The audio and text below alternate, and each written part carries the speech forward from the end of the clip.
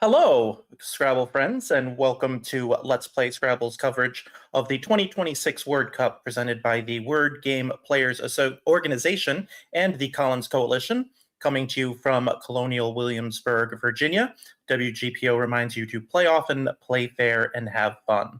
I'm Jason Idalski. Alongside me, fresh off a 26-5 performance in Collins Division II at the Scrabble Players Championship a couple weeks ago. I have Elise Bickford with me. Elise, how you feeling this morning? Good morning, Jason. I'm feeling good. Well, you'll feel very good when you hear the first two matchups that we have today. We'll start off with everybody's favorite Scrabble YouTuber, Will Anderson, currently in first place at 11-3, and he is playing Ben Schonbrun, who is in second place at 10-4.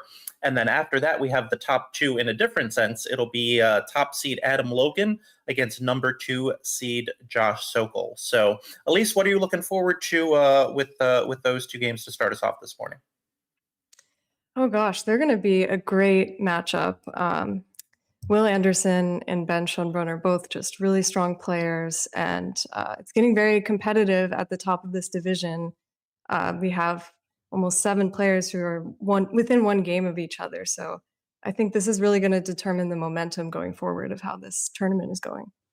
Yeah, so as I mentioned, Will 11-3 and a game ahead of Ben at 10-4, also with a very good spread. I believe only one person at 9-5, but then you have a whole mass of players at either 8-6 or 7.5, 6.5, including the top 3 seeds in Adam Logan, Josh Sokol, and Wellington Jiggery. So this is definitely shaping up to be a very interesting finish, unless Will can somehow go on a winning streak and put it away. But I think there's just way too many good players in the division for that to happen. Absolutely. And I think both Will and Ben are vying for a Grandmaster norm this tournament. So I'm sure they have a lot on the line, and they're going to be playing their best here. Yes, that was a hot topic of discussion during the Albany tournament over July 4th a few weeks ago. Will, unfortunately, coming up just short of a Grandmaster norm there, but he's obviously on a very good start to get that needed, I believe, last Grandmaster norm.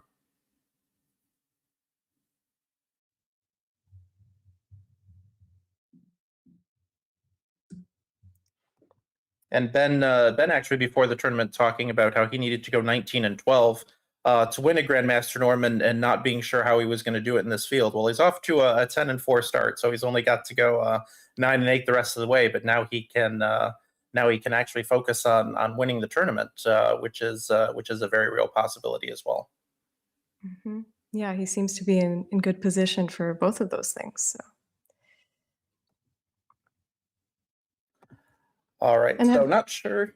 That's all right. Not sure if the players are ready yet. Have you played either of these players before, Jason? Yes, I actually, but not in Collins. I played them in NWL at numerous Albany tournaments. I think I only played Will once, and it was a situation where we were both in contention, but for whatever reason, all the Division I tables were booked, so we actually had to sit in Division II, and I played like a Division II player that game, although Will did not. And yes, I've played Ben a few times as well, including in the last round of an Albany tournament where I ended up beating him, I think, to finish 3rd or 4th or something like that. So yeah, know these players well and have obviously commentated their games a few times. All right, sounds like both players are ready. Sounds like we're cutting to the board. Looks like Will is going first and wearing the mark my words with the DC outline on her shirt. So Will reaching into the bag and let's play Scrabble.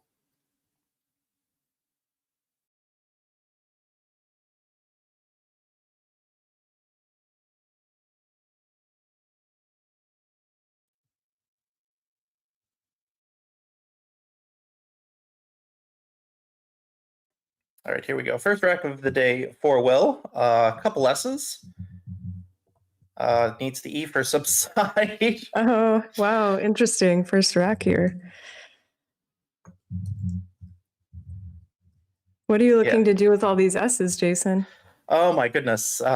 This is one of those tricky spots where I tend to to not hate the double S as much as some other experts, because I feel like when you play off an S in this spot, you're telegraphing that you have another one, and that's really bad. But there really is kind of no way to do this without getting rid of at least one, if not two. But nothing is standing out to me other than the simple buds or dubs. Are you seeing something better here?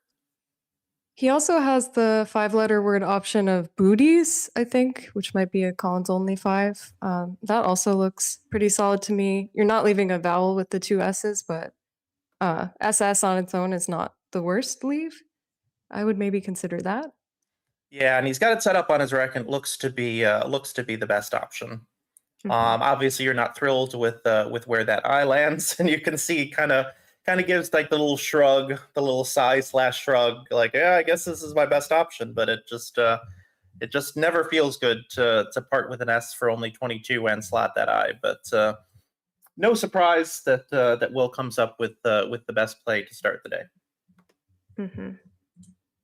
And yeah, Ben doesn't have the best rack here either with all these vowels. How would you be looking to play through this one? Yeah, that B ends up in a nice spot that he can get rid of 4 out of the 6 by playing Beanie. Would part with both E's and leave double A, which is unideal.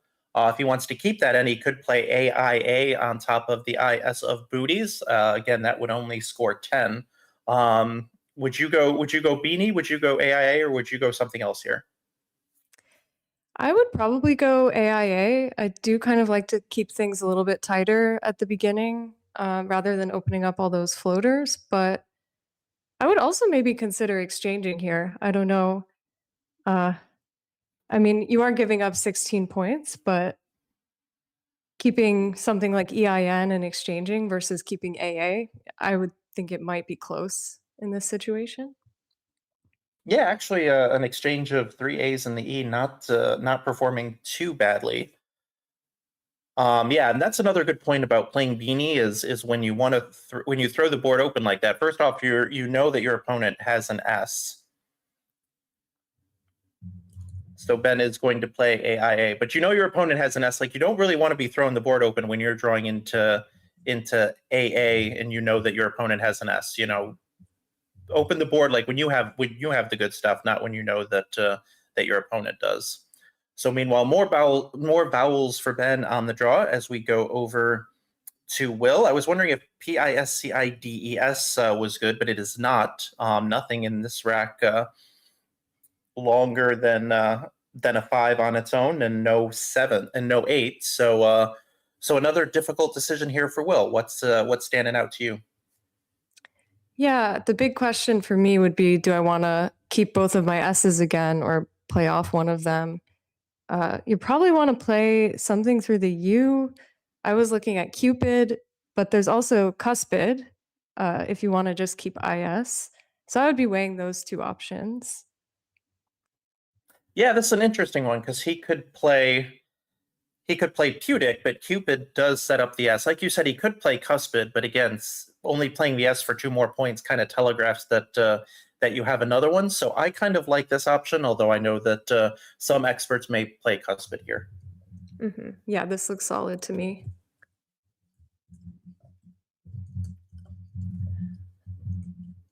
Meanwhile, Benzrak not getting any better. He could blow it up with Avenue off of the A and Aya, but that sounds pretty suicidal when you're pretty confident that your opponent is sitting on an S.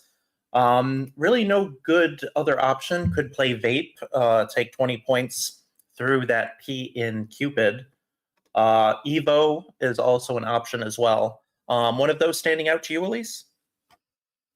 Yeah, I agree that Avenue seems scary if you're pinning Will on having an S, so I probably wouldn't do that. Yeah, I don't mind Evo down from the D in Cupid. That doesn't take a back S, so it might maybe look dangerous, but it's not actually that dangerous. Although Avenue is actually simming decently, but yeah, I guess the sim doesn't have the S inference there. There's also Von Du through the D, which doesn't really score anything, but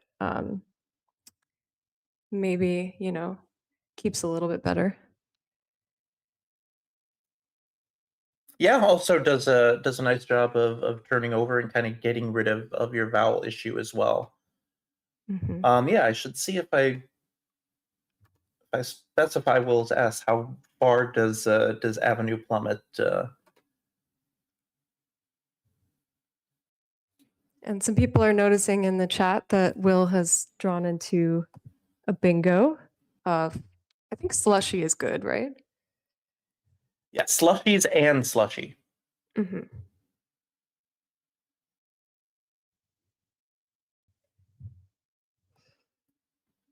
So we know that Will be bingoing next turn and taking a good taking a good lead.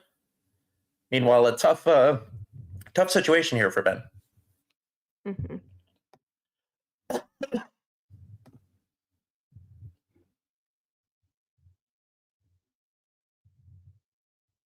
Got the VE in hand.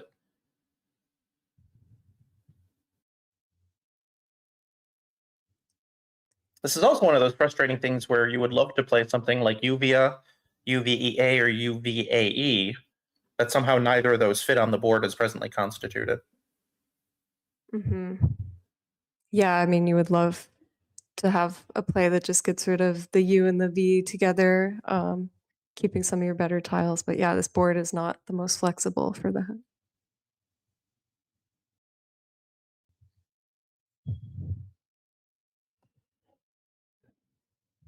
So good morning, or we've got so many internationals in the chat. Good morning / afternoon / evening. Josh Watt joining us, staying up late in Australia to watch us. We appreciate that. And Superfriend Magnus joining us from Norway. Always a pleasure to see him.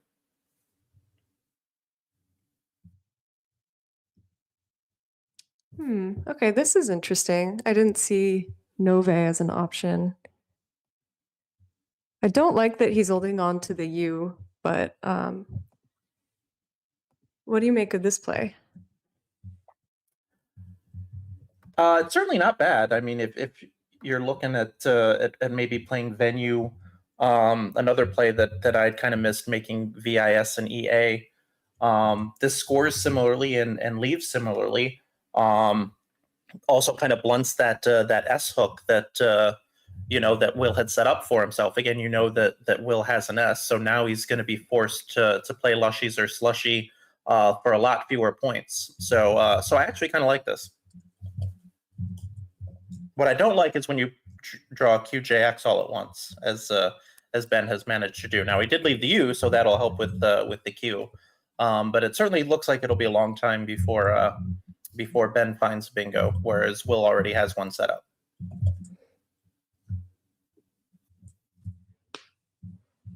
And I guess he has both slushy and lushies. So I guess where would you be thinking to put your bingo down? And do you think one option is better than the other?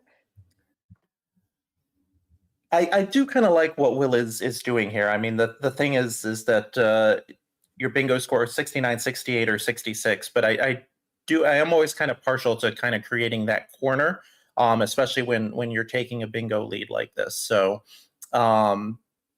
does kind of put the U in a bad spot for XU XI sort of plays.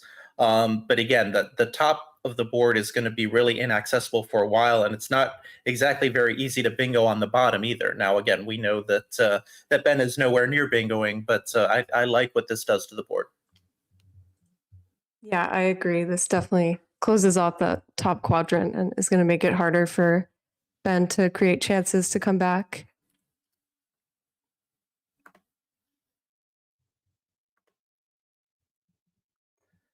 So Ben, with Yes. that Q draw to the U has some options making QIN and UDO, such as Quag or Qua. And it looks like that's what he's going to go with. I assume Quag versus Qua. Yeah, this looks great to me. Sometimes it can be hard to know which kind of clunky tiles to get rid of first when you have the J, the Q, and the X together. But having the Q and the U and being able to score 44 points, this seems very solid to me. Yeah, usually the Q is the one that you want to get rid of first. You know, some a very slim chance at drawing something from the L, putting the X on the double, scoring 60 some that way. The X is usually a pretty good tile, and the J isn't too bad, especially with JA and the additional options that that Collins provides that you don't see in WoW. So back over to Will, who drew both Ys and the Z. So he's got that Canadian airport code there set up at the end of his rack. Any great plays that you're seeing here? I mean, the first thing I would be looking for are some great Z plays. I mean, you can just plunk ZE down by slushy, but I don't really like that because you're keeping NYY. And so not seeing any great Z plays, I'd probably think maybe I can play something like Indie next to slushy, just clearing out one of those Ys and maybe hoping to draw into something better with the Z next turn. Yeah, what do you think? Yeah, so Sam Rosen pointing out that is Toronto. I thought YYZ is the airport code for Toronto, and somebody asking, I don't know why all the Canadian airport codes start with Y. I'll have to look that up during a break, or maybe somebody else can. Josh Watt pointing out that Hydyne, HYDYNE, plays from the H in slushy. You would never play that because of where it slots the E, but it is a cool word to see. Yeah, nothing really great here. I mean, you could play Zin and take the ZE spot off of slushy for 43, but that slots an N in a really not nice spot. It also keeps both of your Ys, as would said in the same spot. So no great options here, which is one reason that Will is taking a bit to think about this.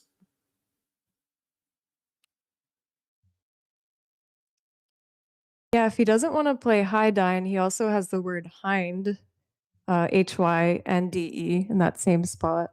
I'm not sure if that takes an S, though. I would have to check. I would assume it doesn't, but oh no, it does. It's a Spencer word for a female deer. So he could play that. Oh, he sees Hydyne. He actually sees Hydyne. Yeah. Yeah. And he's looking at it. I mean, it does a great job of cleaning up the rack. It's just after Ben plays Quag, he could have any number of leaves there.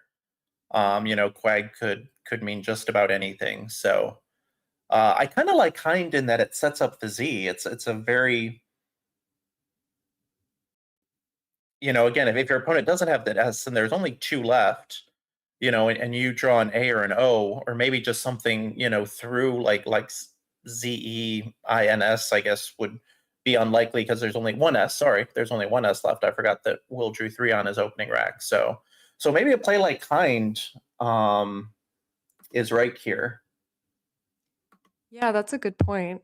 I think there are a lot of situations where you can just draw into massive plays with your Z after that if Ben doesn't have the tiles to sort of capitalize on what you've opened. And he really doesn't. I mean, his rack is a little bit clunky, so. Now it looks like he's considering Indie, which I guess is a tighter option.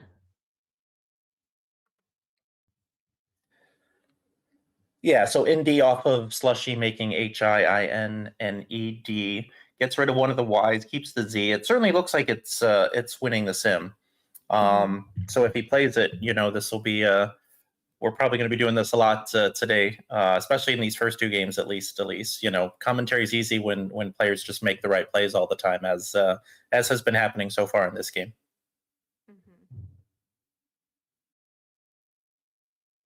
Oh, okay. Maybe he'll play Zed. Yeah, he's just going to take the points with Zed.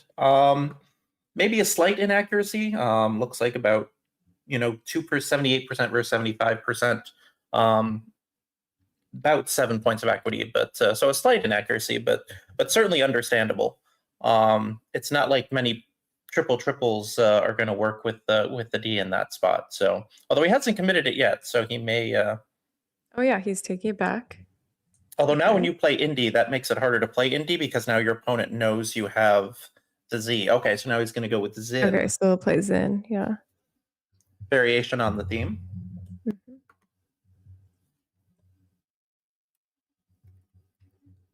And Ben, as Benji is playing bench.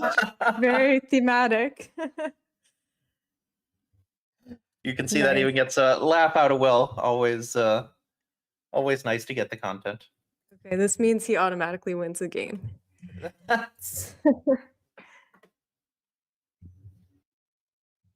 But that seems like a good play to me as well. Yeah, that was a pretty obvious one. One of the reasons that he made it quite quickly. Back to Will, who now has drawn a K to go with his two Ys. Could play Hokey, Hokey from the H. Also could play Hike if he wants to keep the O, Hyke. Are you playing from the H here, or is there an option such as a KY making Zek that is standing out to you? Yeah, there's also Hike, Hyke, which maybe looks pretty good to me. In that same spot where he could have played Hind last turn, I would be considering that. Is there any merit to maybe holding on to the K or the Y for later? And my sim is kind of saying that Toad at 10K. Let's see, where is that? Yeah, so What's it's he making saying? HOID and then ZEE. It scores 33. It's just that the lead is KTYY. Yeah, so that isn't that great, but At some point, Will needs to put one of his two Ys after Benj, as if BENJY was good. yeah, I think that would be the content play. People in chat also pointing out both W's unseen. So while there is one L gone, there is the possibility that Will could play Will to draw even. Yeah, he should fish for that.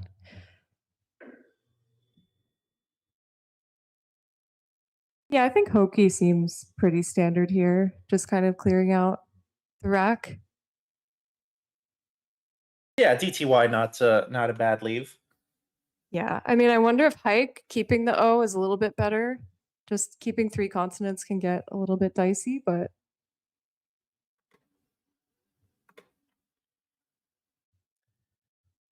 So Hokey, nice play, but it does set up Ben's X very nicely. Can play for 50 underneath with Axon, or for 52 if he sees the 4 overlap Ixora from the I in Slushy.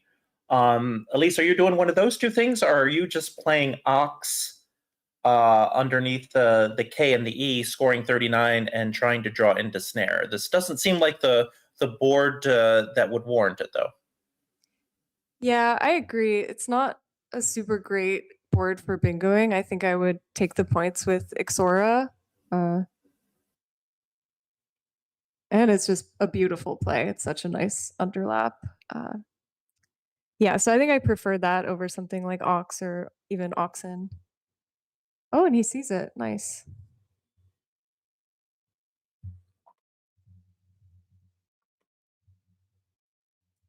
Yeah, so really in looking at this board so far, this has been pretty much other than Will playing Zin, when maybe he coulda, shoulda, woulda played Indy.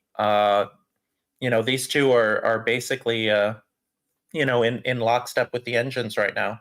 So Will with the always very nice AEL blank draw. Very few situations where those 4 tiles won't help you find a bingo. The board is pretty close now. I haven't looked yet. Any 9s through that ER? Oh, yeah, it looks like he has. Oh, no, he has something through the IS. Let's see if people in the chat can spot it. This is a crazy word I've never seen before. I was going to say, if there's one person in the room, we would, I don't want to say expect to find this word, but I think could find this word, it would certainly be Will. So Yeah, and it looks like Scott Jackson in the chat sees pitalized or pitulized. I don't even know how to say this. To induce pitulism into something, whatever that is. yeah, although somebody's saying in chat that maybe playing the bingo isn't right because it's pretty close equity wise to just play AY making Ira and Ye. That scores 25. It leads very well, and it keeps the board nice and tight, giving you a 17 plus 25, giving you a 42-point lead. So so we'll see which route Will goes here. I feel like if he sees the bingo, I'm not even going to try to pronounce it. So I'm going to see if I can talk around it. That word starting with P. It'll be. I feel like he's going to set it up, kind of like he set up High Dine. Like he kind of tends to do that, especially when he's on stream. When he sees the cool play, even though it's not right, like he'll set it up. So, and he hasn't really moved his tiles off of alphagram order yet. So, potential that he may miss this, which is totally understandable. Like I said, I would have probably looked through nines through the ER before the IS. So, an easy spot to miss. I would also be considering lately here, just to that triple word score, scoring 30 and keeping blank D. It does throw open the board a little bit more, but you're keeping the blank and you're scoring pretty well. You're pulling ahead further. And that's simming a little bit better on my sim than AY, but AY also seems quite solid. Yeah, that's one of the beauties of having a blank is that you don't hate throwing the board open. Especially drawing into something like D blank, you're probably pretty confident, especially the way that Ben has played, getting rid of the Q, J, and X his last few turns. Fairly confident that you're going to hit it first. So Will plays AY, and Ben wasting no time cashing in that last S by playing Scene with a rack of 3 E's and 2 N's. Yeah, this seems pretty straightforward to me. You just kind of want to take the points here. I didn't really see a great play that would keep the S, and the S is not doing amazing things on this board right now. Yeah, and so also Will coming up on 10 minutes here. So we know that Ben plays quite fast, so trying to put a little time pressure on Will, who has another difficult decision here. Toddle blank does not fit anywhere on this board. Unlike last turn, no sort of ISE or ISED ending word. So are you just playing a doze through the A and the ZE for 17? Or are you going to do something that kind of tries to open this board up now that you're only ahead by 9 or 7? Yeah, I'm not sure if I love a doze. I mean, it's a cool insertion play, but I think, yeah, I would want to maybe try to open the board. Although maybe there isn't a huge rush. You do have some time. There's still a lot of tiles left, and you can hold on to the blank. Let's see, where else can he play? He could play, well, 6G Todd, so Todd above Ayas is another option. That doesn't open too much. Okay, Doc. Yeah, this is kind of what I call a preliminary board opener, where you're not opening the board yet, but then you can play to the D later. You can play, maybe something, making lob next turn, maybe something along that row 6 that sets up an S front hook. So sacrificing a few points to play the DO there versus a doze, but I think it makes sense. So now back on Ben, who can somehow take the lead in this game. Did find the W to go with his U. We have somebody in chat, Ed Skeptic, who is getting the Ben Schonbrun experience for the first time of 7 tiles pointed in 7 different directions at times, which makes him an interesting one to commentate for sure. Yeah, the Benji mode is kind of hard to keep up with sometimes. Yeah, especially first thing in the morning. It's like, oh, I got to get Ben first thing in the morning and deal with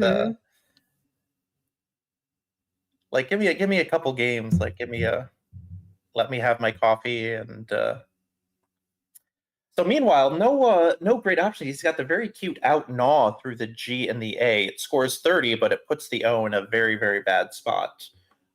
Similarly, out weed to the D and Doc throws things open when you probably don't want to do that, given Will's last play. This is a really tough situation. Or I think I would probably just play Web to the B and bench, but that seems really weak as well. What would you do in this spot, Elise?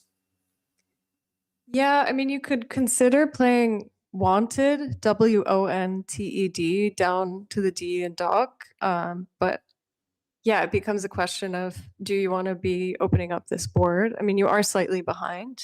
Um, so that would be something I would consider. All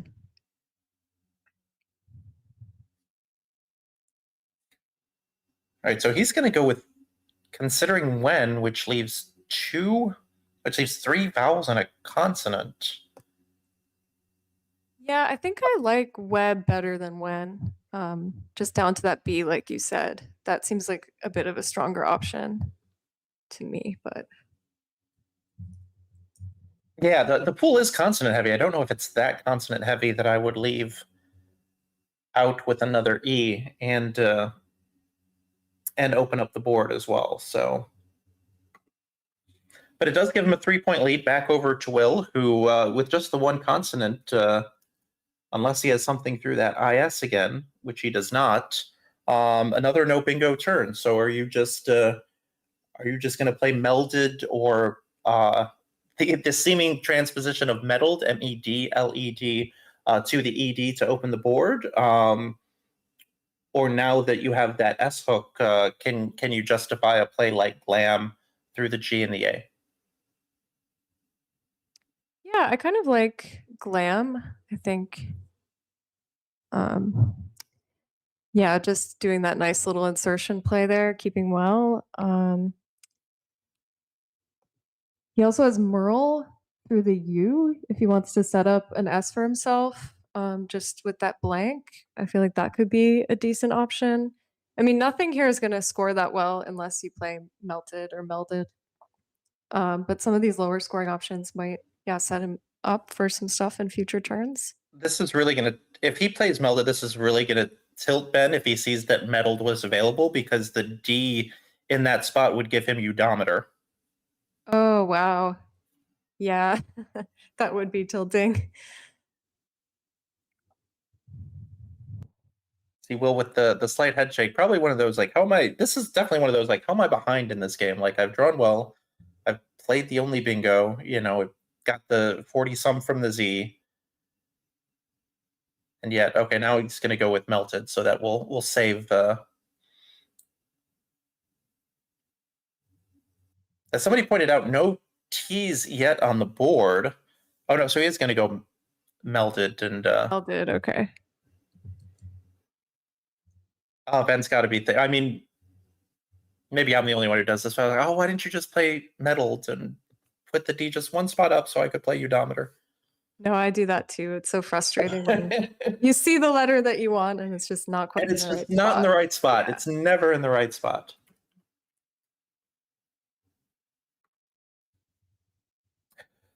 Yeah, So so now what do Ben, you do then if you yeah, don't have exactly. Now eudometer? you have to do what I call the bingo funeral. Like it's you have to take a few minutes and get over the fact that that the D was not put in the right spot for you. Yeah, very very interesting spot here. Yeah, I mean, I Because think you maybe just have to do like a sad 3-tile play next to melded with something like ume or emo. yeah, I just feel like you're shutting down the board. And Mm. again, like now basically the only way to bingo is with nines.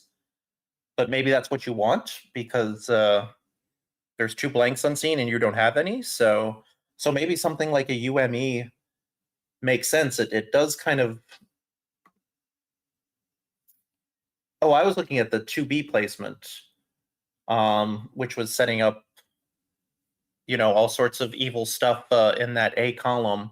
But if you Oh, move it yeah. one spot up, put the U at B1, then the only way it can be hit is with a U, and all the other U's are gone. So I kind of like that UME at B1 option, although it does kind of leave the L open for bingos. So if you go UME one spot down,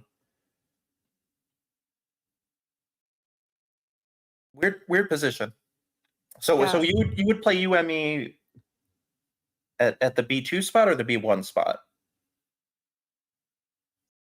I think at the B1 spot, but uh yeah, I feel like that's a little bit safer, like you were saying, because MM doesn't it just takes the front U, right? Um Right. So that's a lot safer. yeah, I think I would do that. Okay. Yeah, I think that's the right. I think that's the right play here, but maybe there's. It is wild that even after this play is made, that we will not have seen a T on the board. Yeah. And Will is probably wishing that he'd played Melted last turn, Hmm. because I feel like replacing that one of those two T's with a D would give him a little bit more flexibility. Hmm. Yeah, and I don't think Will is gonna bingo next turn with this rack, unless I'm missing something. Yeah, I'm looking for some kind of ist. Maybe that's why he wanted to save the T, just to make sure he had one for some sort of ist bingo with the IS. Oh yeah, that's a good point. Yeah, those suffixes are always quite useful when you're looking for bingos.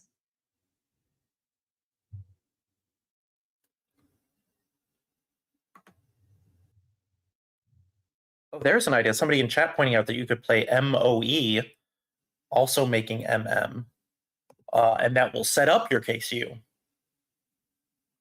Oh, that's a good idea. Yeah, I like that. Okay, so he's playing it here, kind of blocking that L for bingos, I guess. Yeah, and I guess you have the E, so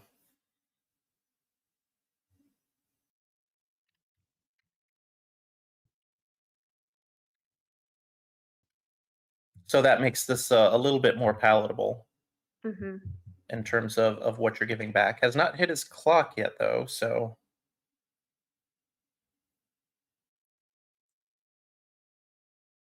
I Looks mean, like not he's committed. picking up the R. Is he committing or considering He's considering room, it with looks that like, room? and Yeah. now he's gonna reevaluate. But yeah, if you play MOE off of Melted, then that sets up your you've got the U, you've got the T and the R to go alongside the OE there. Like, that's a really strong play. Hmm. Yeah, I like that idea.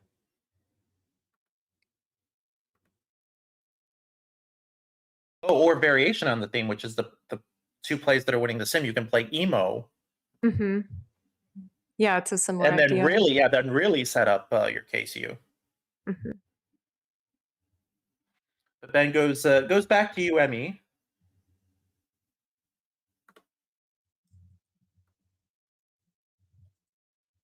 So like when last two plays, not the A plus stuff that we got from Ben early in the game. We'll see if that comes back to make a difference. Back over to Will, still struggling with just the one vowel, and no bingos again. Is this just a simple felt through the EL here?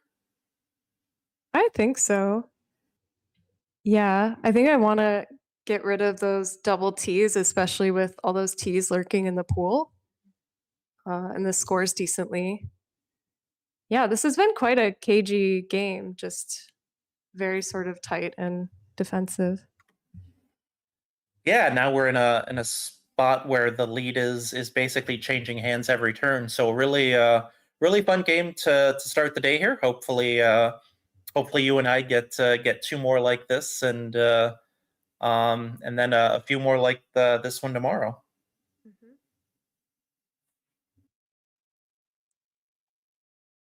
And yeah, not a great rack for Ben this turn. I guess how would you be? I don't know, thinking about playing this turn, and is there anything sort of proactive that you can do? Yeah, that is a good point. I always like to talk about how a play should accomplish something, and so you could certainly play WAB in that spot where he could have, should have, would have played web before, but that doesn't really feel like it accomplishes anything. Oh, this is a nice play though. This snags 30 points. Yeah, so Ben, says, okay, you're not bingoing. I'm not bingoing on this board anyway. So what is the point of hanging on to tiles like AERT? I'm just going to grab the points with them and try to outrun. So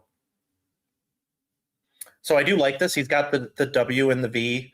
If he wants to close down, maybe throw the V out in space.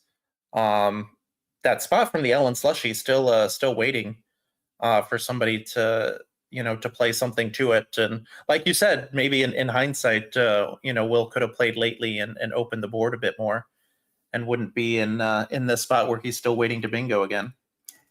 ENORRT blank. And Will has another 9. People in the chat have spotted it. Once again, I don't know if it's correct, but it would be yeah, 2 9s, both of which has been spotted. He does have a simple 8. It just requires you to to see the 2 overlaps. But I would expect Will to find at least one of these and bingo on this turn. Yeah, I would be surprised if he didn't see Rotunda. It is a little bit difficult, like you said, with seeing those hooks on AI and IS, but that's a pretty common word. So I think we'll at least see that, if not arrow train or overtrain. Yeah, and I think Rotunda is the right one. It scores 7 more points. It does open the board, but not. And he's found it. So especially under 5 minutes. I think you just have to put it down. Yeah, I think and will. So yeah.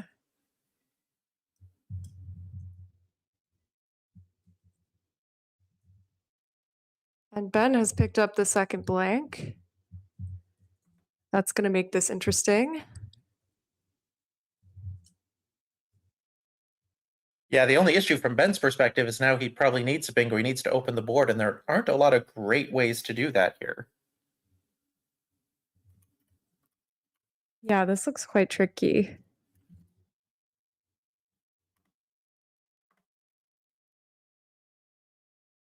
You play something like what? I think you have to. I think you have to, because then you've given yourself the T to bingo to. And even if you don't bingo, you're within 23 and you have the blank. Like it's certainly realistic that you could just outscore, especially if Will gets paranoid and plays too defensively. Will has pulled Fnatic out of the bag. Oh, wow. So that helps. Again, obviously on this board, no spot for it, but that'll give him good options in terms of playing alongside Quag, where he can take points and not have to open the board any. Yeah, this is a good draw for him, getting some scoring power at least. Yeah, do you see any other opening plays besides Watt? I mean, that's kind of standing out to me as the strongest, but. Yeah, I think it's got to be Watts. I mean, I guess you could play Toe in the same spot as winning the sim, but I'm not sure why. It sacrifices 3 points, and then your bingo has to either go to the OR or end in a W versus a T. I guess that's the thing with Watt too. You could maybe find something that ends in OR in addition to the T. Yeah, true. Yeah, not sure why the engine is liking TOW over WOT, but it certainly seems that that those are really the only options here. Yeah, on my sim, WOT is winning, but okay. But they are surprisingly close. I would think. I know, yeah. It finally, finally took the lead in mind as well. Okay, this seems a little more aggressive, but I can understand it.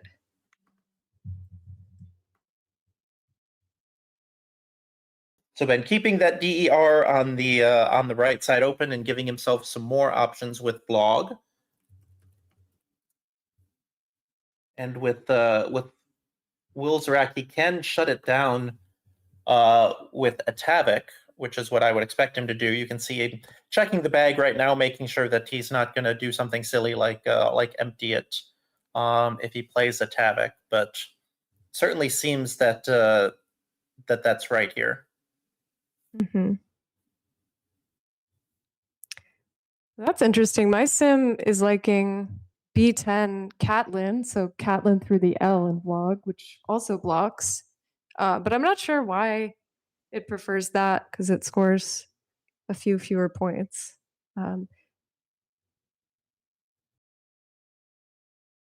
Yeah, do you have any idea why it might be liking that play versus its havoc?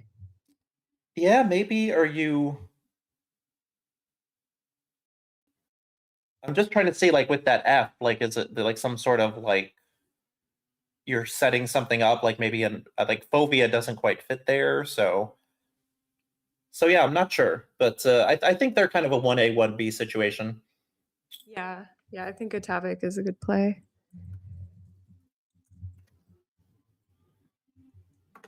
Then with Now the just oh sorry. yes, no, you were about to say it. Does Ben play the bingo or does Ben not play the bingo? I assume that's what you were going to ask. Yeah, yeah. The problem, so his one playable bingo is Wittered to the blank D. Oh, we have gotten through all the T's. See, I was going Yeah, back because to where Twitter is a word, right? But right, yes, but I yeah. was remembering how it was so late until the T hit the board, but somehow we've gone through all of them. One, two. Yeah, so Ben's got both of them. So maybe Wittered is safer. I mean, a Tavik does set up Twirl for 33, but then what do you do when Will plays a top of Rotunder? I feel like statically Twirl is right, but I feel like in this situation, I think you just have to take the bingo and hope. But Yeah, I agree because I think it's gonna be, like you said, pretty easy for Will to just shut things down. There are a lot of plays that uh go over to that triple word score above Rotunda that just kind of close things off. Um, yeah, because even like a fop is almost impossible to bingo. And even fog after you get rid of your eye, I guess there are two eyes and an N unseen, but it's just going to be really hard to bingo. I guess the benefit of twirl is that it does leave one in the bag, which makes things a little more complicated for Will. But I think you just got to play Wittered and hope. mhm. Um, Another option being suggested is just wit. Mm. But again, I feel like engines in this spot like don't understand like how a human will play. Like after you play wit for only 12, Will knows that he can just play across Rotunder and win basically every time. Whereas like an engine might like take the bait and play off of that hotspot that you created with wit, and play go or something like that for points. But I think this is the way to do it. Now Ben needs to not sacrifice 2 points here. There we go. There we go. Yeah, because Nice. this is shaping up to be a very close end game. So let's Yeah, not those 2 points let's might matter. let's Yeah. not give away 2 points for no reason here, Yep. especially because those will be the 2 points that Ben is leading by. So nice little fun end game for Will to start the day. With that ing and the I out in space, shouldn't be too complicated in terms of finding winning plays here. Mhm. Oh, it doesn't look like he has any. Yeah, my engine is saying he's 0% to win, so So what are Ben's outs here then? yeah, interesting. Or does Ben just score so much with the H because of a Tavik? Maybe that's why Yeah, Catlin maybe was that's doing why so it didn't well. like, yeah, Atavik, it liked Catlin. So that H spot is really pretty deadly. And I don't think you can block because you need to go out, and your tiles are kind of clunky. Yeah, are you seeing Piggin through the eye as Will's best option? Yeah. Okay. Yeah, I think Piggin or, I mean, Powin scores more, but you're keeping FGG, which seems like a big hindrance. Yeah, Piggin leads OF, which will obviously go out in a few spots. Hmm. Go out fairly well in a few spots. So I'm surprised that doesn't. I'm just surprised that doesn't win. I really thought that looking at the five tiles that were in the bag that this was Will's end game, but Yeah, Leroy threw the T and Wittard. That's what or I was thinking. Hillo too is going to score a bunch down from Ooh, Atavik. there it is. Yeah, Okay. there it is. Yeah. So you've got I the out mean, of Leroth and you've got Hillo through the L. in vlogs. Yeah, So and you can't block both, I guess. Wow, what an end game. I yeah. really this was such a toss-up. I had no idea it was gonna turn out this way. Yeah, what a really fun game to start the day. Like I said, lead changed hands basically every turn in the mid game. Um, yeah, really fun game to start the day, and it looks like we'll still be in first place on spread, but it will be 2-11-4s after this game. Wow.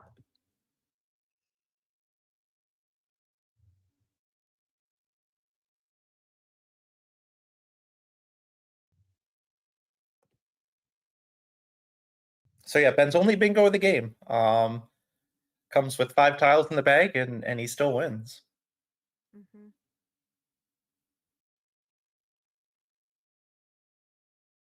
Yeah, so it looks like Will is gonna block Hillo. Yeah, I think you need to do that and just hope that Yeah, maybe Ben whiffs on Leroth or something. maybe. So I don't know if Will is missing Laroth or has decided that Hillo is easier to see than Laroth. So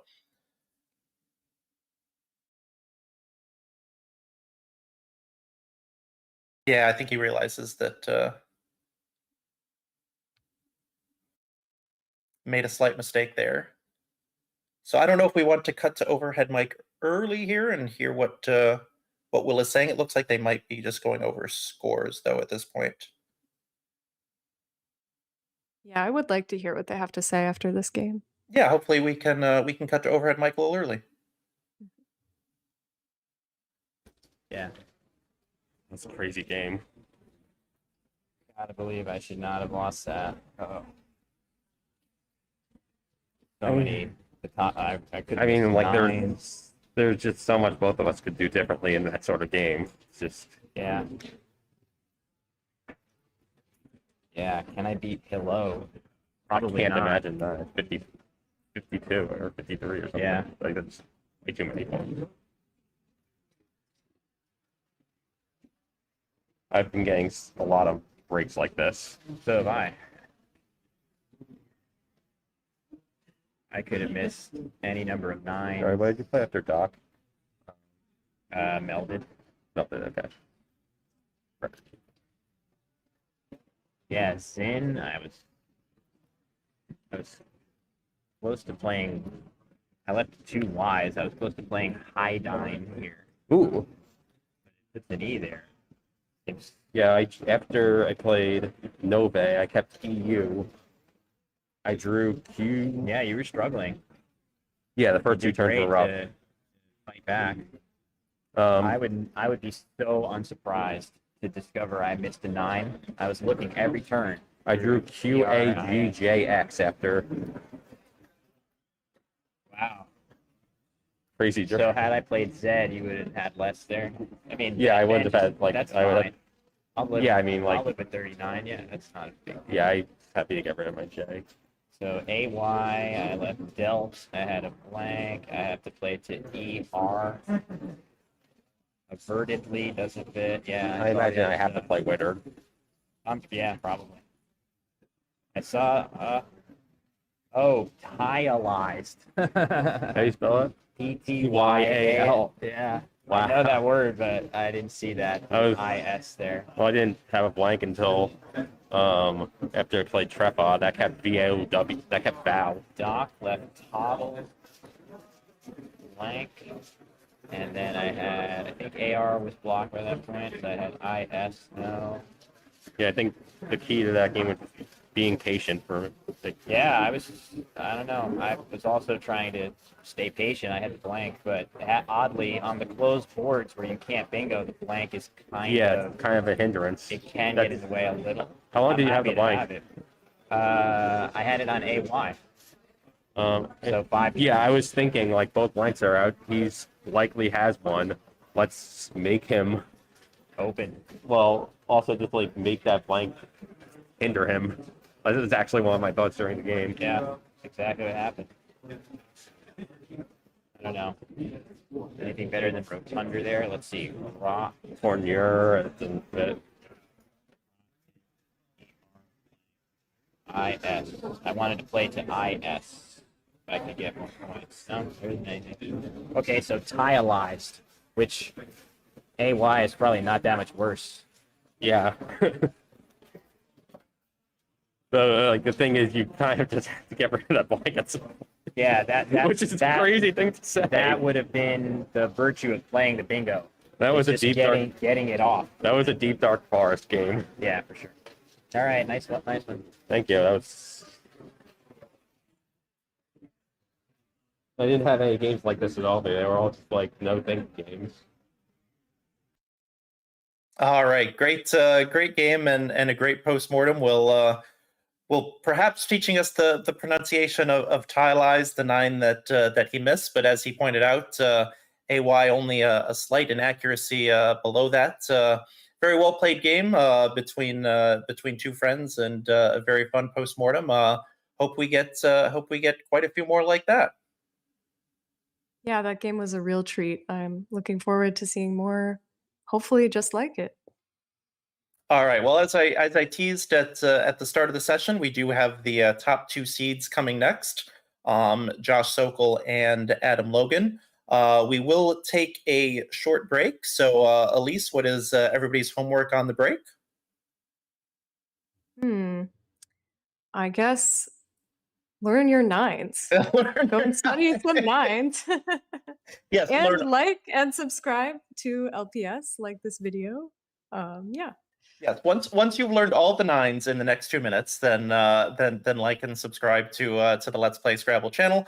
Consider becoming a super friend, as you can see one of the Ks. Our producers for this event also, being a producer is not glamorous work, and sometimes it involves literally cleaning the board and making sure that everything is okay with that. But yeah, we're going to take a short break and be back in a little bit with Adam Logan and Josh Sokol.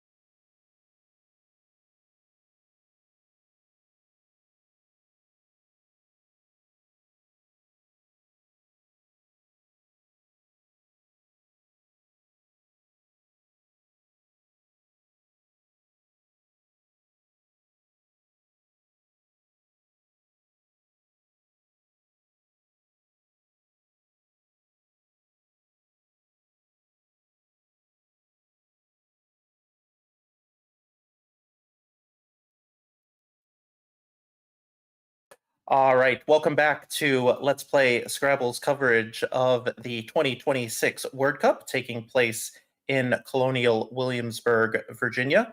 Saw a very good game one between Will Anderson and Ben Schonbrun. Ben Schonbrun pulling the right 5 tiles out of the bag with his bingo with 5 left, and winning a very tight one against Will Anderson.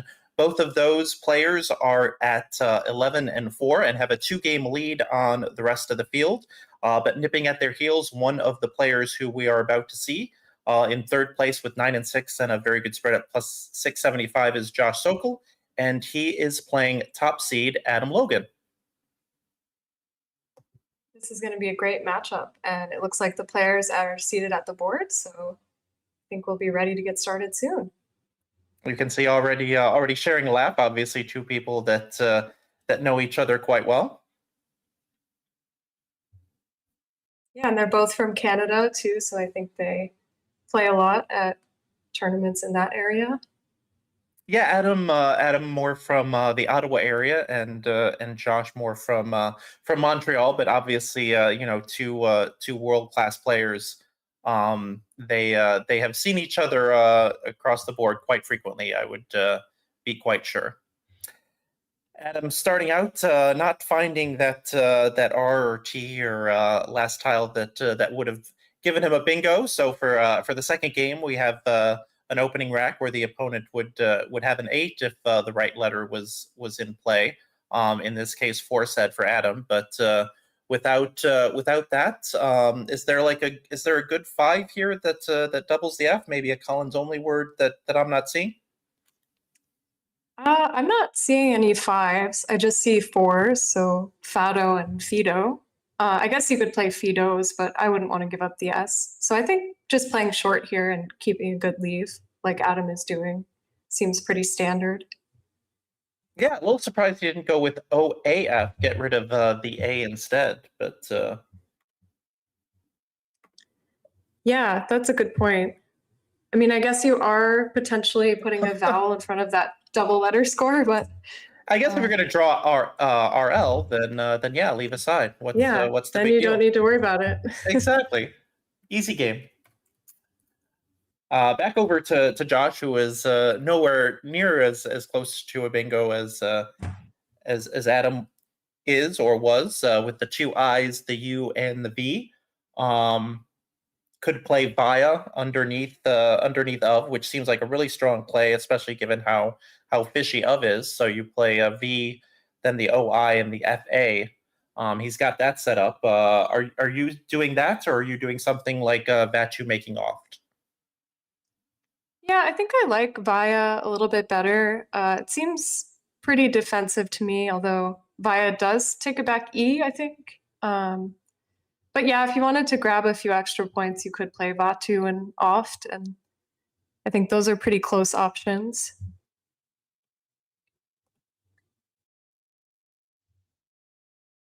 Yeah, I really like buying this spot, especially in response to a 2-tile play. You know that your opponent is very close to bingoing, and after Via, really kind of the best option is going to be hooking to FA, which is going to give you the triple coming back. So Yeah, that's a good point. I think, yeah, this makes the most sense, kind of inferring what Adam might have after his 2-tile play of.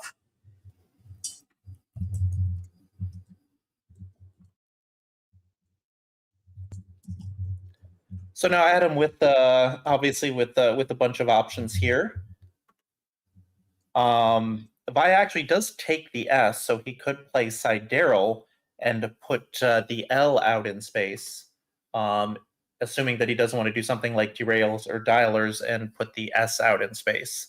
So are you liking something across that row 10 hooking to FA, or do you like Sidereal here? I think I like Sidereal here. Yeah, I mean, I think it's pretty close. Most options are going to kind of throw things open and give stuff back. So I would just want to be taking an option that scores the most points, the 69 points versus 68 points. Yeah, what are Yeah. you thinking on this turn? Yeah, I was just noticing that we talked a little bit about tilt last game to use a poker term with Ben not getting the D in the place to play Eudometer. Josh had munition minus the N set up, which is the only 8 in this rack. And after your opponent fishes off 2, you assume that they're going to be drawing into something like snare or antes or something like that. You would expect the bingo that is coming to have an N in it, but in this case, it will not, as Adam plays Sidereal, and now a tough decision coming back on Josh. Yeah, I would be disappointed seeing a bingo coming down and knowing that I'm not getting the floater that I need. But yeah, how would you be working through this not quite bingo rack? Yeah, this is a really tough one because he has like he has like sixes like Ionium that could maybe play if with the S out in space that doesn't really work with the L. It looks like his best option is to just blow it up and kind of open things up by playing Mulan through the L and drawing into IT. Could also play MUIL to that L, score 18 and leave into, which is slightly better, but I think you just kind of have to blow this up, take your highest scoring play of 27 and move on. Yeah, I agree. And if he doesn't see Moulin, there's also oil nut, which is maybe a little bit more of a common word if you're a Scrabbler. That also goes through the L and then keeps the M for possible scoring later. But I like Moulin here. Yeah, oil nut's an interesting option that would keep the M. Scoring 21, but again, you're going to give yourself multiple options to bingo, off of the O and oil nuts, and then hopefully drawing an S later to bingo there. So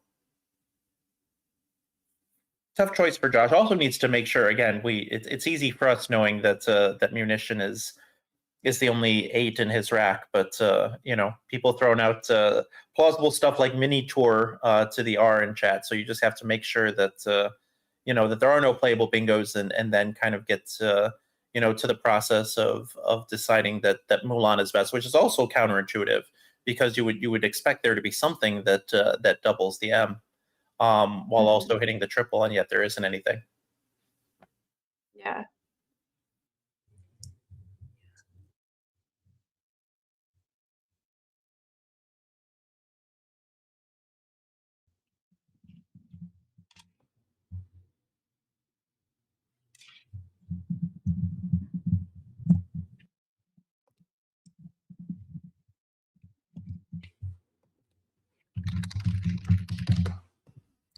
So again, for those of you who may just be joining us, about 10 o'clock in the morning at the East Coast of America, you are watching coverage of the 2026 Word Cup, brought to you by the Word Game Players Organization. Josh will play Mulan here. Yeah, that seems like his best option. So with Adam's rack, the thing that's jumping out to me is Hodge off of Mulan, and he's got it set up. Is there something better here? I think Hodge looks pretty good to me. There's also Hijra through the I, or no, Hejra, sorry, through the E, which scores similarly. And I think he has Jihad too. Those Yeah, now maybe he's pick up a few more points. Yeah. yeah he's got Jihad set up. That does seem to be slightly better.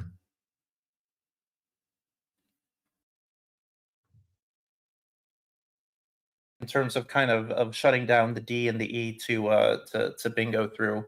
Head draw also an option as well. In that same spot, kind of a bit of an X setup. You would need to obviously draw the vowel since the A is your only one. But head draw is something that could definitely put you in good stead down the road. Yeah, another interesting option that's simming kind of well is Herald, Hareld, through that E, keeping the J and the X. I wonder if that has any setup potential. I'm kind of trying to see why that might be doing Yeah, well maybe here. just because after Herald, you might hit the you might hit something with the J like jaded, something like that a few times, or with the X something like oxides, etc., etc. That feels a little too fancy for me, but I can certainly see why it's doing well. Yeah, I think I would feel a little bit wary to do that. I'd probably just want to play off my J. And yeah, Hodge looks pretty solid. Yeah, it looks like head draw was a slightly better play, but Hodge not too bad, and a nice draw into IT for Josh. Will give him either intoner or Turnian. Probably Turnian to not put a vowel in that spot, and that's what he's going to do. Mm-hmm. Yeah, I mean, you also could play Intendor through the D, but that is a huge point sacrifice. So I think you have to just take the extra points here. Oh, actually, forgot about Nointer. So he's going to go with the. Yes, and now that he's hit his clock, he will go with that option instead. Taking a 10-point lead, and back over to Adam, who will almost certainly you cash in the X on this turn. Yeah, I mean, a simple EX under Neunter looks pretty decent to me. Are you seeing any other options? I mean, it does look decent, but when your opponent has the O or the Y, then you get hit really hard. Not to mention that it does make non-bingo triples possible through the NE. The problem is that I don't think that there's really anything better. Could play XU on top of the IN in Neunter, but then that just leaves that N wide open. Oh, I missed that he has Dex 2 next to Sidereal. That looks, I mean, once again, you're maybe opening up XO hooks and things, but that scores 40 and seems a little bit safer. Yeah. Yeah, just kind of leave all of it there. Mm-hmm. I mean, you hate to leave open a N and a triple because you're always thinking of the worst case scenarios, but oftentimes, sometimes your best play is just not going to necessarily address the spot immediately.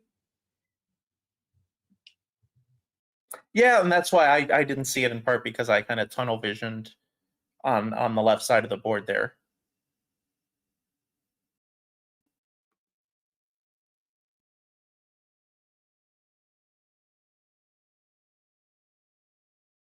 Yeah, it looks like Dex is actually the best option. There's also XU above Neunter. I'm not sure if that's been mentioned yet, but yeah, I think I like Dex here.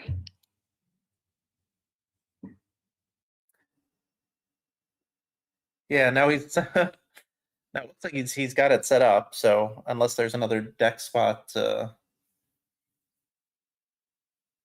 looks like he's very strongly considering that. It's always a little painful to just kind of leave that hot spot wide open, but he's actually going to catch a break in that Josh has 7 singles and no playable bingos, so will not get hurt too bad in the short term.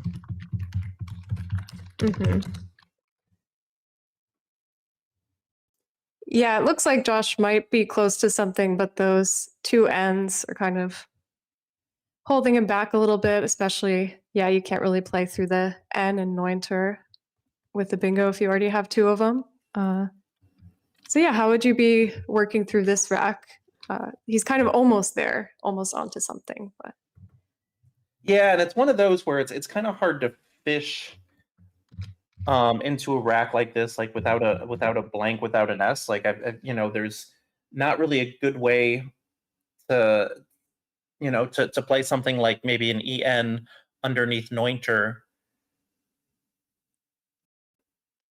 would you go crazy and open another triple with X turn from the EX? That could be fun. I'm kind of, yeah.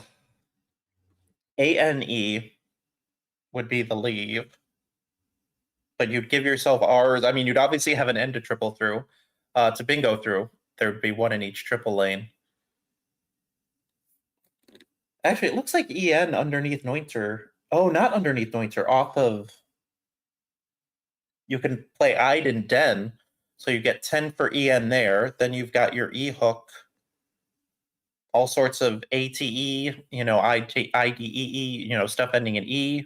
Like that actually looks very interesting as well. Oh yeah, that's a good idea. Setting up that E-day hook. Yeah, I like that. Yeah, I pronounce it ID, but that's only because it's the letter I and then DEE. I'm sure that's not how you actually pronounce it. I know Josh speaks French, so I have to try to use the French pronunciation for that word, I guess.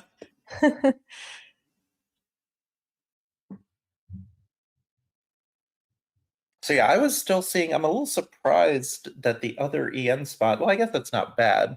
So I get you again. You could play it underneath Nointer, then especially with your Anter leave, then maybe you draw the non-bingo triple triple. Although again, it just gives so much back. Like how often does Adam just play along row 15 and then just kill the spot? Yeah, that's a good point. I mean, do you play something like Tanner through the N? Just kind of taking it out and scoring 21? Yeah, and scoring 21 and leaving EN. I mean, that's not terrible either. Someone in the chat is saying Adam also speaks French. So, yes, we'll say Ide instead of Okay. ID. All right. Many thanks to Heidi Robertson in chat for pointing that out, a fellow clubmate of Adams in Ottawa, and also the annotator keeping the scores updated and doing some behind the scenes stuff those first 2 days. So many thanks to Heidi for that. Josh's going to go the extern route. This is actually winning a sim, so this play makes a lot of sense. Yeah, I think this is going to lead to an exciting game. And Adam is wasting no time playing his only bingo here. This makes you question, again, maybe not Josh, but this makes you question whether extern was right, because you look at that rack 2Es, 2Rs, L, and U, and you just basically threw Adam a lifeline there by giving him a spot to play on Unreeler, and then did not draw well yourself. Yeah, that's got to be a little bit tilting.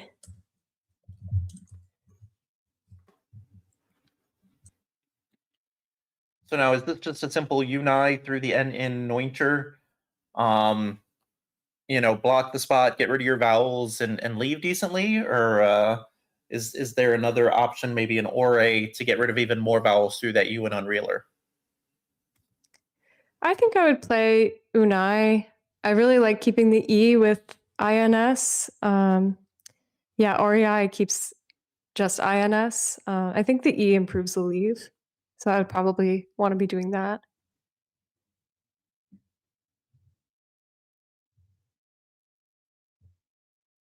Yeah, somebody pointing out that since they both speak French, they could, when we cut to overhead mic, they could both be speaking French, and I would have no idea what they were saying. I don't know how much of a linguist or polyglot you are, Elise, but that would certainly put me on my back foot.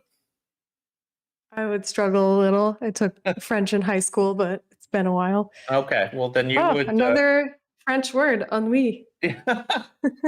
Seems to be the theme of the game. Interesting that he went with this instead of Unai, but Ennui keeps things more open. Creates another bingo line. So, meanwhile, Adam with a good rack, except that these Ys seem to be tied together today. Will Anderson drew them both at once in our first game of the morning, and now Adam trying to figure out what to do with both Ys at once here. Mm-hmm.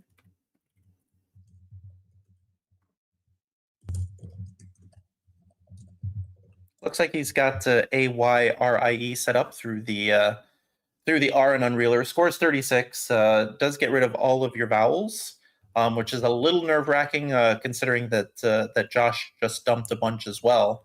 But this seems to be the right play.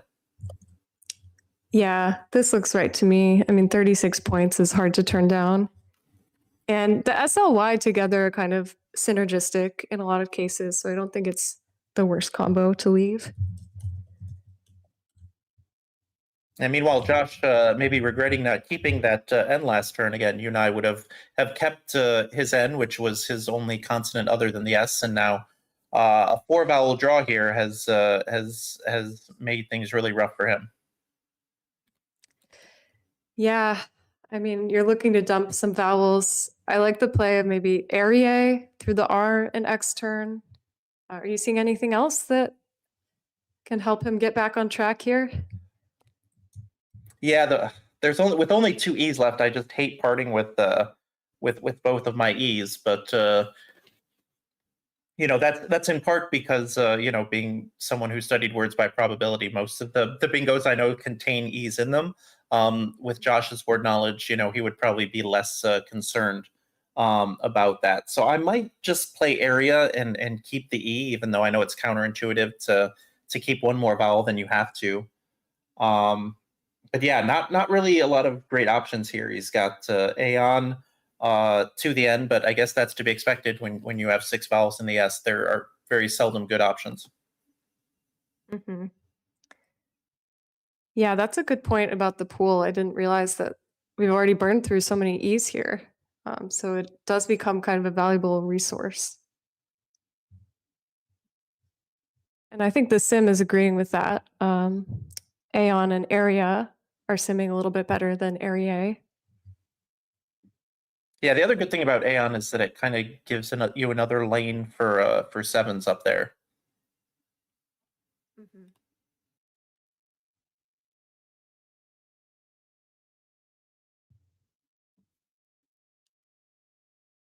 Which you're definitely going to need, considering that Adam is 100% bingoing next turn. He has the 7s of symbols and Sibala, and then also, as Vanitha pointing out, syllabic through the I anointer at a minimum. Someone in the chat also noticing, yeah, Sibalum through the U.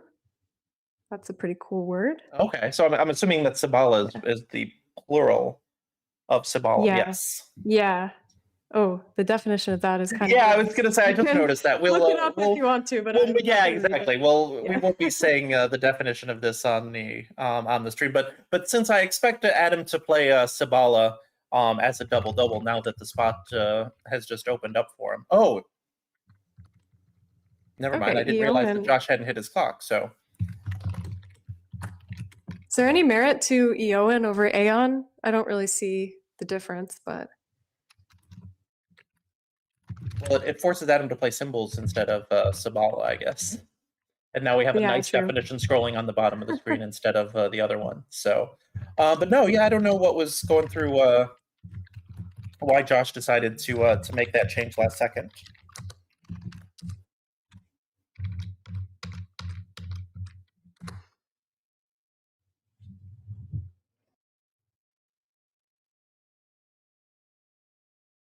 So 108 for Adam, 190-point lead, and Josh is already in a world of hurt here. Yeah, especially this because is not he just what he keeps wanted to finding see. vowels. Yeah, especially because he just keeps finding vowels. So, well, I guess on the flip side of that, Adam is drawing a bunch of consonants, but it looks like he got bailed out with the A and the E. yeah, the AE being the last 2. Yeah. Yeah. And the Z. So I mean, even if he didn't, he could just play was through the U of Unreeler, score 35, and then shut things down. So. Mm-hmm.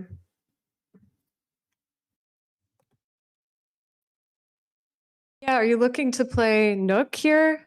Just getting rid of KOO and taking points, or is there something else that can maybe shape the board a little bit better?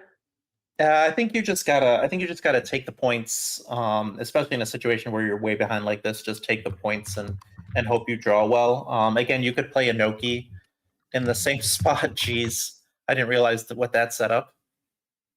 Oh, well. yeah, where's fit there already, and now fits there for a lot more. So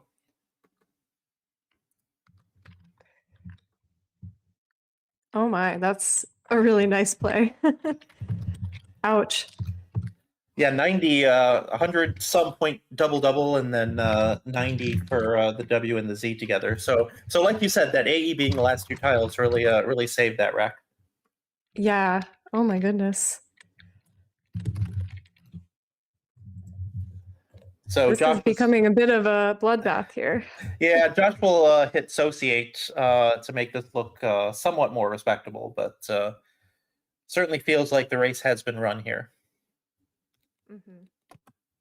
Yeah, question in chat. Oh no, go ahead. go ahead. No, go ahead, Lise. I was saying there is still a blank unseen, so that, could also give him some hope here. Yeah, question in chat about if the players get time increments. They do not. So in something like chess or actually backgammon, the backgammon world championship was on this weekend, and I was catching a little bit of that in between watching Let's Play Scrabble's coverage of the World Cup. So in backgammon, you get the first 10 seconds are free basically, and your clock only runs after those 10 seconds. In chess, like, sometimes per move you get time added on. In Scrabble, each player has 25 minutes to make all of their moves. So there are no time increments. If they go over on time, the penalty is 10 points per minute or fraction thereof overtime, which is different than some variations of chess, where if you go overtime by 1 second, it doesn't matter how good your position is, you automatically lose the game. So thank you for that question. Oh. Is he? I'm getting concerned Yes. about this.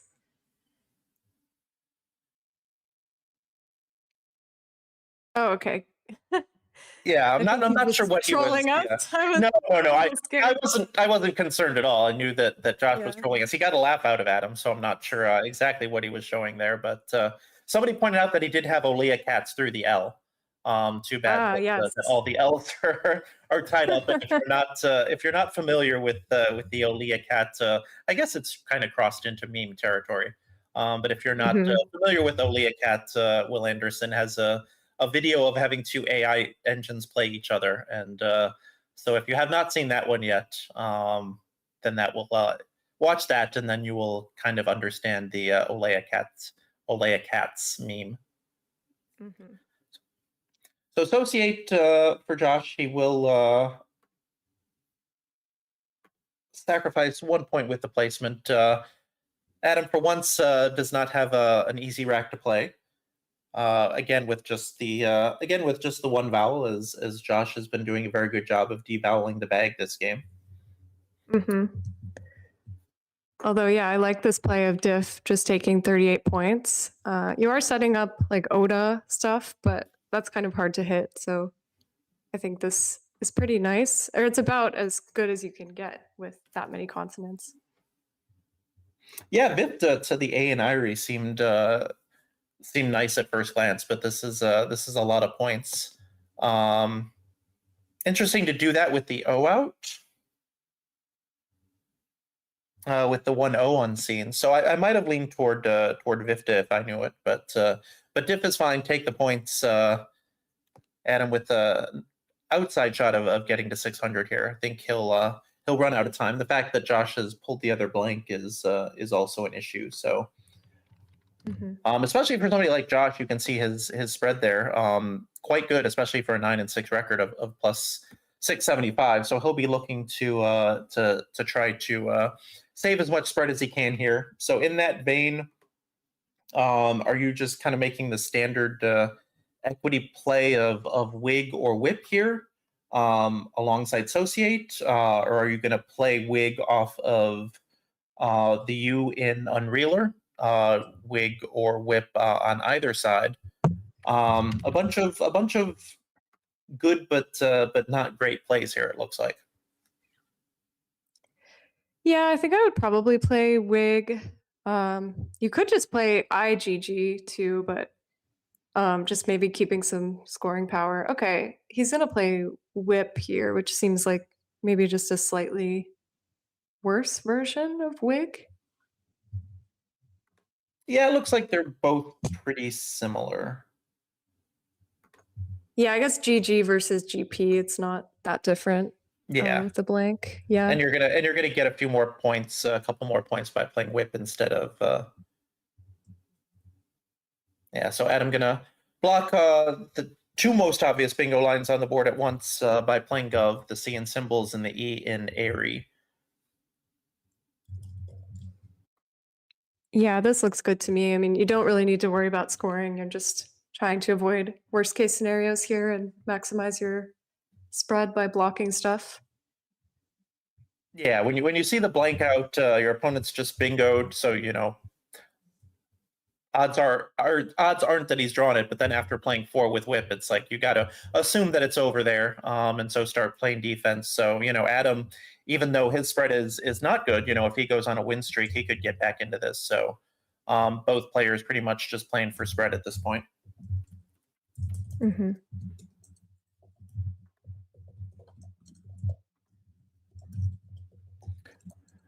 So Josh, finding that queso, which plays very nice alongside Da, so probably some sort of gob or glob play along here. 11, yeah, so 4 in the bag. So is this just a simple gob and keep one in the bag and hope that you hit something from either from or through that W? I think so. Yeah, I think I would play gob versus glob, you know, just keeping a bit of that fog of war with the one tile left.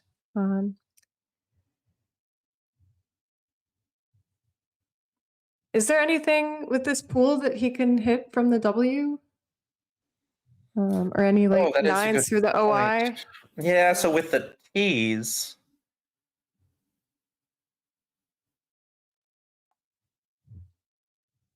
Oh wow, someone is seeing that he has bulgogi on his rack. I don't know if they added that yet. Oh, they did. Yeah, that's a tasty Korean dish. Too bad that doesn't go anywhere. Okay, yeah, because somebody was pointing out, would the plural be bulgol? Oh, with just the OI in the middle, like bulgogi, bulgolgoy. If But no, I guess only. not. That would be So, nice. Yeah. oh, that would have been a spot for bulgogi. That would have been cool to see that one go down.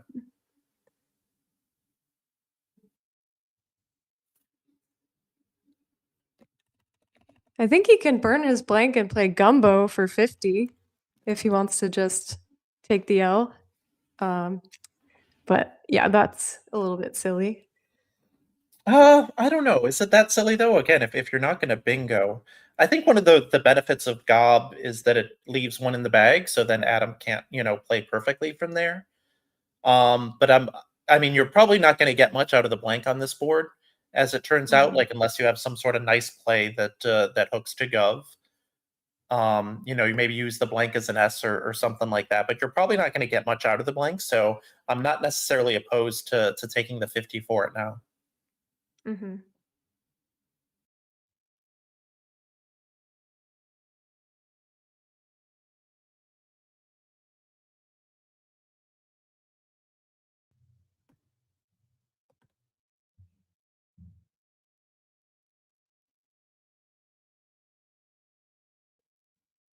Oh, bourgeois. He could fish for bourgeois through the OI. Somebody is pointing out.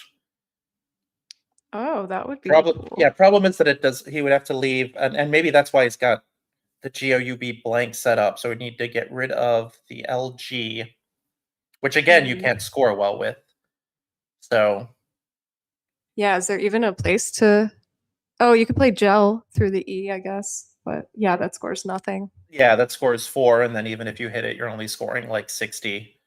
When you've Mhm. got 35 in your hip pocket right now, or even 50 if you want to burn the blank now, as you said. So okay, so Josh found bulgogi. Of Yeah, course he did. nice. Always so much fun. We talked about Ben, who is always fun to commentate for, despite the fact that he never puts his tiles face up in the right order.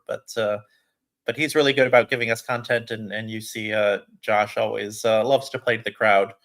Also has his own Scrabble YouTube channel. We've talked about Will Anderson, who's leading the tournament a lot this morning, and his channel. But if you give Axer Typo, AXERTYPO, a follow. I don't know how active he's been with YouTube lately, to be honest. But I he's think he always also streams on Twitch too with the same name. yes. So probably you'll see that username more on Twitch as opposed to YouTube. But yeah, but anyway, I personally love Josh always kind of going out of his way to give content and troll a little and do stuff like that. So glad that he showed us that he found Bulgogi, although that's not a surprise given his word knowledge and anagram ability.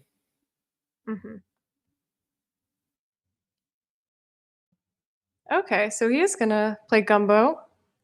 Nice find. I mean, that's not the easiest play to spot. And yeah, in terms of spread, I don't think this is a big mistake. I think this actually might work out well for him. Yeah, like I said, I kind of like leaving one in the bag, but again, the blank probably isn't going to do much for you. I guess the problem with that is that he did just block the nice spot for the Q, which he's about to draw. So it looks like he Oh, dang. may get stuck with that. So maybe that was Ouch. kind of Yeah. a point in favor of Bog, is that it forces, but then Adam's going to close it off, and you're still going to get stuck with it most likely. So Yeah, it seems kind of hard to avoid on this board. so if you're going to get Q stuck anyway, you might as well take the 50, I guess. Yeah, I guess so.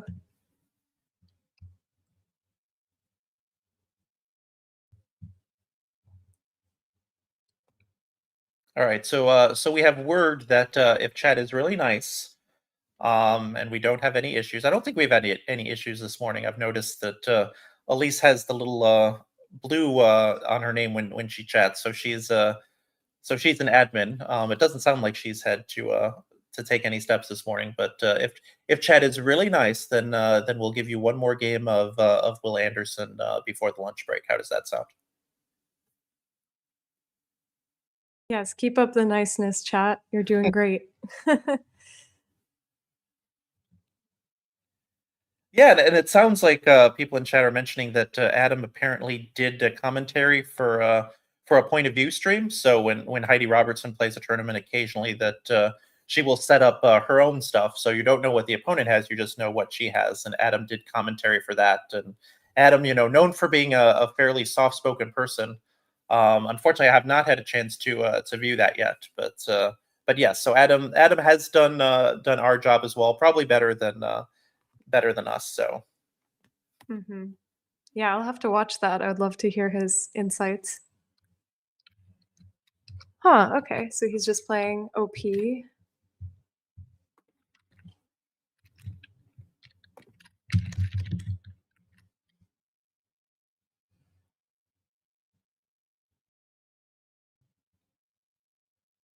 Or he hasn't committed it yet. he hasn't committed yet. I know that it's one of the. Does Macondo do kind of these Q stuck end games pretty well? Because I think that was always kind of a critique of Quackle, is that it wasn't great with those Q stuck end games. I think it does. Yeah, let's see. I can run an end game here. Okay. Yeah, so Adam actually did play op. So he has committed it. It's just that Josh insta-played Gid, played off the G by itself. I see.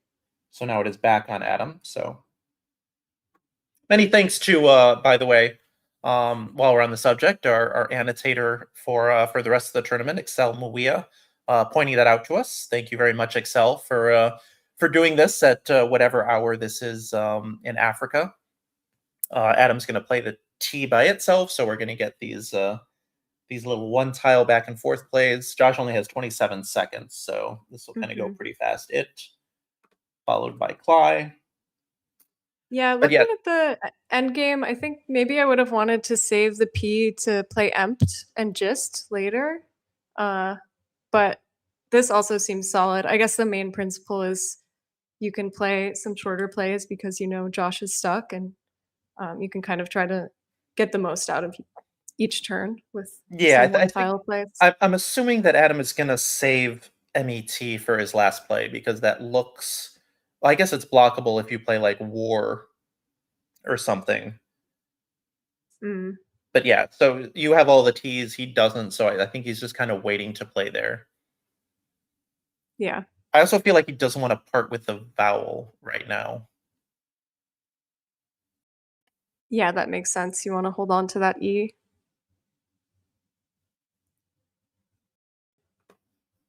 We'll play. As we're learning, no shortage of T spots on this board with opt and ut and just. Mhm. Then the R went down and I turned away re. Okay. But anyway, getting back to our annotator Excel, also did commentary for the best of 5 finals for the Scrabble Players Championship a couple weeks ago. So thanks very much to Excel for doing that. I confess that I was more focused on the NWL finals, but I did get to listen to a little bit of that and a very smooth voice as opposed to mine. So that was a pleasure.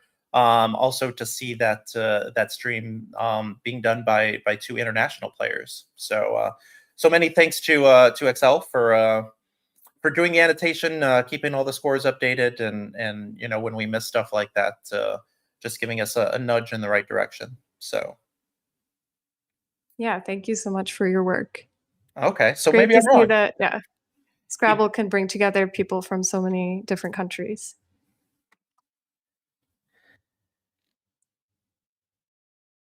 That it Oh, plays, so he does play off the E. yeah, Interesting. by itself. So that's not what Yeah. I had on my bingo card. Huh. Josh, kind of a nod to the old Nigel Richards Causeway game where he played SOS as a vastly inferior play just to send a message. So plunking the S and making associates and SOS. So now, yeah. So we know that the T's going making gist, but he has to save that till the end. You can see that Josh has the QA set up there. Hmm. So the M goes nicely. M and the N, making men or den off of that E that he just played. But then what happens with the other one? Hmm.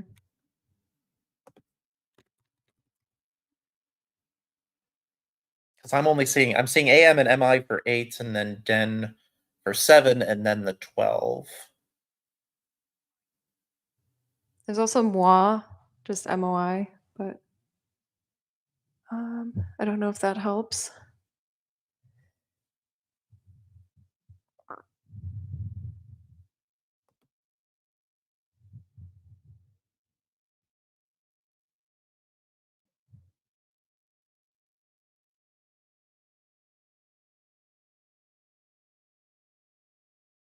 Yeah, these types of endgames are so hard to play Yeah. perfectly. And you probably don't even want to waste the mental energy if you're Adam. I mean, it seems like he maybe has infinite mental energy because I he know, plays right? so well I over know. these long stretches. But for me, I would just kind of, say, okay, I'm winning by 200 points. Let me just play some sequence that isn't the worst thing in the world. Yeah, because I mean, it was a while ago. Now I have to see what if he had just played empt right away. Well, that would have left TTD, which would have been, especially because you can't put the T anywhere that gives Josh QAT. So Hmm.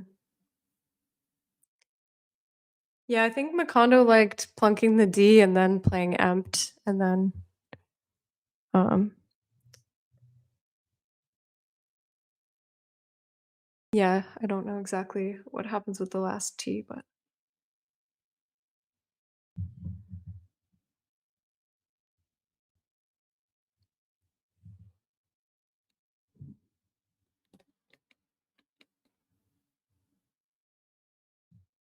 oh, thank you, chat, for pointing out that GIS takes the M as well. oh We kind yes, of I oops. forgot Yeah, about we kind that. of oopsed on that one. Yeah, kind of Yeah, oopsed on that one. that's important to That's remember. somewhat important. Yeah, yeah. Oh, Yeah. so you played Jism first, and then the D and the T go somewhere. Yeah, okay, that seems better. Trying to see if there's a nice spot for Josh's A as well.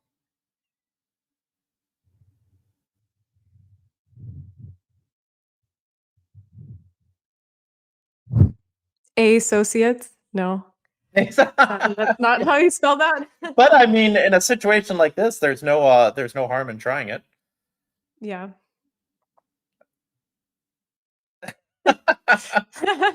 Oh, I like Classic Josh. associates. Associates is a better phony than VA. Come on, Josh, be better. Yeah, come on. Better content.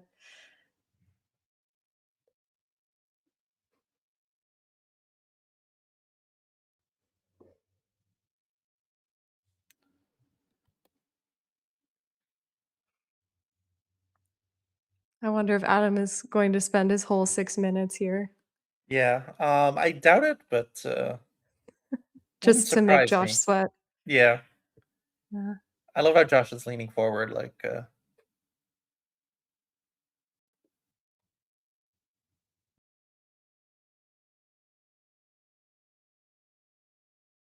right, so we will go with Dism first. Oh, he's challenging. Okay. Oh, he'll get the extra 5 points for it. So we Yeah, weren't I the only guess I ones. think it is Collins only, so that makes sense. Yeah. Many thanks. You saw that screen there. Many thanks to Art Moore for his WordJudge.me program, which will be handling all the challenges at Table 1 in this event. Josh plays the A, Adam plays the D. Gets points from the Q. He'll be held just a little under 600. But we can now cut to overhead mic.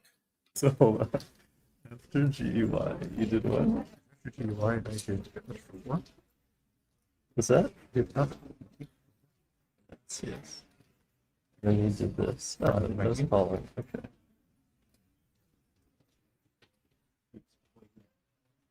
I thought I tricked you.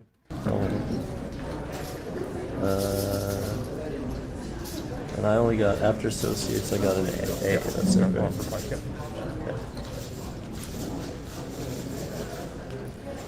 Yeah, with Josh being short of time, Five probably minus needs 7:39. to catch up on the scoring, but eventually they'll confirm 597 to 389 or something This close. funny thing in my head where it's like, he's got the Q already, because otherwise he'd be worried about like 100-point plays here. Like what? Right. So that should have been the follow-up question.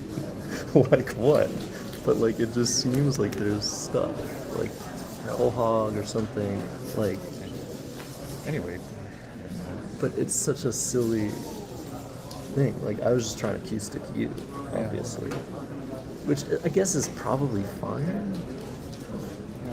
It's probably fine to do, but it was just really funny to draw the Q and be like, oh, you're stupid. That was very stupid this game. I think I must have made a really, really bad mistake early on. this was a really big break for me, obviously. Obviously, this was a really big break for me. Yeah, that was a turning point. I had one of those racks where I could have missed a bingo and I just wouldn't know.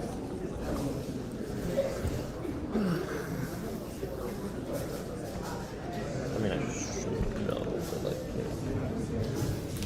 this probably was bad because it was the last hand. I probably should just play through the R and leave this end open. I don't know, maybe not. Maybe it wasn't bad.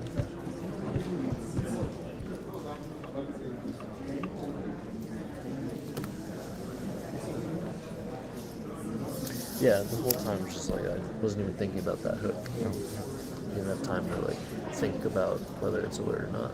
Right. I was just like, oh, he can't play the T here. Great. Awesome. Let's wait. Play a phony.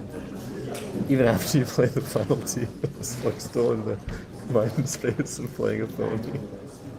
It's really funny. I hope people enjoyed that. It was very, very educational content. Exactly. I can't see what the score is yet. I know. I just want to admire your work for another minute. That's not great. All right. Well, while Josh admires Adam's handiwork, a little bit of an explanation in terms of he assumed that Adam had the Q. Otherwise, he would have blocked the one QIS spot. So that explains why I didn't want to play Bog. He wanted to play Gumbo, take the points, empty the bag, and Q stick at him. But then, oops, the Q was in the bag. So as Josh said, some educational content, even in a 200-point game. Yeah, even in these blowouts, there's always something that we can learn. And it's nice to see them being so friendly and gracious after, a pretty tough game for Josh. All right, so we're going to take another short break, then come back with our last game of the morning session. It looks like chat behaved well enough for them to get another treat of a Will Anderson game, this time against Olatunde Oduwole. So yes, but we'll take a short break here. Let everybody let the players be wrangled to the table and all that. And we will be back in a couple minutes.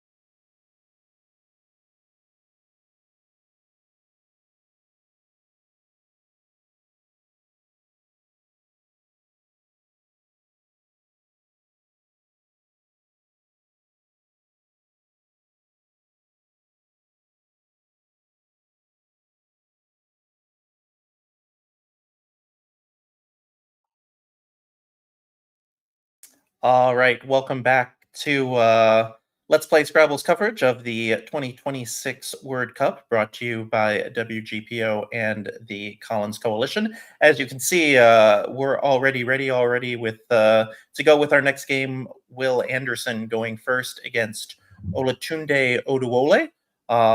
Excel says that he is a former Nigerian Masters player, 6th seed in this field, so still don't have results from round 16 yet. It looks like Will was 11-4 through 15 games. Olatunde was 9-6. So very important game right here. Looks like the players are ready, chatting. So perhaps waiting for us while we're waiting on them. So again, Will going first, and let's play Scrabble.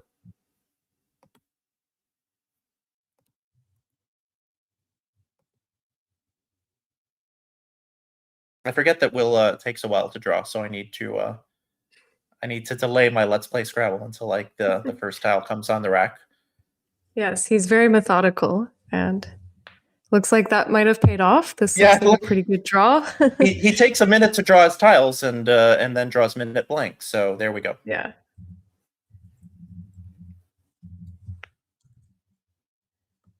So how long do you? I tend to take way too long with racks like this, where you have like a million options.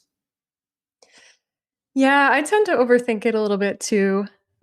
Here, though, I'd probably just try to find something that puts the M on the double letter, and if I can, maybe avoid slotting the vowels below the double letter scores as well. And Mm-hmm. How after much? How that, I much? call it good. Yeah. Okay. So like Mistune does that. However, it makes the blank an S, and it gives D back hooks, S back hooks. Like, do you look at like the hooks that your word is making as well, or does that kind of lead you more to something like a minutes or a minuets where you're not going to be giving any hooks, or is that not something that you look at? That's a good point. I think that is also something to consider. If you can find a play that, yeah, does all of those things, eliminates hooks, doubles the M, doesn't slot vowels in dangerous places, then you definitely want to go for that. But at a certain point, sometimes you can't eliminate all hooks and you just kind of have to play something. Oh, is he looking at Pinetum? He must be Pinetum? I looking don't at know how to say that. Panetum. Yeah, So is that's a this cool something? option. Yeah, is this something that doesn't take the S, where you're maybe baiting your opponent? Yeah, I don't think it takes the S, but let me check. It does not, because its plural is Pineta. So yeah, that could be a good option. Yeah, now considering untimed, which is one of those I kind of like, putting the U on the star. It's like you're taking one of the 8 triple word scores out. So I've never hated doing something like that as well. And it looks like that's the route that he's going to go. Yeah, this looks very solid. Also, only taking 2.5 minutes, which is probably the right amount of time. Yeah, I think for this turn, you want to take a little bit of time, but yeah, not more than 2 or 3 minutes for sure.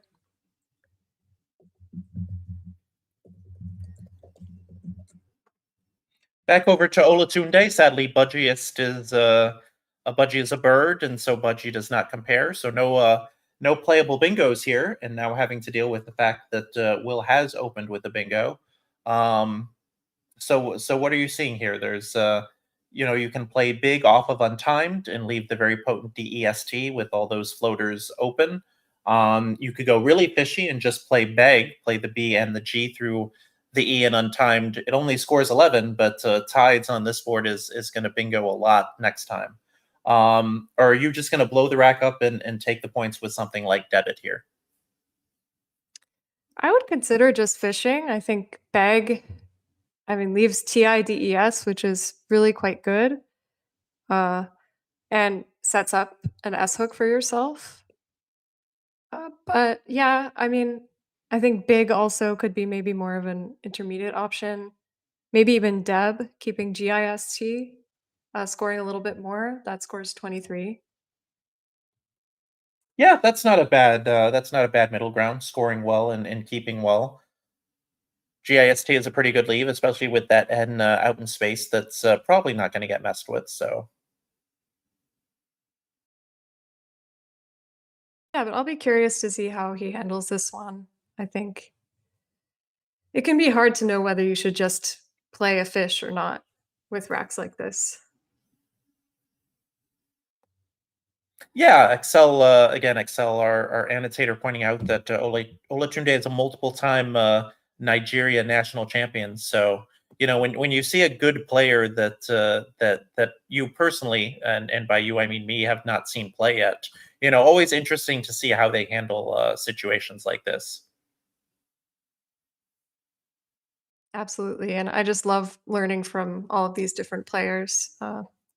Everyone here at this tournament knows so much about Scrabble, and they're really putting on master classes for us.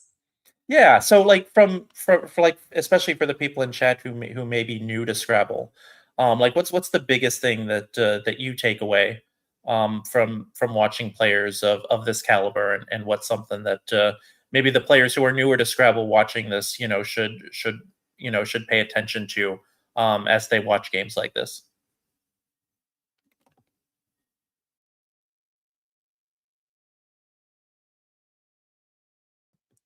Oh, wow. And someone in the chat has noticed that Will has Wolfskin through the eye, Oh which my, won't get yeah, blocked if Olatunde plays bag.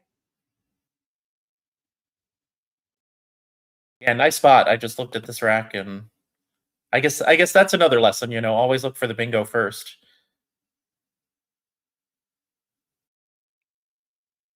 Oh, he is gonna fall into the trap and Oh no. play budgiest, and yeah, that'll get challenged quite Yeah, quickly. that's too bad. I mean, it's a reasonable phony. It really does look like a word, but yeah, Will is not going to hesitate to challenge that off.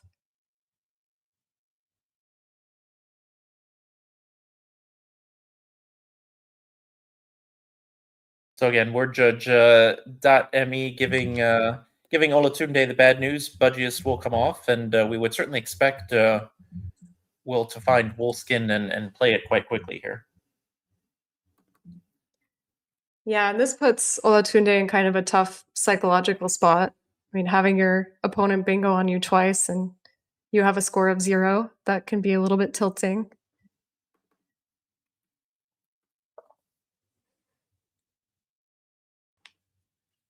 Yeah, I was gonna say we had a really good close game on game one. Then game two kind of got away from Josh Sokol a bit, and now especially if Will plays Wolfskin, um, which he's about to set up on his rack here, then then Olatunde has to be careful that this one doesn't get away from him. Hmm. So we are I mean, showing Will. luckily. Oh, sorry, go ahead. No, go on, Elise. Go. I was saying, luckily, Olatunde is kind of still within bingo range. So if he can groom his rack and get a bingo down, then maybe he's starting to claw his way back here. Yeah, so it turns out that you can see Will's 11 and 5 underneath him. Turns out that he lost his round 16, whereas Olatunde won. So current standings going into this game: Will Anderson, Ben Schonbrun, and Dennis Ike all at 11 and 5, with Olatunde at 10 and 6, and surprisingly, 3 people at 9.5, 6.5 in Matthew Bernardino, Rob Rubinski, and Josh Castellano. So, and then Josh Sokol and Adam Logan, only 2 games back at 9 and 7. So the field has been tightening this morning with Will going 0 and 2. Exciting stuff. He chickened out on Wolfskin. Oh, that's unfortunate. Cow is not a terrible play. It does score a lot and takes out a lot of the floaters, but yeah, we would have loved to have seen Wolfskin come down. Yeah, I mean it's a good non-bingo play, but when you have Wolfskin, especially to the standard that Will holds himself to, that's that's a miss for sure. Mm-hmm. That will enhance Olatunde's big play, which now scores 21. Again, that's a very potent DEST combo. Well, I guess if you're going to miss a bingo, then just draw the blank. Like that'll just make life easier. Yeah. And it looks like he has a bingo down to the triple. Not sure if anyone in chat has seen it yet. It's kind of a cool word.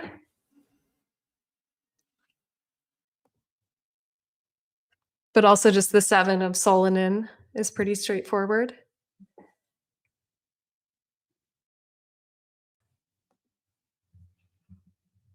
Yeah, so that just goes to show even somebody with Will's word knowledge, sometimes he lined up Wolfskin, he saw Wolfskin, and then he's like, it's just really, really hard in 5 Point Challenge to play something that you're not 100% on. And after you can play cow and take a 100-point lead, can certainly understand the mistake right there. Mm-hmm. Yeah, and maybe at a different score line he would have tried Wolfskin, but yeah, if you're already up, why would you take the risk if you're not 100%?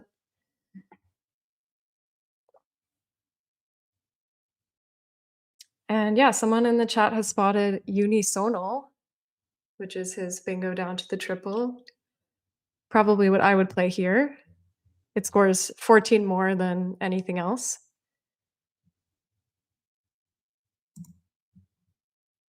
Yeah, perhaps looking at maybe after chickening out of Wolfskin, maybe looking for skin 9s through the KI or something like that. Oh yeah.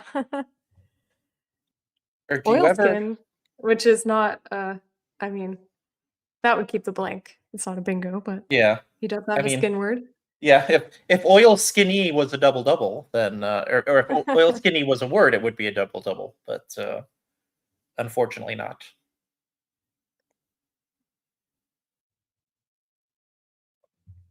So yeah, especially considering I was just trying to wonder. It's very weird that this rack does not make any 7s ending in S that you just hook to KI. It seems like it should. So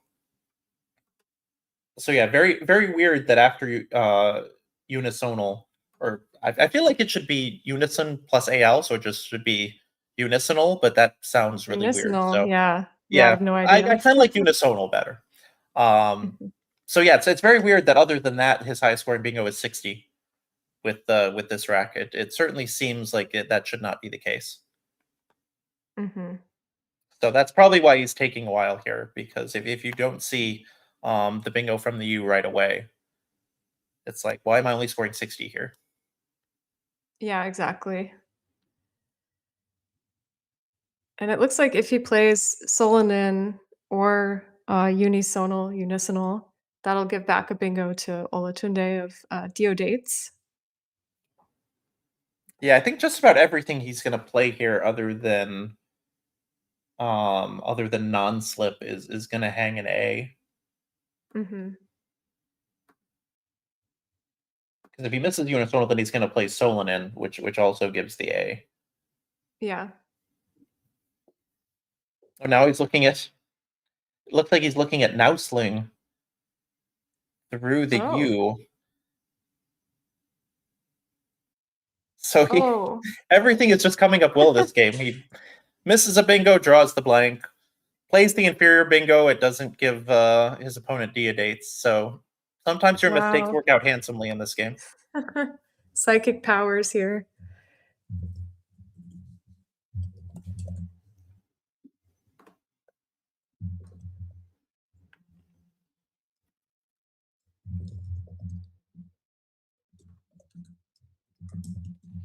All right, so back over to Olatunde, and you really don't want to get into fishing when you're down by 140, but at the same time, this is not a rack that even if you burn the S, that you can really score well with. So is this just a simple DO in the bottom right there off of big, or is this kiddo through the KI trying to score 5 more points, or is this something else here? I think DO is probably correct, just continuing to fish, but I would feel tempted to play something like Kiddo just to take a few more points and, turn over. I guess you're not really digging for a blank anymore because they're both gone, but yeah. Yeah, I don't know. Both are kind of sad. Both wouldn't be plays that I'd be thrilled to make.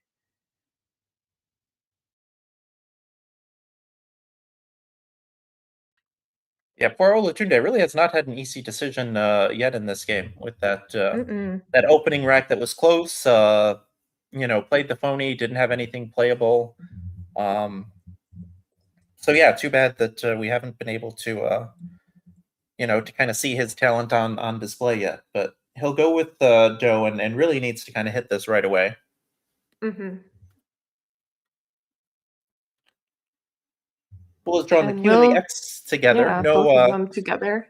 yeah, no spot for the Q right now. So, and no really great spot for the X. No, he has telex for 30, which looks like a good option potentially, or just text if he wants to keep a vowel. I think down from the T and untimed. Uh, yeah, what do you think about those two options? Would you Yeah, prefer I one kind of over like the other? telex. Yeah, I kind of like telex here only because, given the way the board is set up, the biggest threat I think after DO is double doubles through the eye, and telex blocks that, and it turns out that Olatunde has neediest through that eye as a double double if it stays open. So even though it's you hate burning the T and both your vowels and an X for only 30, I think this does a lot of good stuff to the board. Mm-hmm. I agree.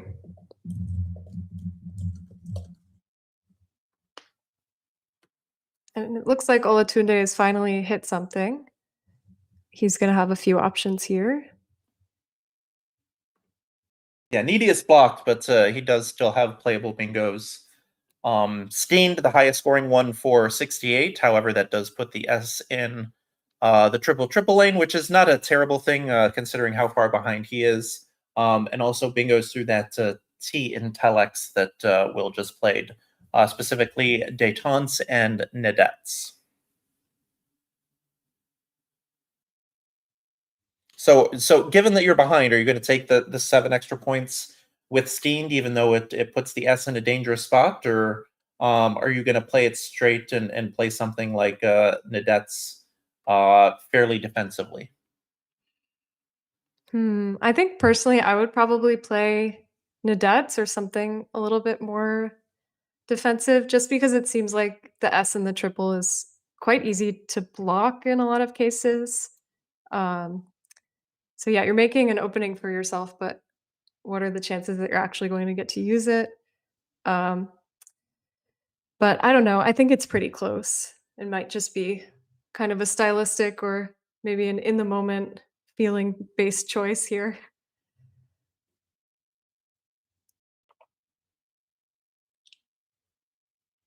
Yeah, that is a tough one. I mean, I feel like way behind that you just take the points, because you're gonna need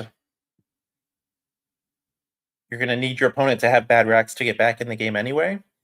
So I think you just Yeah. kind of take the extra points and throw stuff open, but when Will plays even Saws, for 36 and you're still more than 100 behind, like it feels really bad. Yeah.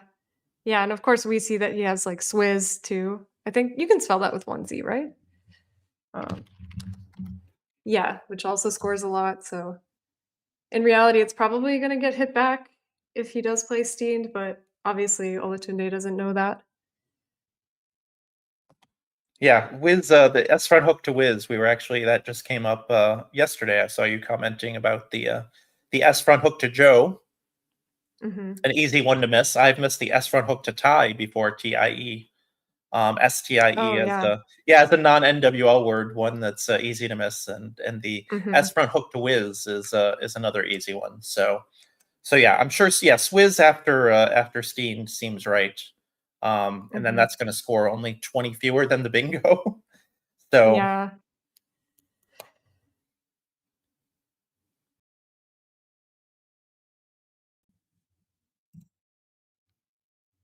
a little surprised to see. I don't. Has he set up?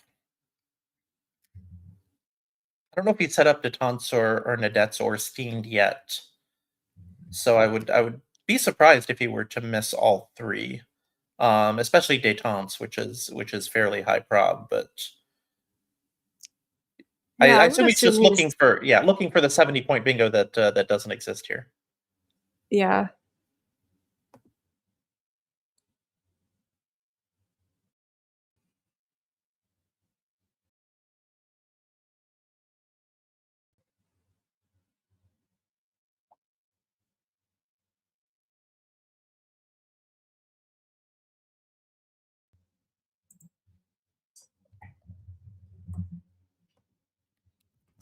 Yeah, something I would be wondering is whether Nousling takes a back S, just for the future, but I don't think it does.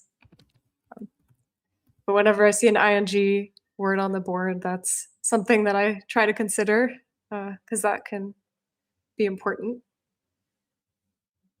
Yeah, Nestling does not take the S, but I feel like my default was always, especially in Collins, to assume that the ing word took the S.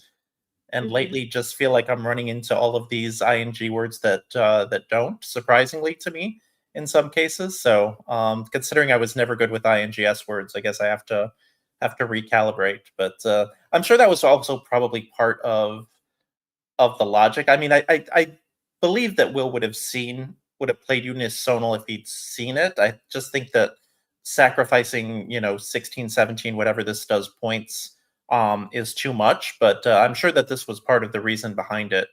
Mhm. To play this for defensive purposes and not string the board open, like with a play like Solanin, which again would have given Dio dates back and would have given Dio dates Mhm. back as a double double if he'd played Solanin below the U instead of above. So I'm sure that defense was a big factor in this play, and I'm sure that Will is confident that Nousling does not take the S. Absolutely.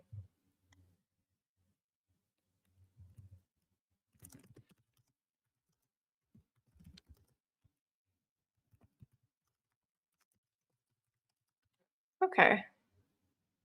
Looks like Okay, Olatunji has so yeah, decided. yeah, Detante's the aggressive placement, and I would expect Swizz to come down pretty quickly. Mhm.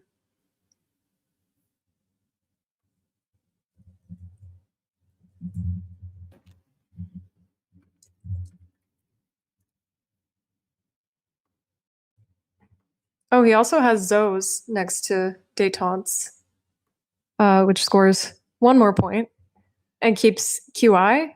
So you might want to do that instead. I think you just got to cover the S. I mean, it's Yeah. close. I understand like Zoes is 50 and Wiz off of Nousling is 48, but I think you're getting 48 to play WIZ and cover the hottest spot on the board. I think it's really you kind of hate to not being able to play ZOS for 50, but circumstances just dictate. And I know that you don't want to part with the I because it goes well with the Q. You've got the QIN spot up there with Nousling, but I think you just got to take the 48 for Swizz here.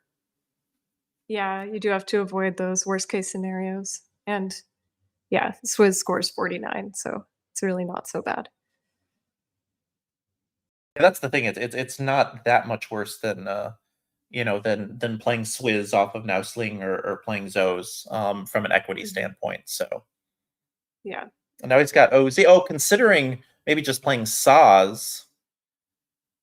And then you save your Interesting. QIN, so you have 32 for it, or I guess 24. Plays for 32 off of the N in Nousling, 24 off of the N in Détente. So, but he will part with the I. Still a few of those to draw, and Mhm. not to mention 3 U's. So Saz was tempting. I would have been curious to see how that simmed, but I Mhm. think Swizz is just fine, especially because it gives you a 140-point lead. Yeah. Even a not great draw like that isn't going to hurt you too bad.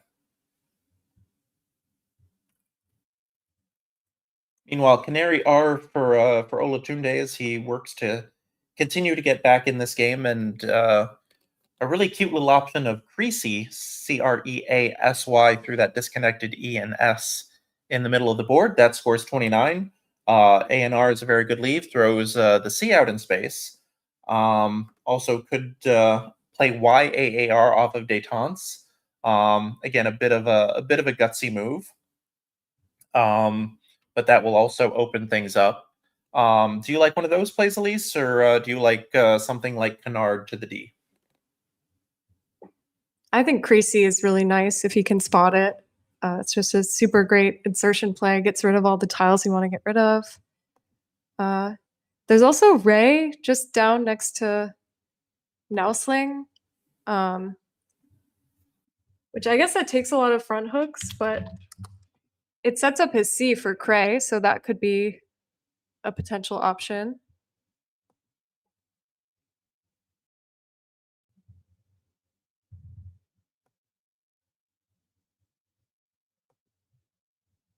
Or you could just play Cray immediately, which might be what he's considering if he doesn't see Creasy, just setting it up next to Nousling.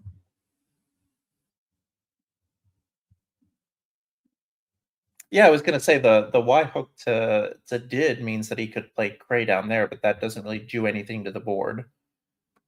So I think Oh Cray yeah, I off forgot of about Deity.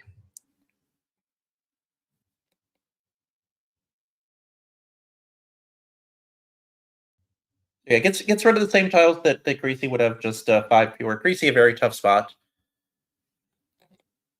Yeah, I would certainly miss that in a game. That's really maximum difficulty there.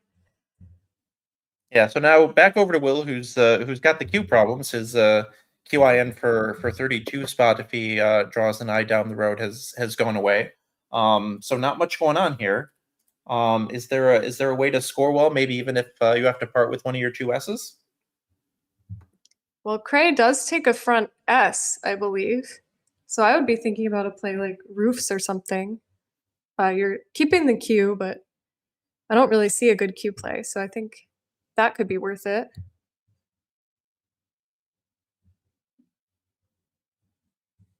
But he's just Yeah, going to play of.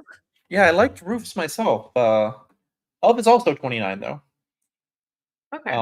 And there he does have the case 2 S's. There's only 2 S's left, and he has them both, and both blanks are on the board. So there's really no rush to block that S hook to Cray, since you have all of it. Yeah, I think there's some merit to maybe just holding on to that S and cashing in later.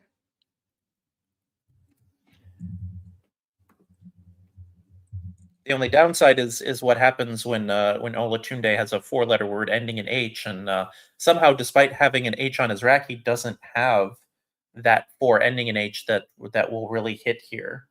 And with the H being the only scoring tile, yeah, he's got looks like he's considering Hained, Hained to that D in détente. Could also play Haired in that spot. But boy, it kind of sucks to part with the H here, knowing that a CH play in that spot would score 40. Yeah. If he wants to hold on to the H, once again in that spot where Creasy played, he has easier as an insertion play, which is really nice. That scores 32. Wow. I feel like that would be a standout play.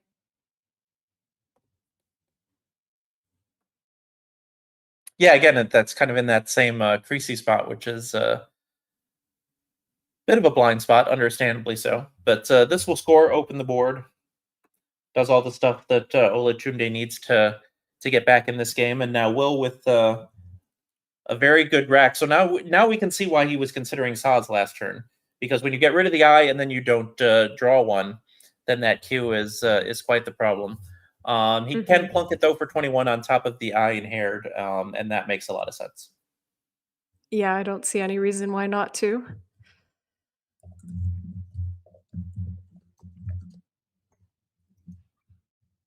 So back over to Olatunde, who is not drawing the tiles needed to get back in this game.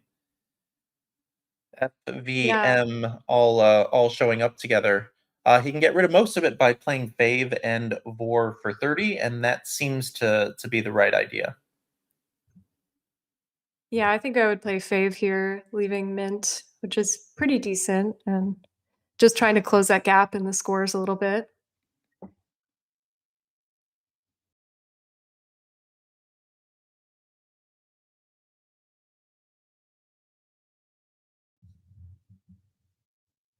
Yeah, will be bingoing next turn regardless. Mm-hmm. With that A draw into the LORESS leave.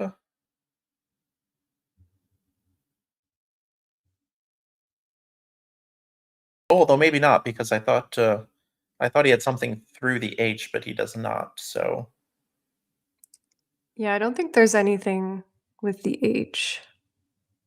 Um, so I guess there is if he plays from the C, the problem is he doesn't have any decent plays from the C. yeah, like lacrosse and escolars don't fit. Solicers.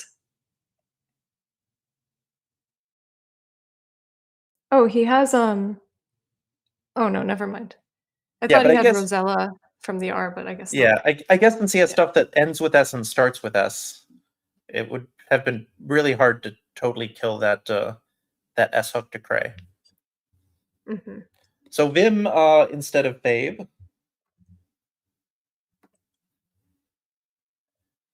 And now I expect Will to play Sorosal or Solaris fairly quickly, and that'll probably put an end to this one.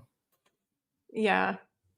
Yeah, he just has to remember this gray hook, which is easy to forget, but I think Will is very comfortable with his 5-letter words and hooks, so I'm sure he'll see it. Yeah, he did kind of give a look there. And those are the only two playable bingos, by the way. Solaris and Hmm. Sorosal, nothing through the H or the A or the R, or that energy and Nousling. So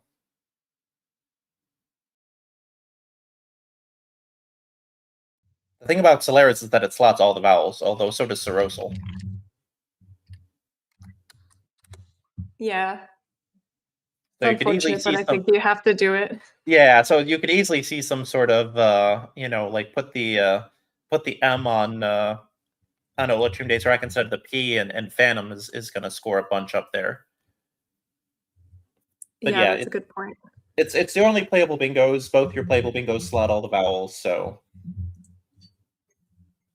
I mean the problem with Sorosal is that it sets up the J really nicely. The J is I think the biggest tile that we haven't seen yet, QXC all on the board. So yeah, Solaris has to be the right choice. Hmm.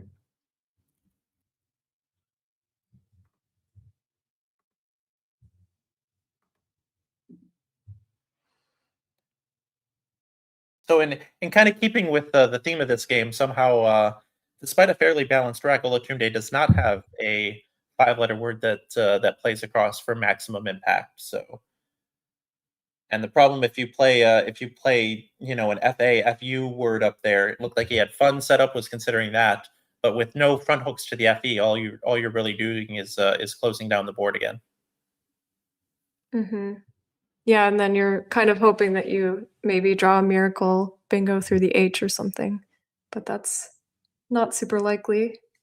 Yeah, so it looks like he's considering Fought, which doesn't play there, but it plays where he's about to put it on the board off of Détente. Scores 30, keeps that open up there, as well as keeping that H and A open for potential bingos down the line, as well as the Nousling stuff. So this looks right to me. Hmm.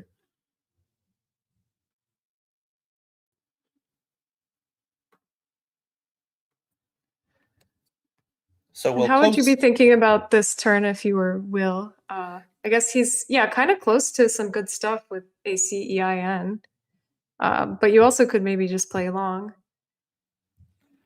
Yeah, I was going to say I'm almost certain this makes some eights, although none that play on the board as presently constituted. Yeah, Valencia, Valiance, Variance, and Cavitine. But yeah, I think you definitely want to avoid fishing in this spot. Obviously, this is one of those where you just kind of ask like how you lose the game, and you lose. When you get cute and open up a triple lane, or like a lot of bad stuff has to happen for you to lose this. So I would not. So you definitely want to avoid getting fish happy here. Hmm. So Yeah, that's a I good think in a point. spot like this, yeah, I think in a spot like this, like okay, like what's the danger here? And so looking at the pool, it is pretty balanced, but I don't know if I would sacrifice a bunch of equity just to block the H. I think there's enough bingo lines open. So I'm not sure how I would approach this turn. This would probably take me a while. Yeah, me too. I'm thinking about the play of ENIAC above Solaris, but it does kind of string this C in the triple word lane, and then if Olatunde plays something through there, then the board is possibly opened up again. So I'm not sure about that.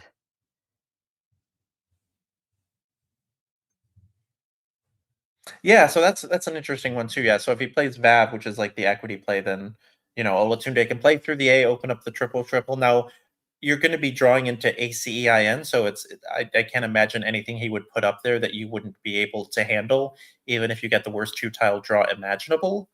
But why kind of deal with it when you don't have to? Obviously kind of frustrating that his two high point tiles are the C and the V, which don't make any don't make any twos, especially off of the E and the A. You would love to do something about that Solaris spot.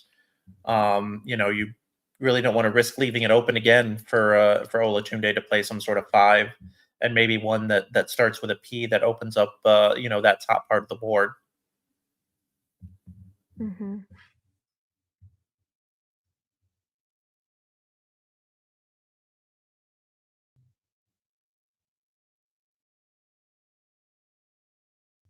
Would you consider something like vacate to the TE?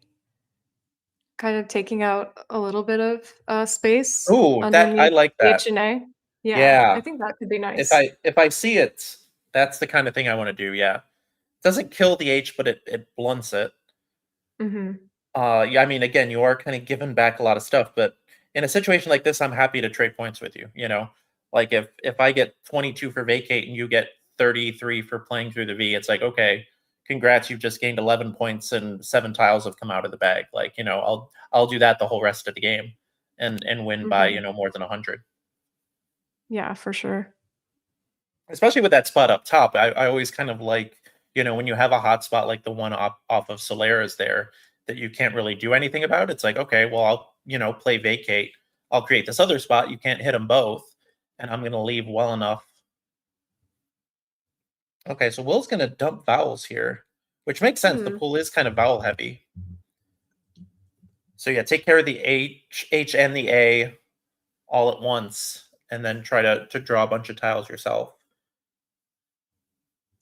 Those C's and V's are also good for throwing out in space and blocking the board up, so I could see why you wanted to keep both of those. So I'm getting this play. I'm understanding it. Yeah, this makes sense. That's a good point about, yeah, keeping the C and the V. If you know you're in a situation where you're going to have to play defense later, those are great resources to have.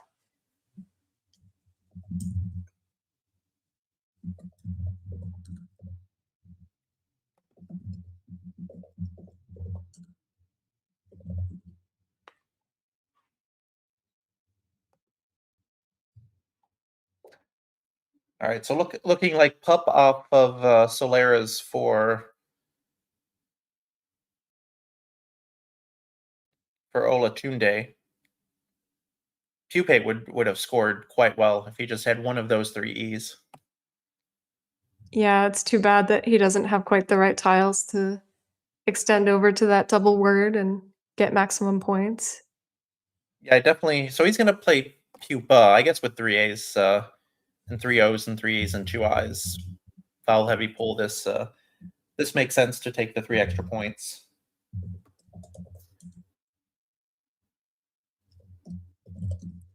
Yeah, just too bad, and hopefully Olatunde stays in contention.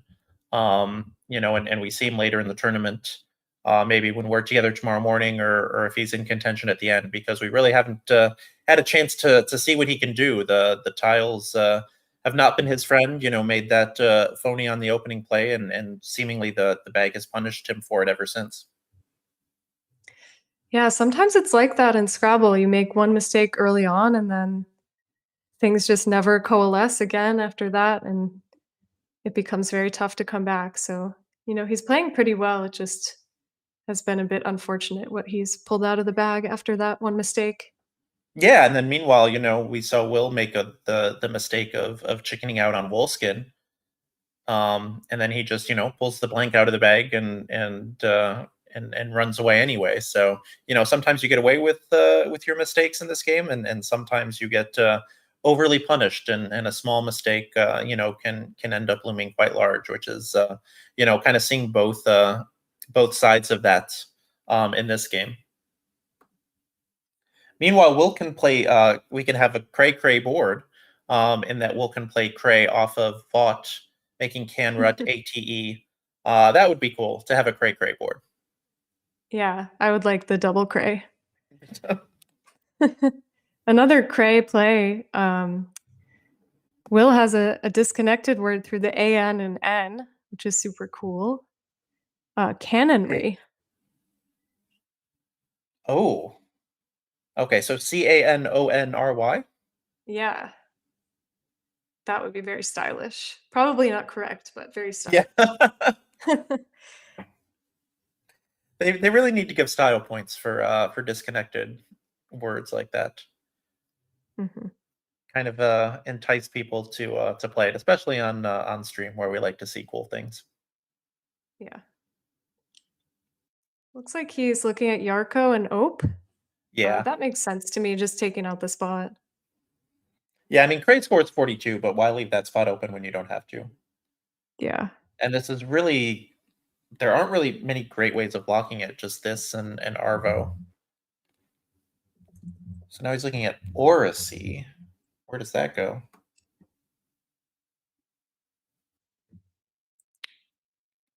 Oh. I don't see. Yeah, I don't see a good spot Oh, yeah. for. Oh, sorry. He doesn't actually have canonry. I put in, I think, an extra R or something on his rack, but Well, no, he's got. um, Do you need double N for canonry? oh. Oh, no, you don't. Okay, he does have that. It's just Oh yeah, he's got it. He's got it. okay. Yeah, I don't see where Oracy would go.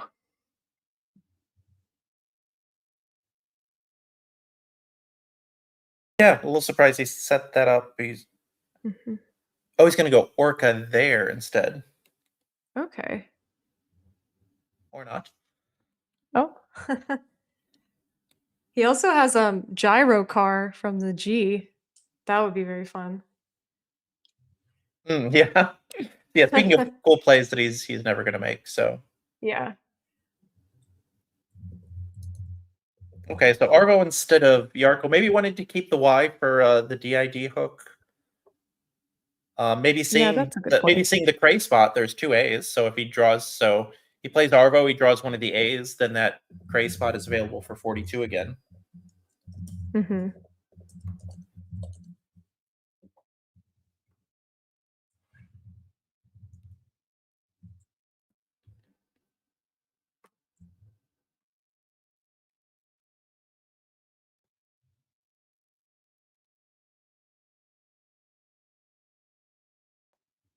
So Ulchunde And how again, much? a turn with not a lot of great options here.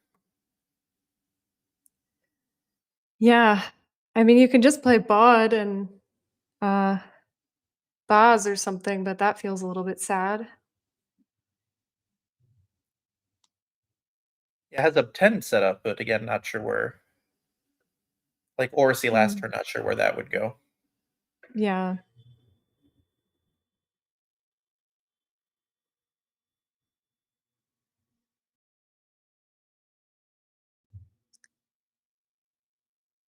He also can make the underlap of Dell underneath Solaris, which scores pretty decently, but once again, like just scoring 30 on this board is not even going to help you that much. Like, it seems like you need to be doing something a little bit more proactive potentially.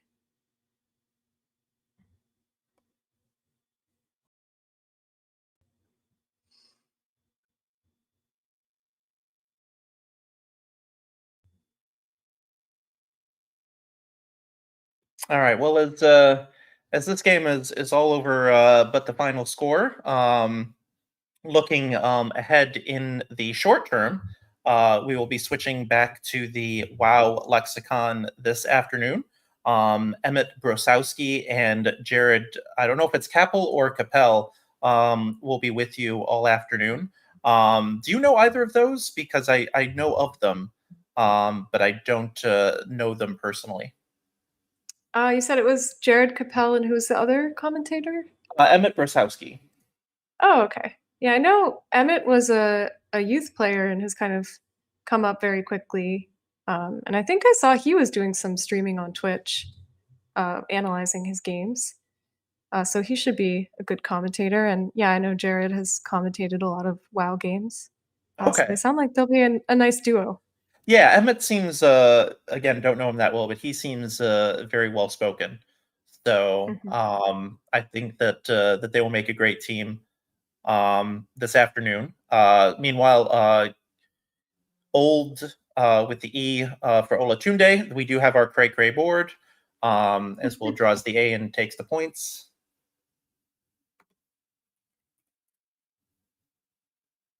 Body for Olatunde, who now has Gruntle, even though he's probably disgruntled with how things have gone so far. Mm-hmm.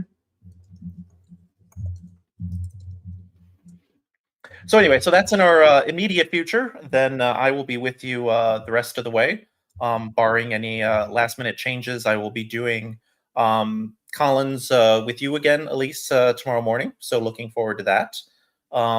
Then doing the WoW Lexicon with Joey Malik in the afternoon. And then Wednesday morning, the last 3 rounds of the tournament, it will be me and Robin Pollock Daniel. Nice. Yeah, I'm looking forward to tomorrow, and I'm looking forward to watching the rest of the stream this afternoon. And then looking to the future, kind of beyond, thanks to the sponsorship of WGPO, the Word Game Players Organization, players can compete for enhanced prize funds at the remaining major tournaments of 2026. Those major tournaments being Reno, Lake George, the Madison Major, and the California Open. And WGPO sponsorship continues in 2027 with the Albany New Year's Tournament, the Phoenix Tournament, the Green Eye in Minnesota, Montreal Scrabble Fest, and the 4th of July Albany Scrabble Tournament, which just went swimmingly, as it always does, a few weeks ago. So again, you can play all those great tournaments with no membership fee or ratings fees. You can see the full schedule of tournaments on Cross Tables, and you can see the full schedule of WGPO tournaments at wordgameplayers.org. What's next for you in terms of the tournament schedule, Elise, coming off your SPC success? I think I'm taking a little break, but I definitely want to play the Midwest Major in Madison. I've played that one for the past 2 years now, and it's always just a really wonderful tournament. The people are so nice, the hotel is nice, and there are incentives for new Collins players. So if you're in the Midwest area and you haven't played a tournament yet and you want to try it out, I would recommend it. Awesome. Yeah, I did commentary with your St. Louis clubmate Brian Garnett for that tournament last year, and I'm trying to see if I can swing playing one of these LPS tournaments. I still have not played an annotated game or played on stream, so that's one I would definitely like to check off the bucket list at some point. All right. Meanwhile, Ruth for Olatunde to go out. Again, not the most exciting game, so wouldn't expect too much in terms of the commentary here. Final score: Will 498, Olatunde 349. And as they set up here, I think it'll be interesting to see if Deodates comes up at all. If Will points out. Bagging. Very well. And no, apart from that, apart from the fact that you do very well, I wasted time before playing the board gist because I sensed it's been a long time that I've played, so, and I have not really revised that part. So I felt I was confused. Board gist, I know that for sure. Yes. So this board G, I think it should be board G's or something. Budgies You is understand? valid. Valid. Yeah, it's a So that bird. was like, I'd Yeah. seen. And Buddiest. Hmm? Buddiest with 2 D's. Yes. Also valid. Yes. So there's a lot of. But because of the G is rigid on that rack, so I needed an A. So I was praying you give me A for bad jest. Oh, I don't think that's good either, actually. Okay, bad jest too is not good. Yeah, I don't think that's good either. I'm not sure what you can actually Play with that rap. Bodgiest, I think. The O. I think bodgiest. No, but just the O is good. Yeah, I think that's what you want. Yeah. So, you wanna know. apart from the fact that you drew well, Yeah. that was the turning point. Yeah, it was a big turning point. Yeah, particularly for somebody like me, I always believe in not playing chaff. On my own. Yeah. Once I play chaff, I'll suffer for it. Some people can play chaff and still draw very well, but psychologically, it is part of my philosophy. Do not play it. So when I played it, it affected me kind of. Yeah, I I was skeptical of playing another possible chaff. Sure. So let me just play this. Right. And throw the board open. Yeah, the question is whether noozling takes an S at the end. Yes. Which it doesn't. It doesn't. So No. I won't even dare to put. Right, S because here. if it does, you can play steamed and noozling. Yeah, no, I wanted to play the steamed here. Oh, okay. Yeah, You yeah. understand? But that is even the bigger score. And I Right. said, okay, if I play it here, it still opens the board. If I play it here, it still opens the board. Let me just take this and leave this road. Right. So Yeah, I and had a moment just of, at the of time I doubting had this. mediast. Oh, we yeah, played telex. Sure. Let me see if I chickened So out. it was, Oh, I chickened out on wolfskin. I had a bingo here. I thought I was confusing it with wolfskin. okay, wolfskin is Yeah, good. I had that. I had that when I played this. Okay, wolfskin is good, yeah. Oh man, I thought I was confusing it with wolfskin. Yeah, wolfskin is good Okay, too. well, So you'll have played another bingo. yeah, I mean, it would have been even worse. And then I drew the second blank. There's no justice whatsoever. Whoops. Well, I saw it quickly, but then I just felt like, why have I not associated this word with wolfskin? You see? Yeah. So, Wolfskin. yeah. Coon Whoops. skin. Yeah, there's a lot of skin. I had DEETS left when I played DO. So I was Deodate. When you were playing, I was hoping for A. Right. For Deodates and all that, Yeah, no way. But the game had not been fair to me, to be candid. But at the same time, I goofed. Yeah. Well, So did I. So we keep each, fighting. we each made a big keep mistake. fighting. Well played, Yeah, well played, thanks, well played. man. Let's- I'll put in the score here. yeah. All right. So Will pointing out that sometimes there is no justice in Scrabble, and Olatunde pointing out that when you play a phony on your opening turn, especially on stream, it is hard to come back mentally from that, especially considering how he was drawing, or more accurately, not drawing. So again, hope we see more of Olatunde on stream, because I know that he's a better player than what he showed in that game.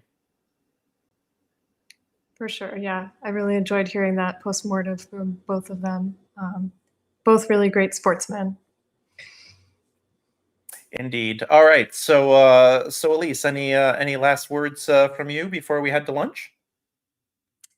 If you haven't already, make sure to like this video so we can keep the lights on. You can also become a super friend of the Let's Play Scrabble channel. So if you haven't checked that out already, I would recommend that. Yeah, any other announcements, Jason? No, Emmett and Jared will do the more thorough thank yous at the end of the day. But I just want to thank everybody who has been watching this morning, who has been active in chat. Again, without you guys, Elise and I would just be talking to ourselves, and that's a lot less fun than you guys participating in the chat as well. So thank you all, and I look forward to hanging out with you for the next day and a half.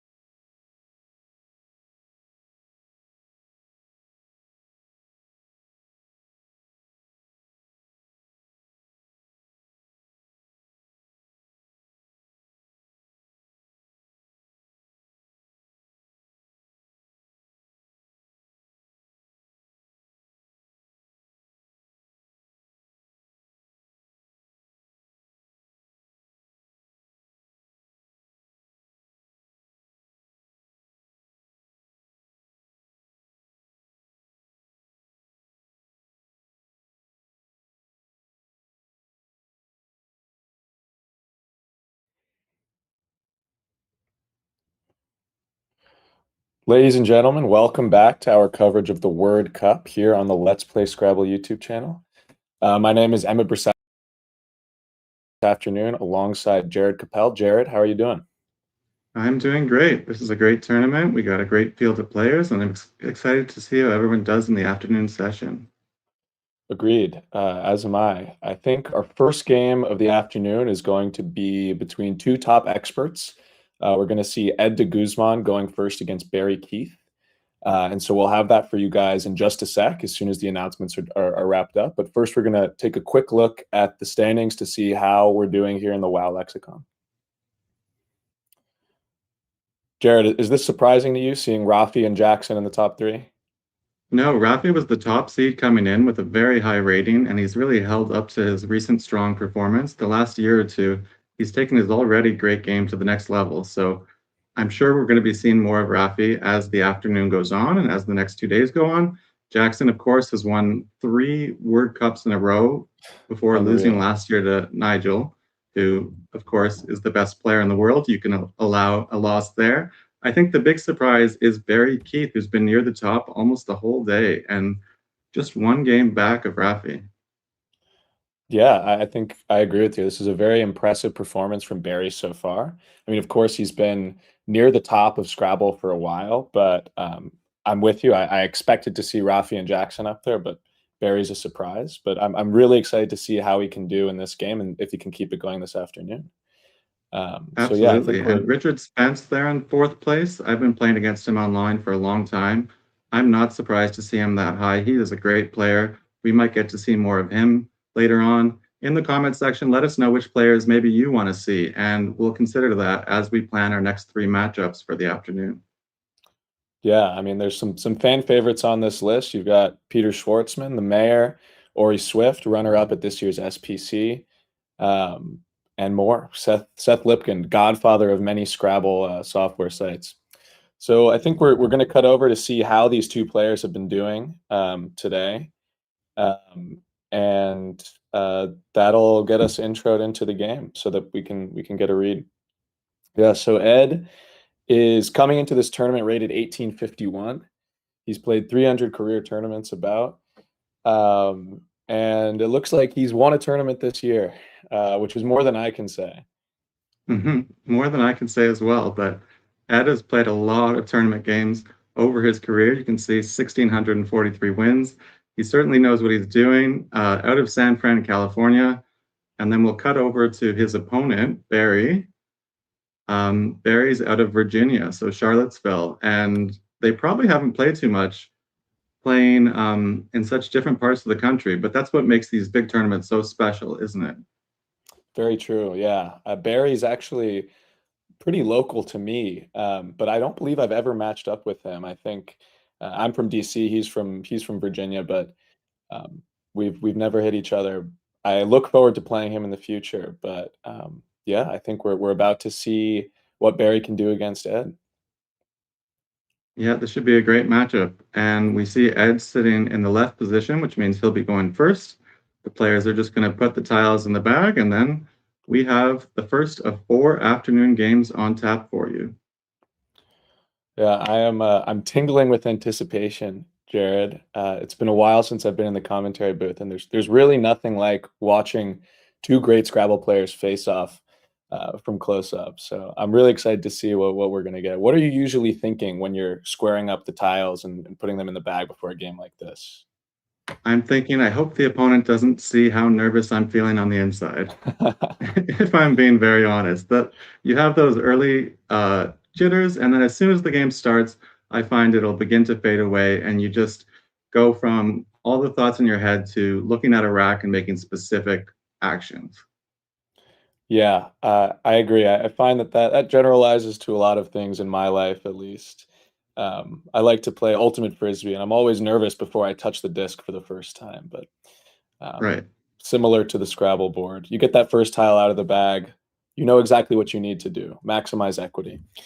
Yeah, and the first turn is always, the first turn of a Scrabble game to me, Jared, is kind of an interesting one because on paper it should be the easiest turn, right? There's no tiles on the board to play through. And yet, it does always feel like there's a lot of pressure on it. There is, like, I find people maybe overthink the first turn. I would just really just try and make the best equity play, as you said, and go on from there. Yeah. Okay. Looks like the players are shaking hands. We're going to get a draw from Ed. Very professional drawing technique over the head here. Don't want any allegations of cheating or anything like that. And we'll see what comes down. It's going to be a good Yeah, afternoon, Jared. both players look quite calm. They've been around the scene a long time. I think they maybe won't be as nervous as you or I perhaps would have been. That's fair. That's fair. Yeah, I've played about a sixth of the tournament games that Ed has, and I'm sure Barry's up there as well. So let's see what he gets. Good mix of vowels and consonants so far, but I think that U is going to hold him back from being able to bingo here. What are you looking at in this situation here?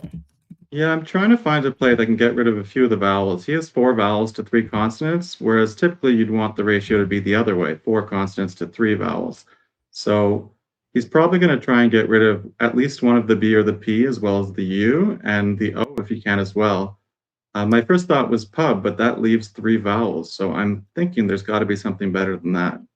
I mean, so the other thing about pub is that it does have that sneaky E hook that was recently added to the dictionary. So it's possible we could see Ed come down with the play of pube here, which would leave the relatively nice leave of INO, assuming he can draw a few consonants.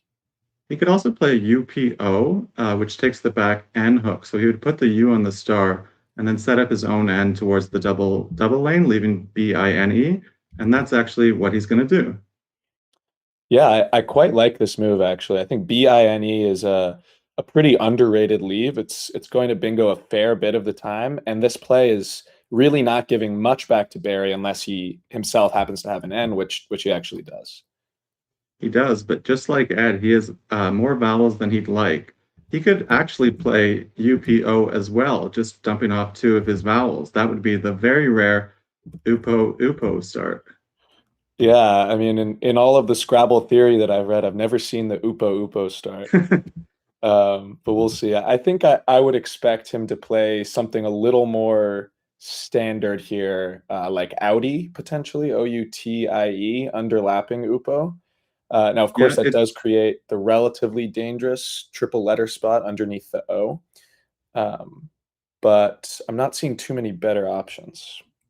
Yeah, it also does give the spot above the O where he could work towards the middle triple word score. He could also cash in the N hook now, playing something long. I'm just not seeing too many great options. Unite or Toonie, perhaps. But Toonie would keep the U, which is the worst tile on his rack. So I'm not surprised to see him taking a bit of time here. This is a tricky turn. Yeah, I mean, I think if he were really thinking outside of the box here, he might consider something like exchange OOU. What would you think about that? I would be totally down for that, except holding the N, I wouldn't mind just playing the UPO that we suggested earlier, because he would have 1 extra vowel, but EITON with the 2 N back hooks that would be created would be pretty palatable to me. So I would lean that way if you were just trying to play more equity. And the crazy thing is on the engine that I'm using to analyze this game, the UPO opening is actually the suggested line, and it's not particularly close. So if Barry plays this, we're going to have a pretty special board to start with. I just like saying UPO, so I hope it comes down again before somebody renames it as the double UPO or the UPO squared or something. Yeah. This reminds me of, we have our classic Scrabble openings, of course, QI with the I on the star has probably been played more than any other opening word. But have you ever faced any other classic openings like the XUUH opening? Here it comes. Oh, wow, that's great. I have faced many openings, having played so many games over the years, but the great thing about Scrabble is that you don't see the same openings come up too often. Almost always by the second or third turn, it's a completely different board than you've ever seen. And this one, of course, is one for the ages. Yeah, this is pretty special. Both players are now, I think honestly, both players could probably infer that the other player is holding an N, based on the way that the board started to take shape. But yeah, if you're Ed, what are you thinking here? Well, first of all, he had set up renminbi if he had gotten the R floater he was looking for. So nice display of word knowledge there. But now I think you're just trying to keep a nice balanced leave, maybe something like mine. So you would look to play off BIN. Uh, he's looking at maybe bin men going a bit stronger, like someone who would be like a garbage man, a bin man. So I think this is a very creative play, and he's going to go into that bag looking for the blanks and the S's. Yeah, I think this is an interesting play because there's two possible places to play this, and he chooses the one that's going to lead to a slightly more open board. Um, I think the other option that I was looking at on this turn for Ed was something like Nimbi, Nimbi, with the N hooking on to a pawn. And that would have left the very balanced leave of EN. But I think this move is totally defensible here. Yeah, I like the suggestion of Nimbi just not giving as much back. It's possible he didn't generate that as an option, but regardless, we're going to look over to Barry. He would have liked an L for toweling. I'm not seeing a bingo here, so he's probably going to look to play either through the top three letters of bin or parallel to them. Yeah, I could see something like Gwine parallel to Binmen coming down pretty easily here. Obviously, you're not super excited about sticking a letter in the triple lane, but if you're going to do a letter there, I think the G in fifth position is probably not the worst one. Any other options jumping out to you here, Jared? I like that idea of Gwine. You always want to think about setups in situations like this, with wine being a word, but it just takes too many front hooks, twine, swine. So you're not going to do that.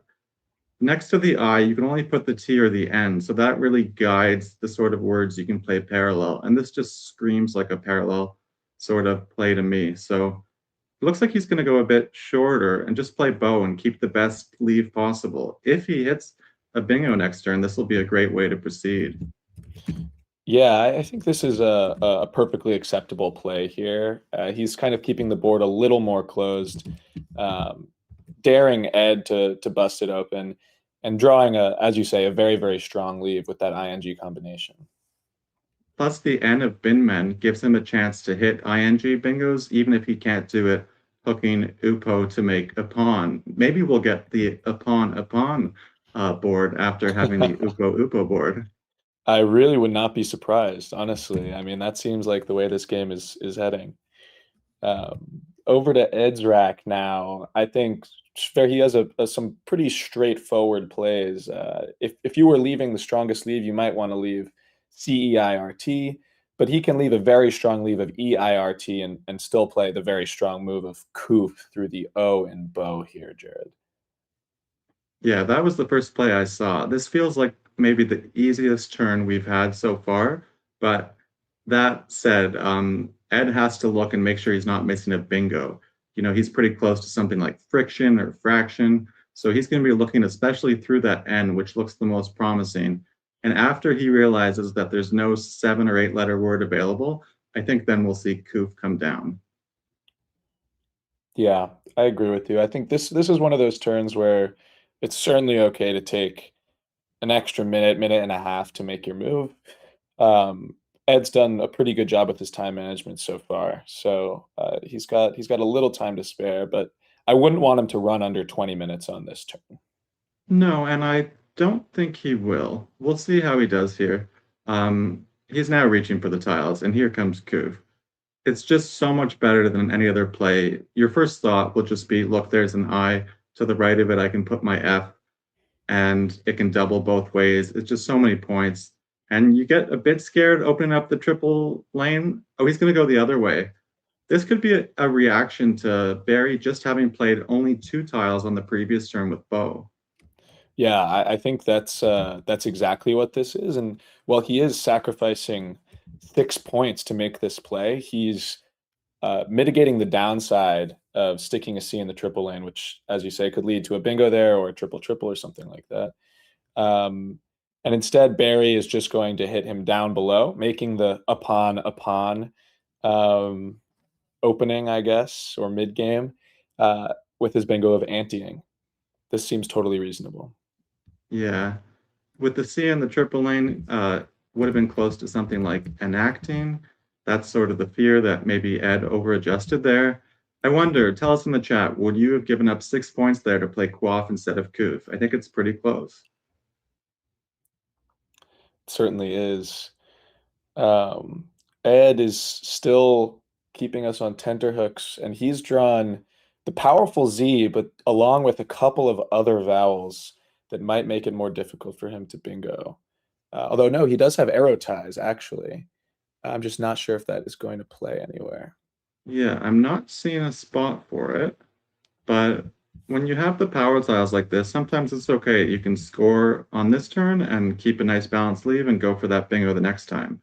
If he doesn't have a place to play Erotize or a different bingo available, then his next best play would be a double-double through that end. So he'd be looking there next. So this turn, I think he's probably going to take a lot of time because these tiles look so promising.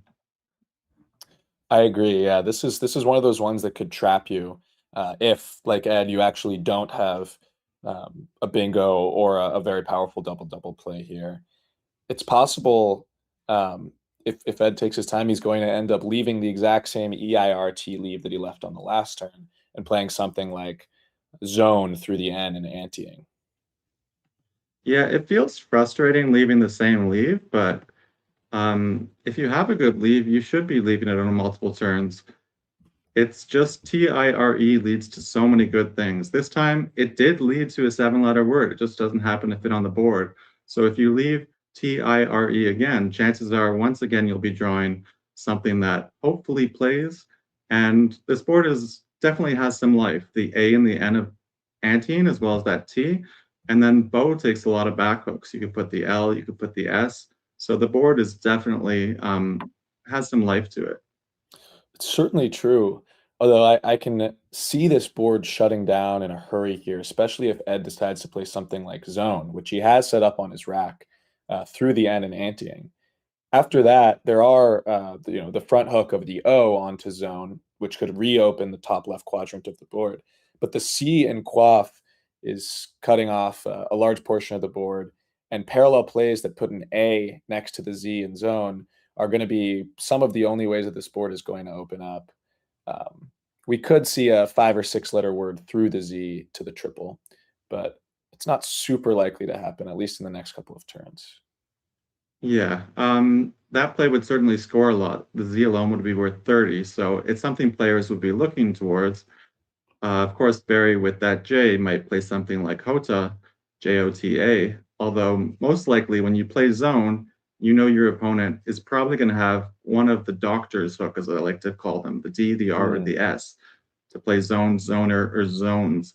So that's the reason Ed's taking so long to make this play. He knows if he plays it often, he's only scoring 26 here, but his opponent's going to score more just by simply dropping one of those 3 tiles and making a play going horizontally. So do you think if you're Ed, would you ever consider sacrificing a little bit of equity on your leave and playing the R yourself for a couple more points and taking out that hook? I'd consider it. It's been a few turns. Barry's played a couple short moves. You're getting concerned that maybe he has an S regardless. I think I might just keep this nice balanced leave, and if he plays something, then I hope to get the bingo back. But I can't say with confidence that it's definitely right not to play the R. Yeah, in the sim, it looks very, very close. Everything's within about 1 win probability. So over to Barry's rack, he's got a couple of good options. I mean, the one that jumps out to me first is just playing a 5-letter J word that hooks zones, like Jotas or Jatos. So I think that's probably what I would expect to see. And I'd expect Barry to come to terms with the difficulty of placing a J in the triple lane. That looks like what he's going to do. Yeah, I think the bigger thing that maybe held him up a moment there was playing the S. I think he was looking for a way to make a zoner play, hang on to the S and still score with the J, but he correctly surmised, that there was no way to do that. And so he puts the J there. The J can definitely get hit for some points, but it doesn't get hit for triples too often, so you're going to take that nice big score. Yeah, it's a shame for Barry that, well, not only that jorts isn't a valid word yet, but that Yeah. the singular jort is no good either. Because that might have been best for him there, leaving the powerful AST. Ed has drawn into another 7-letter bingo on his rack, which again I don't believe is going to play on the board.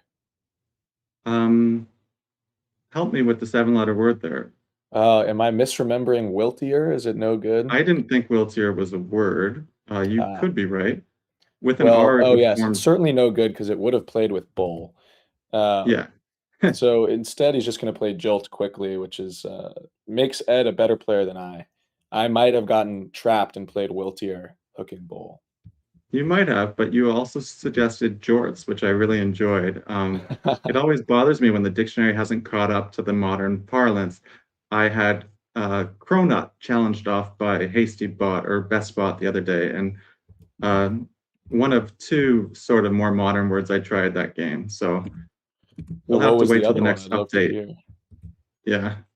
I'm trying to remember what the second word was. It'll come to me at some point. But while I think, we will go over to Barry, who now has the cue, and this is not the board you would want the cue on.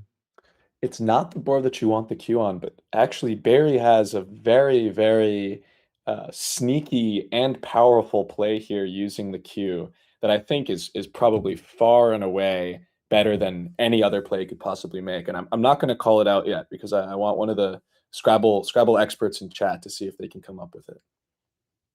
Yeah, even the Scrabble expert right here in the booth hasn't found it. So I'm going to keep looking for the play as our players at home do the same.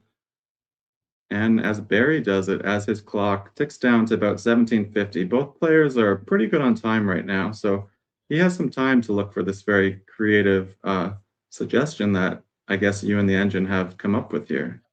And myself, the engine, and Alex Seaholm in chat, who has found Umiak through the disconnected U in a pawn and I in anteing, which places the Q on the central column double letter score. And that's going to be a 30-point score, leaving ADRT. And I think, Jared, that's far and away better than any other play that Barry has here. Miles ahead. Like he has to find this play. I hadn't found it yet. I for sure might have missed it, and he's going to miss it here, which is unfortunate. But sometimes in Scrabble, you miss a play, and the difference between the play and the optimal one isn't that large. In this case, hanging on to the cue another turn is pretty costly. However, he did find a pretty nice play himself here of drama. Yeah, it is. It's always tough when you have that 1-star play, and it turns out to be quite a difficult one like this. But he's going to hope to draw usable tiles with that cue, and those T's that came out of the bag. It's not looking great for Barry's next turn. This is all I'll say. No, but he does have the lead, and he did draw an A, which will help with QAT plays. So we'll see if he's able to get something down. We're going to go over to Ed, who has a very nice balanced rack here, but I'm not sure if he has a bingo available. No, I think if I were Ed, I would have been praying for an I to come down, maybe where the A in drama is for something like wire hair. As is pointed out in chat, Juarez, or I think it's pronounced Wares actually, Warez to the Z in zones was blocked by Barry's play of drama, which wouldn't have been blocked by Umiak. Yeah, I think the equity play here is going to be something like rawhide through the D in drama. But I really wouldn't feel very comfortable making that play, would you? No, I'd rather put the W on the double letter score there to the left of the D of drama. Maybe something like Ward, Warred, keeping high. I'm not saying I love that play, but that's sort of, I wouldn't want to give up 6 tiles here. I'd rather play 5 and keep a bit more of a balanced lead. Although the E versus the HI honestly is pretty close. Yeah. Yeah, this is a difficult position here for Ed. He's probably bemoaning the fact that his Z play was blocked. He's bemoaning the fact that he doesn't have any 40-point W plays through the O and Hotas. But he set up what looks to be a pretty solid option here of Waired, W-A-I-R-E-D, to the D in drama, leaving HR, which isn't the most balanced leave, but it is a leave that's going to be able to score with a lucky draw of one of the powerful vowels or two.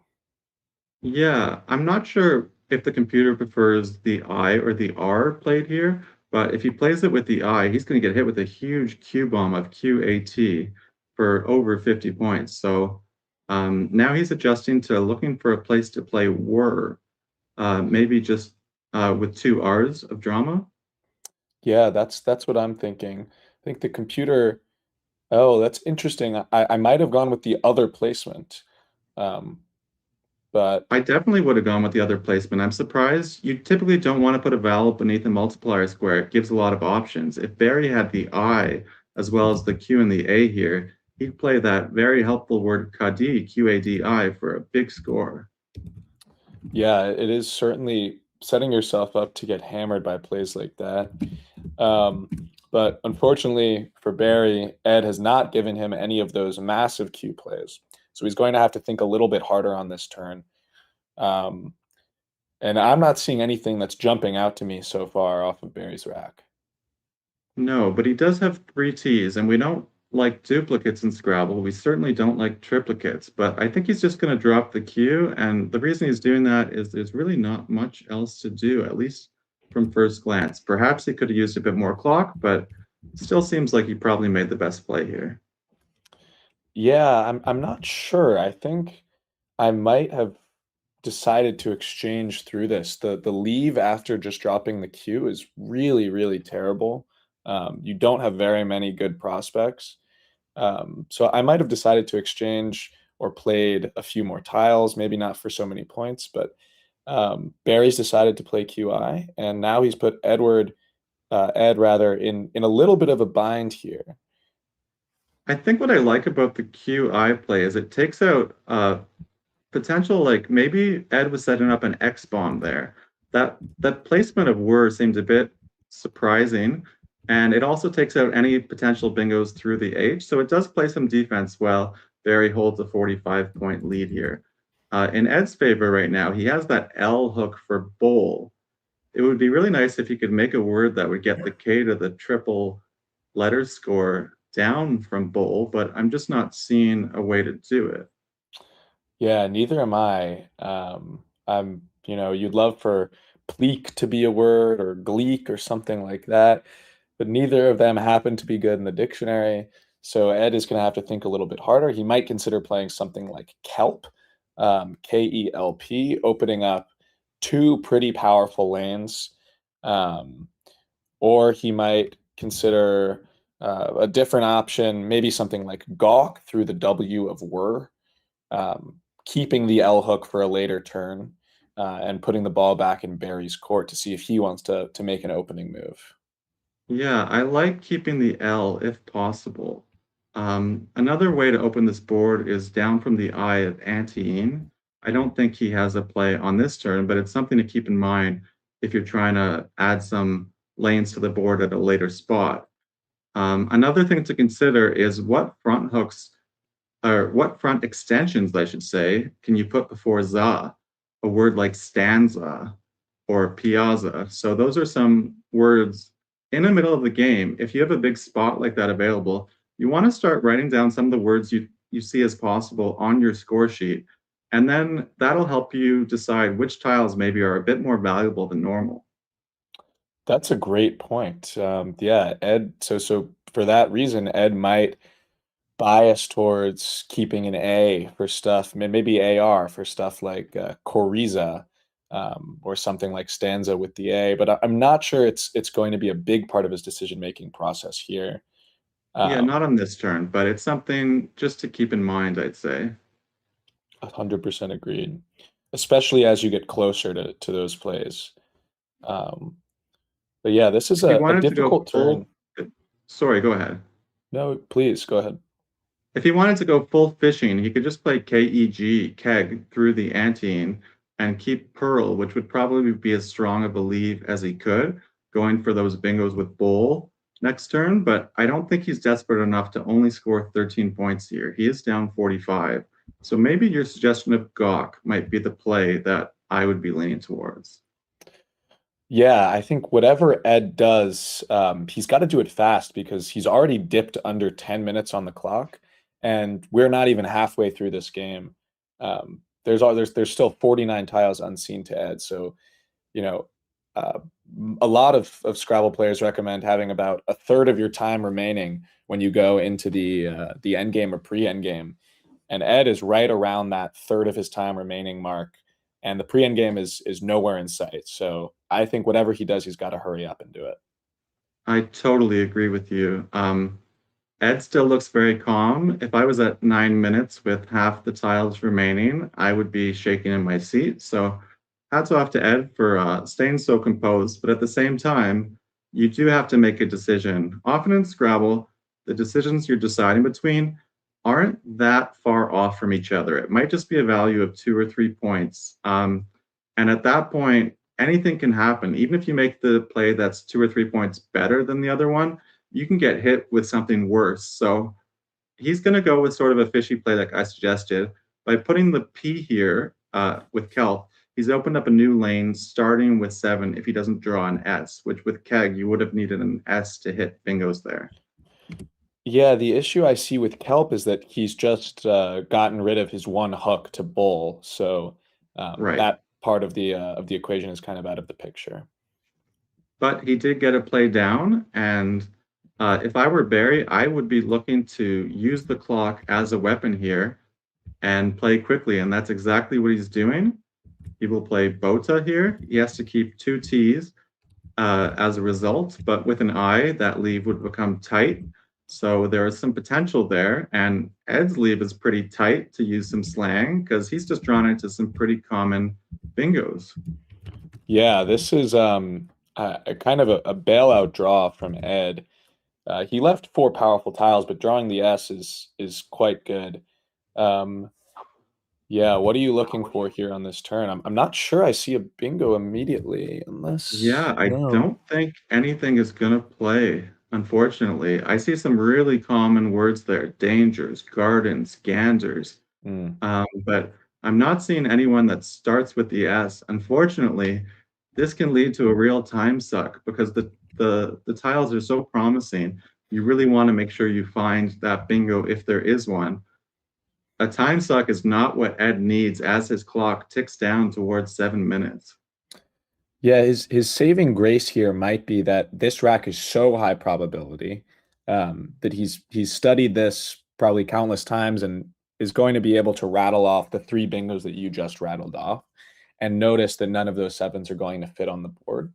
But as you say, this could turn into a trap turn for Ed if he spends too long looking for a bingo that isn't there. I wonder if it's worth it to keep SAN and go for stanza. It only scores 48 points, so I don't know if it's worth it to sacrifice too much to go with a line like that.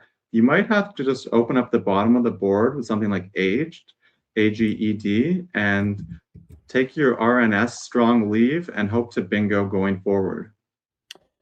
Yeah, that's I would totally consider aged.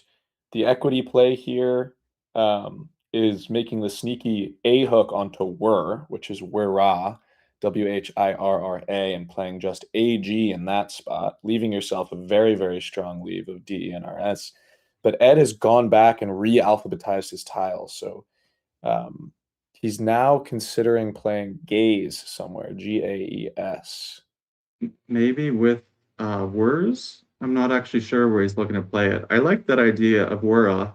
In this case, I'd actually probably put the E as well. As strong as the Ren's leave is, RENTS, look how many E's are left unseen to Ed. Yes, true. That's very true. The bag is starting to become pretty skewed in favor of the vowels. It starts about 60% consonants, but now, as you can see, the vowels and consonants are almost exactly even. So he is very likely to redraw an E. and Interesting. an I. The E and the I are the ones that are really left in that bag. We've seen a lot of the big tiles come out, the Q, the Z, the J, the K, but we haven't seen as many vowels as usual. So E's and I's would actually work quite well with Ed's leave here. Let's see what he draws. Yeah, I think, correct me if I'm wrong, Jared, but if I'm Barry, I'm probably reading this play as signaling something that Ed actually isn't signaling, but leaving behind a second S. Is that something that you'd have on your mind if you were in Barry's position? I would think over 90% he has another S making that play. The Gaze play that he just played didn't score that much, and by not scoring that much, you wouldn't think you would burn your S when an S hook is so important on this board for kelps or bows. As we see Barry play very quickly, continuing to use that time pressure. He did open up a bit of a scoring spot to the top left, but he also left a nice balanced leave of GRAT. Yeah, Barry is looking to hit a knockout bingo here, and drawing the blank is certainly going to help him with that quest. Although there still is a blank out for Edward to draw. But now with his clock ticking under 5 minutes, I mean, the urgency really has to be there for Edward. It does, and it looks like he's identified a play of Ion, but now he's switching towards in row. I think in row would go at the bottom middle, making pi, and he's going to make this play quicker. So you can do that when you're really far behind on the clock. If you make just even, let's say, 2 or 3 fast turns in a row, all of a sudden your time becomes a lot more manageable. It won't be that 10 minutes for the pre-endgame and endgame that you want, but at least you won't be going over time. Why don't you tell the audience what happens if you go beneath 0 minutes? Yeah, the issue with going beneath 0 minutes in a game of Scrabble, at least tournament Scrabble, is that you lose 10 points per minute, right? So if Ed's clock ticks down 4 minutes and 33 more seconds, he's going to lose 10 points. If it ticks down a minute beyond that, he's going to lose 10 more points. And as we all know, points are king in the game of Scrabble, right? You can't lose or you can't win if you have fewer points than the opponent. So Ed really does not want to suffer one of those time penalties. Meanwhile, it's 100% in Barry's interest to potentially sacrifice a point or two if it means that he can play for speed and force Ed into a position where he has to lose a few points because of going over time. And he has been doing that on all of his past turns, but this turn with a blank, he's going to slow down because he wants to make sure he finds a bingo. It's so important for him here. And it looks like he has found one. Yeah, it looks like he's found his only bingo of Ravigoat, making that blank an E. So this is going to dismay Ed a little bit, but he's only going down by 89 here. This game is not over, especially if Barry manages to dodge the second blank on this draw out of the bag. Yeah, I wonder what Ed's strategy is going to be here. He definitely wants to score, but there's that big scoring spot opened up above the E of Ravigoat where he could go to the right. Would you play something like Diced there? My first thought, in fact, was playing something like Diced, not only because you're scoring, but also because hanging that E out in a floater position is going to help Ed bingo, which he desperately needs to do if he wants to get back in this game. It's also taking up the scoring spot that if Barry hits sufficiently hard, he could hit it for 45, 50 points, might make it impossible for Ed to win, even if he does hit a bingo. So my first thought is Diced. He might also and that's what Ed's setting up. He might also consider playing something like Died, D-I-E-D, in the top left corner, which scores 36, but leaves that spot open and doesn't set up another bingo line. Yeah, I think opening the new bingo lane is smart here. So now he has 2 spots to bingo with, either bowl, if you can draw an L, S, or blank, or through the E or the D of Diced. So let's see what happens here, as Barry has drawn quite well himself. When you're ahead in Scrabble, that X is certainly a pleasant thing to show up. It certainly is. Even if Barry doesn't get the blank and doesn't manage to bingo for the rest of this game, if he can continue to put together turns of 35 to 40 points, he's very likely to outrun whatever Ed can throw at him.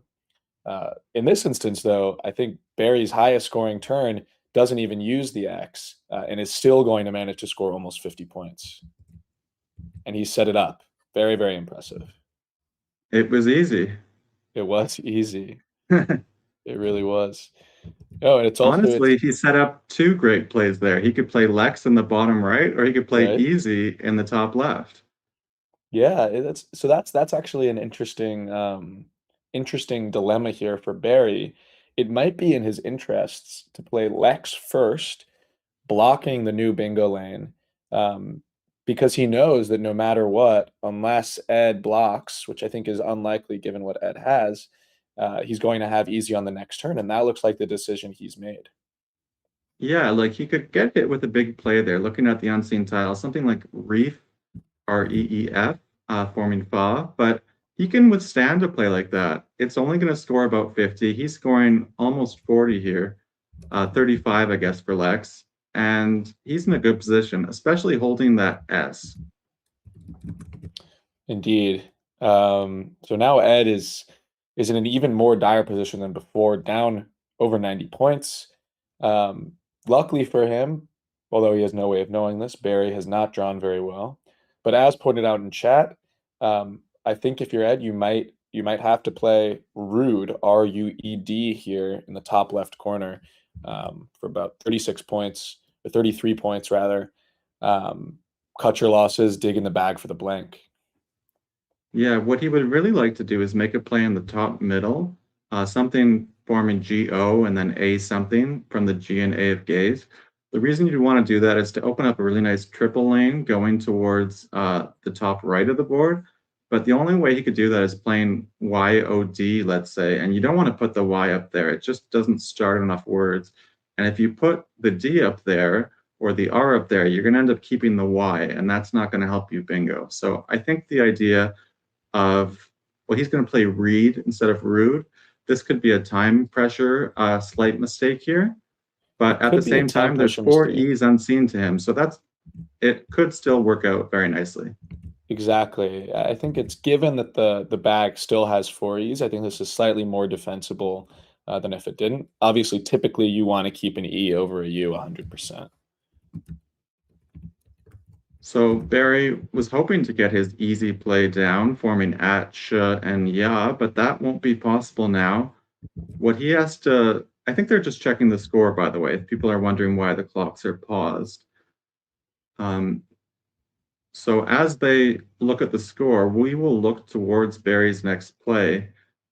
Is that right? There's 13 tiles in the bag he's looking at, or have we not put in the last 4? I'm not sure. No, we've put in the last 4. So there's 13 unseen, 6 vowels, 6 consonants, 1 blank. Barry is in a pretty strong position here. He can really kind of do anything except play 6 tiles. If I were him, I might be looking to play 4 tiles or even 5 tiles to try to limit the amount that Ed can dangerously fish on his next turn. That's exactly what I was thinking. Yeah. The tempo becomes very important in the pre-end game, and that's something that really I find only Division 1 players focus on. So it's something very important for players looking to get into Division 1 to start thinking about. If you play only 1 or 2 tiles, it'll give Ed an extra turn possibly in order to fish. And when we see all of his vowels there, he would sure love to fish. So you want to get as close as you can without emptying the bag. So there's 6 in the bag. So playing 4 or 5 tiles here, something like UVEA, if there was a spot, would certainly be ideal. Yeah, no, 100%. I'm not sure exactly what Barry has set up here. Perhaps he's thinking about playing Suave next to Bow, which looks dangerous because you're opening up the triple lane. But I think that's actually undoable because there are 7 spaces to the right of that. Yeah, I was counting while you were talking. If there was 1 fewer space available, then you could do it knowing you wouldn't get hit with the 7-letter bingo. He'd like to play something like Suave or Mauve, but you just can't make those plays here. So he's going to have to reconsider, and he has a lot of time to do that. Yeah, he's just going to play the V. Pressure on. He is putting the time pressure. It does allow Ed to make a fish of 2 vowels through the V to Right. open up some space, but it looks like Ed's just giving up, which makes sense. With 5 vowels, a Y and an F, he did not have any chance as far as I could tell. He could play something like Ivy to set up 2 lanes, but those lanes just aren't going to do anything. So I like the idea to cut his losses here, cut a bit of his spread, and look towards the next game. Well, he's going to draw the blank out of the bag, which is going to be a nice surprise. Maybe he's going to think it's a little too late, but at least Ed has managed to stay above time, which is not something that I was expecting given how low he was at the starting of this game. Yeah, he's close to one of those weird spellings of ennui. And he does have the FE spot available. So Barry's going to definitely want to take out a spot, that spot if possible. Even if he thinks there isn't a word there, he wants to be 100% sure, because there is the 7 squares available. Yeah, the good thing here for Barry, and to your point about endgame timing and pre-endgame timing, is that now there's only 7 tiles on scene to Barry, so he knows exactly what Ed's holding. If Ed had played 1 fewer tile, Barry would be in a bit of a bind, given that he'd have to iterate through 8 different possibilities. Yeah, as you say, I think Ed was just trying to get his tiles out, stay above time, and play one of the top plays. He might have also considered playing Fuci, Fuci through the C.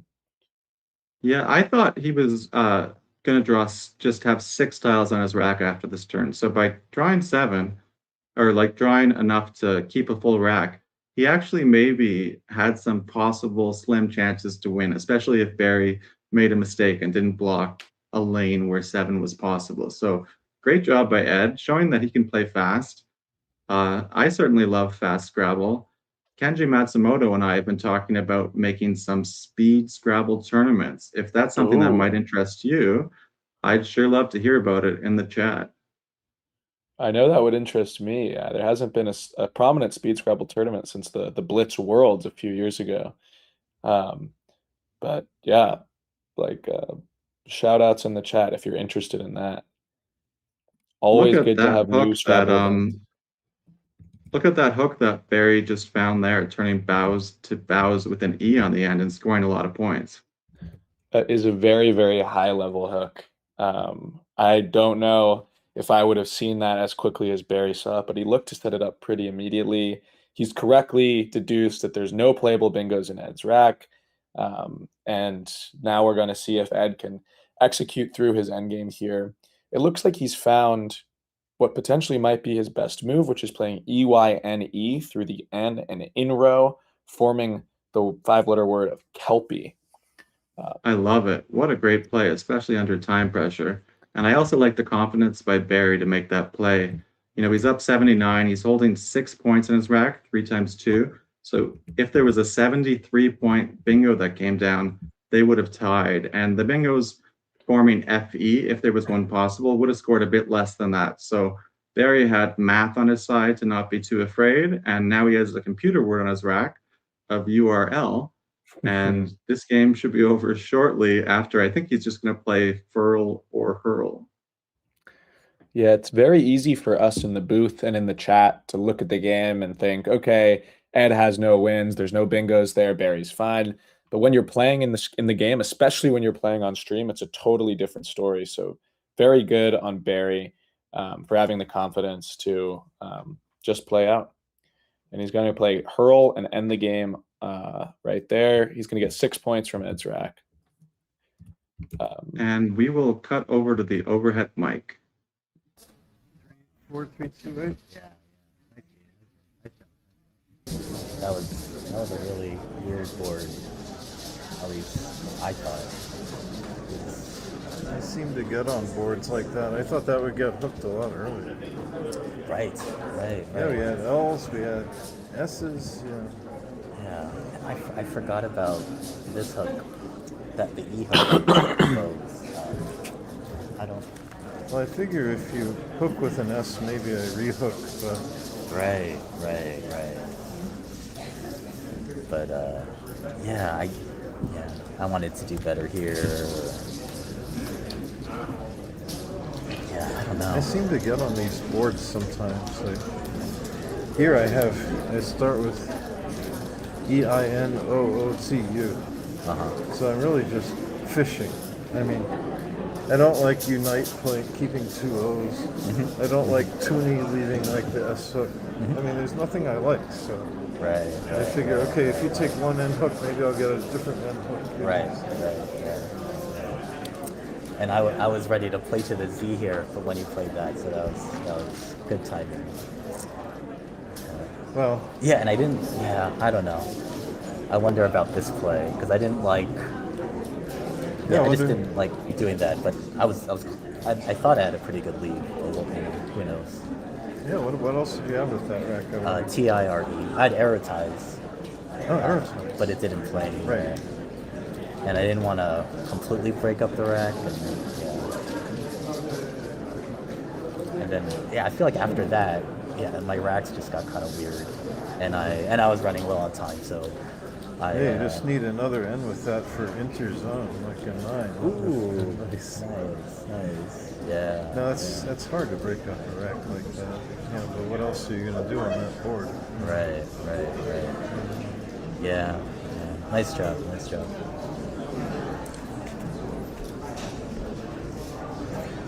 What do you have for the final score?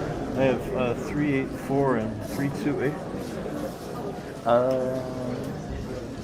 I have something else. Oh shoot, we just did it. Okay.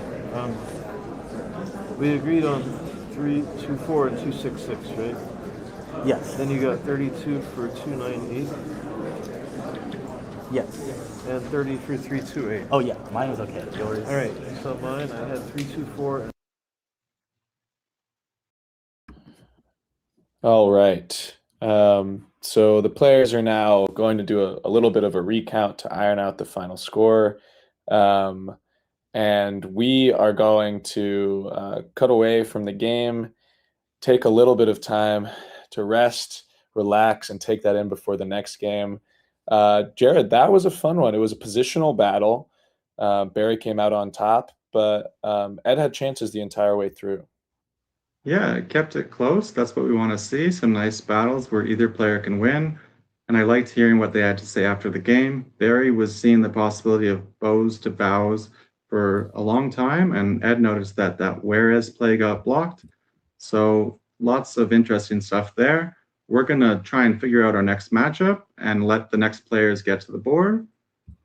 And we'll be back soon. You are watching exciting coverage of the World Cup here on Let's Play Scrabble.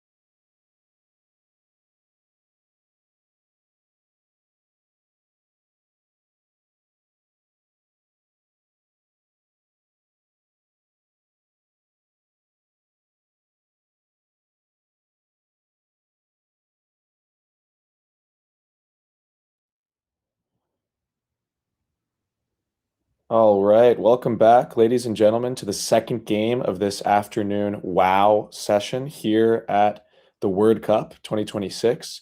Jared, who are we going to see in this game? We are going to see tournament leader Rafi Stern versus Exciting. Noah Berger. So a great matchup here. Noah was just outside the money at this point in the tournament, and Rafi was in first. So both players looking to win to help their chances going forwards. Yeah, I think we're going to get some nice stats on how these players have been doing recently.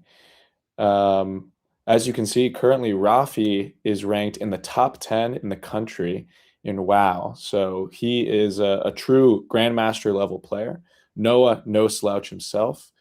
Rafi with an average score of 429 in his career, which is absolutely baffling to me in the WoW lexicon, Jared. Yeah, that's a score that a lot of the top Collins players would like to put up. So Rafi is so good with strategy, so good with the words. I really can't find a flaw in his game, to be honest. And Noah, I did get to call one of his games, I want to say last year or the year before, and he looked very calm, which I think was his first game on stream. So I don't expect to see the jitters from either player. I expect to see a great game here. Yeah, this is a very exciting one for us to watch. I believe Rafi has had some success at this tournament before, but he's of course still chasing his first tournament victory in one of these summer majors. So this is going to be an important game for his title chase, and it's also going to be an important game to see if Noah can crack into the upper echelon of these players here. Yeah, and both players have to watch out for Barry Keith and Jackson Smiley right on their tails, or in Noah's case, just ahead of them. So every game matters, but as we get further into the tournament, every game matters just that little bit more. Very true. As you can see, we've got Rafi on the left going first, Noah on the right going second with his signature backwards hat. I've never seen him without it.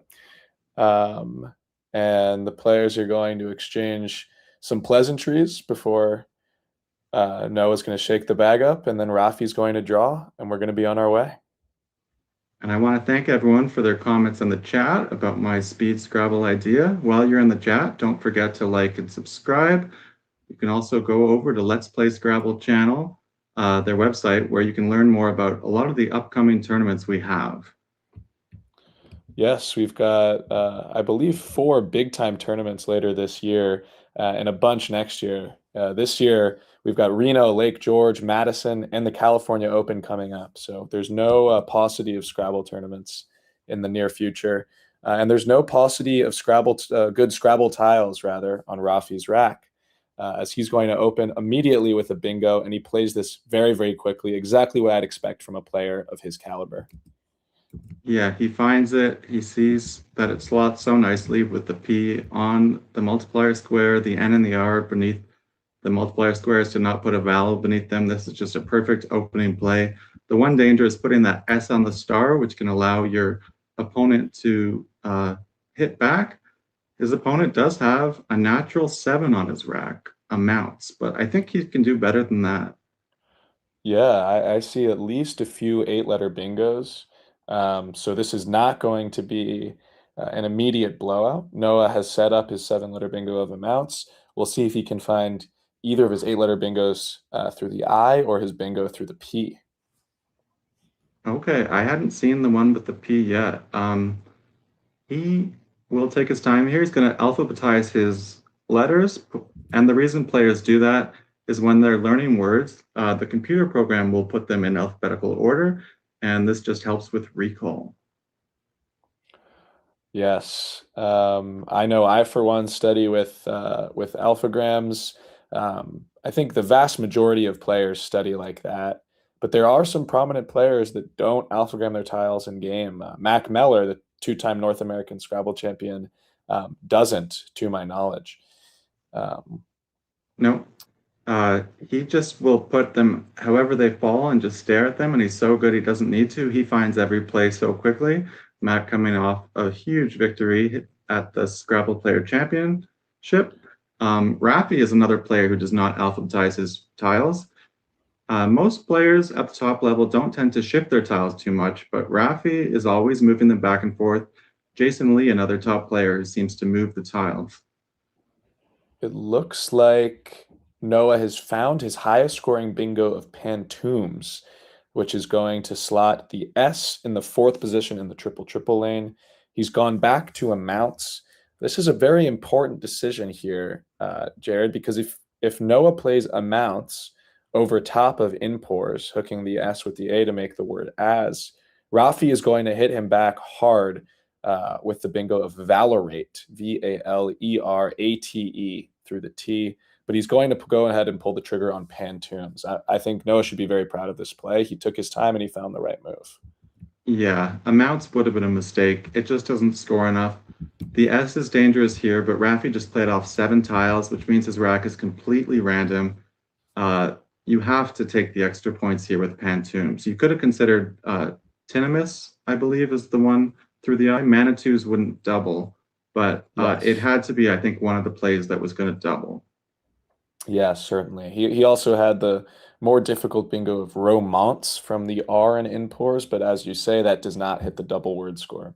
So, yeah, great job by Noah. He's proving his mettle on the top board here. And Rafi is not going to be able to bingo on this turn, but he has a few solid options. Yeah, and when you're looking for plays here, you really want to start by looking where the most dangerous spots on the board are. So that S in the triple lane that Noah was a bit scared to play would be where my eyes would probably go first.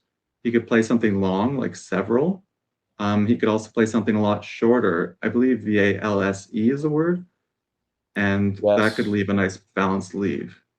He's also, he had just on his board had set up the very, very pretty word of areole, a double through the O and impors, making 3 overlaps with Pantoums, which is a very, very pretty word. Scores very highly, but it does leave the V on his rack and the S at the bottom of the board open. So if there were style points in Scrabble, I would have expected Rafi to play that. But given that the game is all about the regular points, I think he's going to move back to one of those words on the bottom row. I think so, and he's just going to play aves or aves. Ave is sort of like how they would say hello back in ancient Rome, I believe. And he's going to leave Lear. You always want to leave 2 vowels to 2 consonants or 2 vowels to 3 consonants. Those are some of the strongest leaves in Scrabble. What you don't want is 3 R's, as Noah has drawn. Yeah. It looks like, first of all, Rafi has redrawn the possibility of playing areole. So that's another, no, he hasn't. He could still play areola. But Noah is going to quickly play what looks to be his best play here by a lot of just simply bury through the U in Pantoums. He's going to move on, leave OIR, a leave that can very easily improve with the right tiles. Yeah, it shows you just because the tiles didn't look good in a vacuum having 3 R's on this board, that was actually a pretty good rack. It allowed him to double his Y, get rid of 2 of the R's, and double the entire play. Exactly. That's why you have to be pretty careful when just talking about static equity or the value of the tiles on a random board, because no board is the average board. Every board has its own unique qualities and quantities. Yes, as is pointed out in the chat, areole is not playable without 2 E's. He could still play areola, but I wouldn't recommend that. What would you think Rafi should do on this turn, Jared? Well, he seems to really be having that AK and O off to the left, as if he's trying to play them off and keep that leave that he already identified he likes of EARL. You could play something like Oka, I guess, above the IN of impors, but it doesn't really score that much, so I'd still be looking for something better. He actually, I think he has exactly Okra, I think is the star play here through the R in Bury, the first R in Bury with 3 overlaps. It's a very tricky spot, but I trust Rafi to find this one.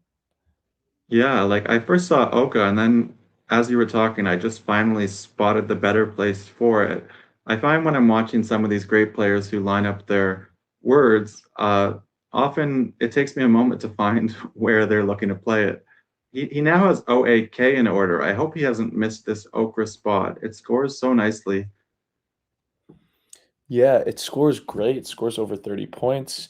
I think the other play that he's considering of just Oak over top of Bury scores 11 fewer points. So this is an uncharacteristic mistake here for Rafid. I'm not sure there's any way around it, but that is a very difficult find. So I can't fault him too much.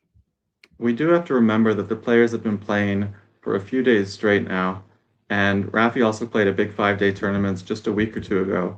So a bit of fatigue does start to set in, although it's no excuse. If you want to win this tournament, you're going to have to find a way to fight through it and continue to find your best plays, as it looks like Noah has here.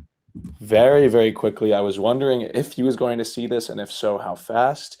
This is an 8 that most high-level expert players are going to know, but the find, is really not an easy one, given the board geometry that Noah had to find to make this play.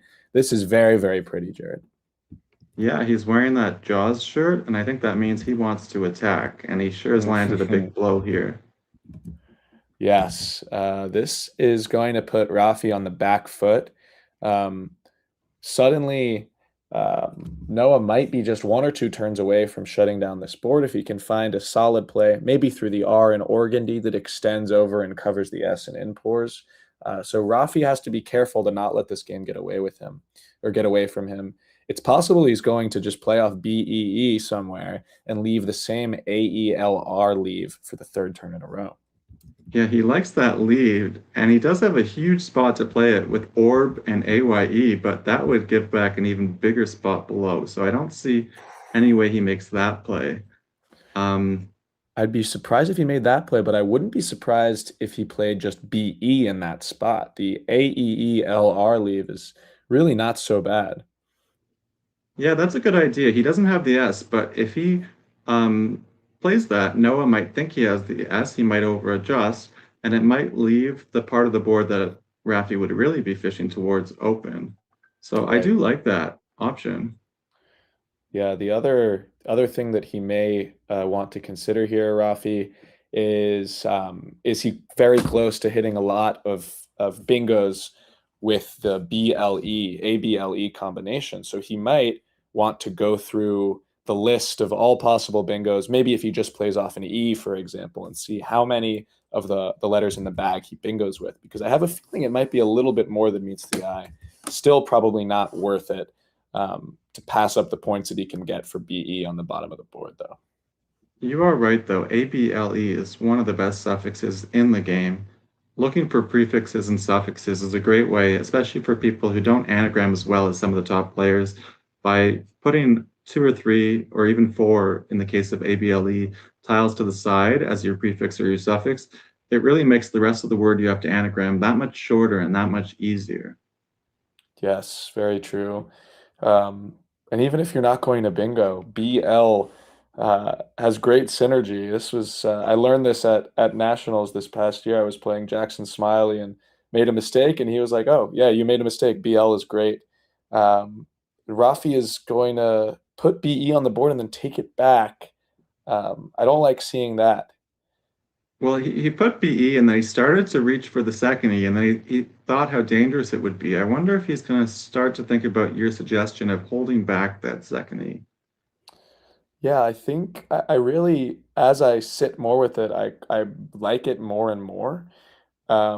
There are a lot of good consonant floaters on the board right now. There are 2 solid places to play through an R. There's a great place to play through an S, or even end in ERS bingos, which hit the triple. So I quite like the position that Rafi is put in after playing just BE. He has to dodge, of course, drawing 2 more vowels out of the bag, but yeah, I'm hopeful that he's going to make this play. Oh, and he puts the second E. Wow, that is surprising to me, Jared. I wonder if he even thought about holding that E back. Definitely, this is the leave that is stronger without the duplicate E's, but you can get hit for 50 points with just a very basic rack by your opponent.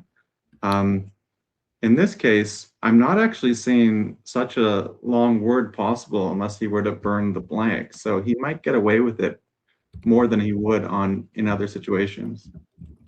Yeah, I think he might escape with his life here, but in general, according to the sim, playing BEE leads to, on average, almost 10 more points for the opponent than just playing BE.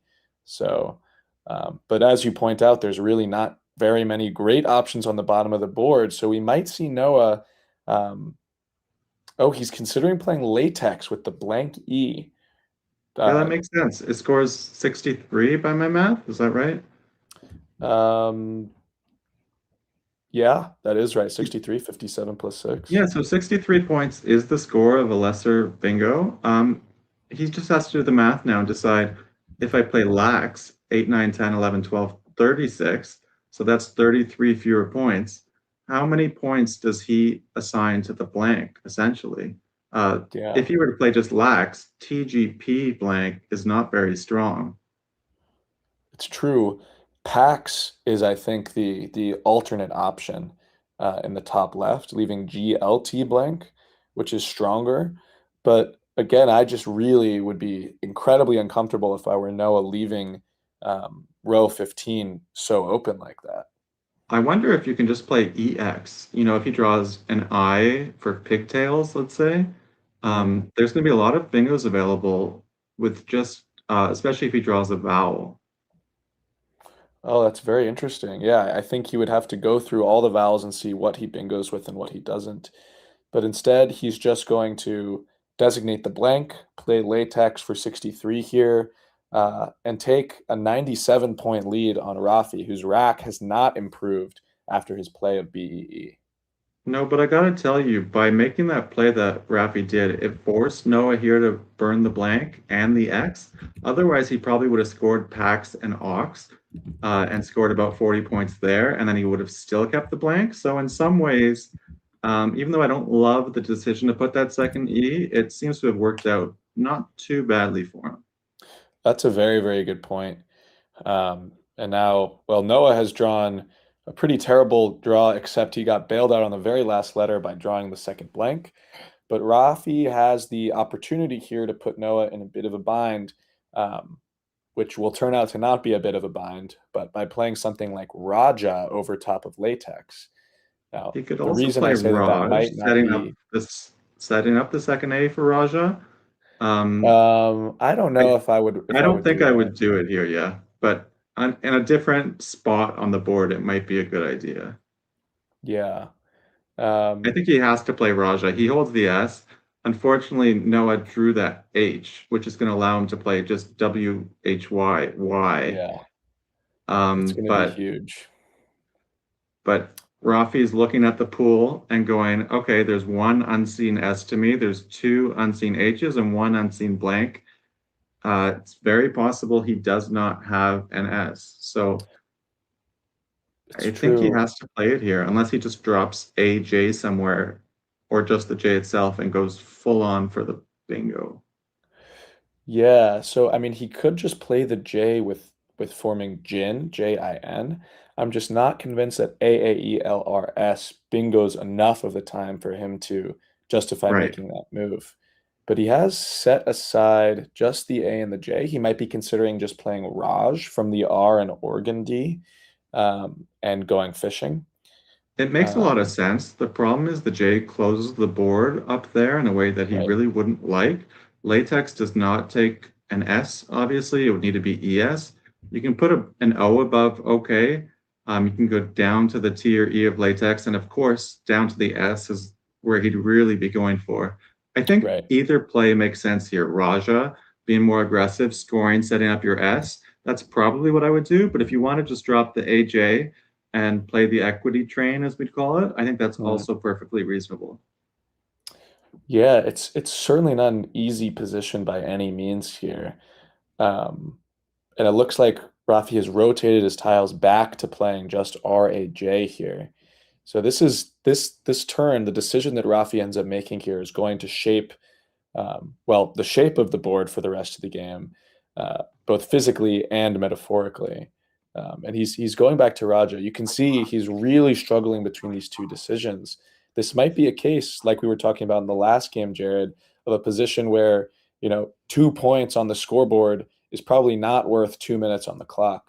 And he's just going to play Right. Raja, and he's not going to be happy with what Noah's about to play. Yeah, he also could have played Jar for Ajar setups, but this idea just makes so much sense. And they paused the clock for just a moment. It might be a score discrepancy. It wouldn't be a challenge or anything like that. But anyways, the clock is back to Noah. Let's see if he knows that back H hook. Oh, that's a great question. We'll see if he can come up with this. I would guess he will. It'll be it's not going to be the difference between Rafi bingoing and not bingoing on this turn. But Well, Noah is going to find it. I like that he had WGPT set up on his rack. I think he just doesn't like AI. Like, why is ChatGPT taking over our lives? Yeah, no, that's a little shout out to the folks at home. As he drops just 3 consonants or 2 consonants and a quasi vowel for 51 points. That's about as good an outcome you could expect if you're Noah, given the rack that he had drawn. Yeah, and Rafi now is the one saying why. Why did he have the H? And with 3 4-point tiles to go with it, or 2 to go with it, 3 in total. Yeah. Why did he have the H? And why did he draw VU to his pretty nice clean leave? And so now he has another scoring tile of the Z. He could play Zin, but he'd have to see what he could possibly draw after that. Is there another spot for that big tile on this board? That's the best one I see. I would just probably play Zing instead of just Zin. Zing, yeah. Yeah, and hope that you get bailed out with a nice draw. Noah's rack looks bad, but is surprisingly close to a very cool bingo. Pedifog? Pedifog, yeah, that's the one I saw. Yeah, Zing would be good here. There's no Y available for Zingy, which makes it a bit safer than normal. Although He's maybe also considering Vlog. Vlog, yeah. I think I like Zing here, unless he sees a potential for the Z to improve. I think because with I'm not sure where it LUVES, you can hit a bingo in one turn if you draw the right stuff, like NI unveils, let's say. So I would be looking to play off the Z here personally.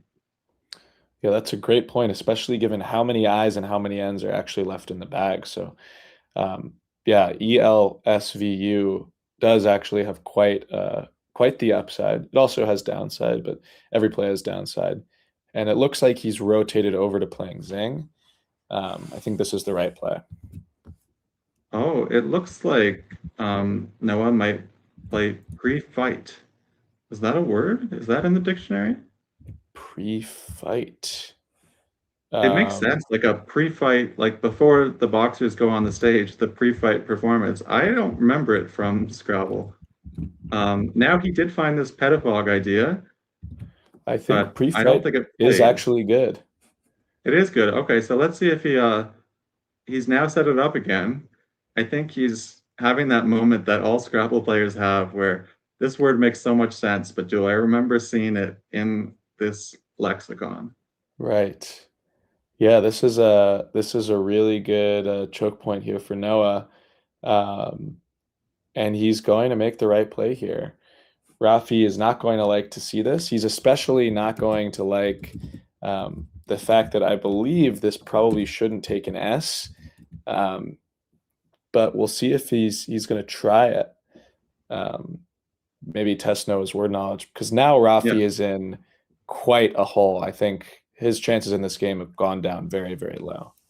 Oh yeah, it's starting to go towards 0. The blanks are out, and I think he just accepted the play. So he put him on hold, which means he wanted to consider if he was going to challenge, but ultimately he just remembered this word. If he had any doubt at all, I think he'd have to challenge, but he also has to consider his spread going forward. Yeah. The question is, where is Rafi going to decide to play Evolzes, his only bingo on this turn?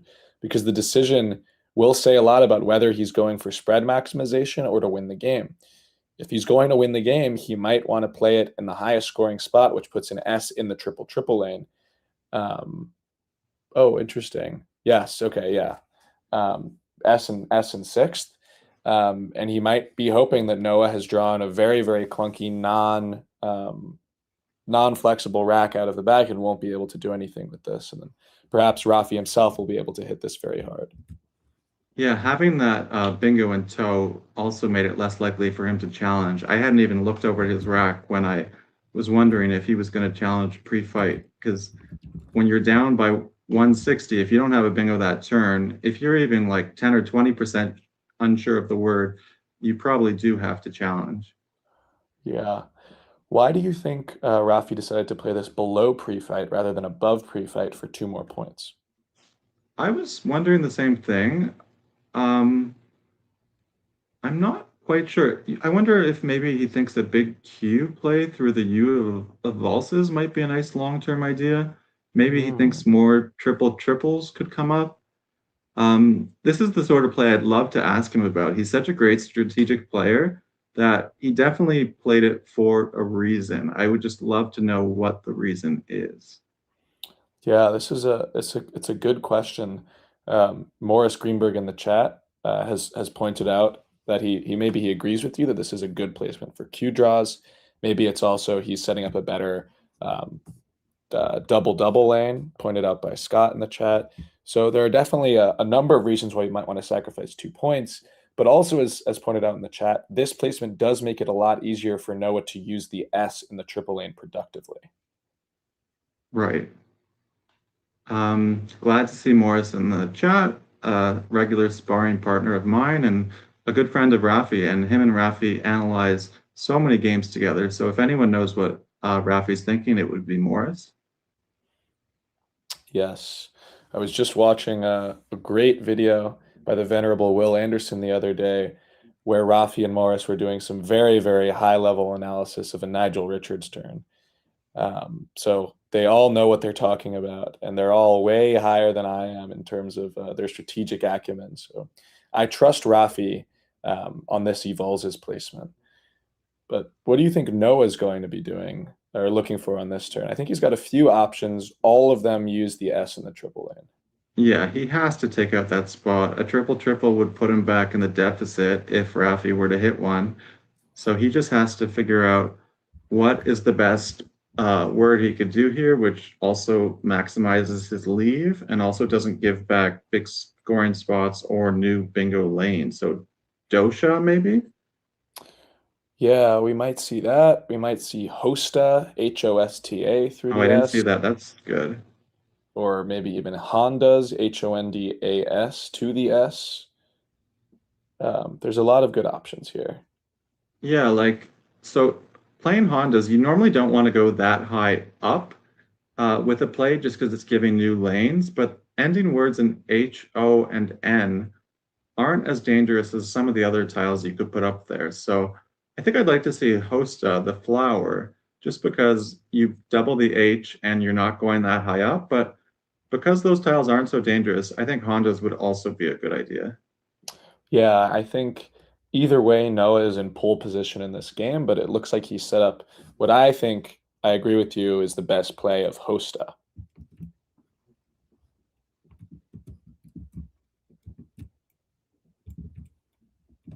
So Rafi now has his decision to make. How is he going to get back in this game? He's down 122, which is a huge deficit with only 27 tiles left.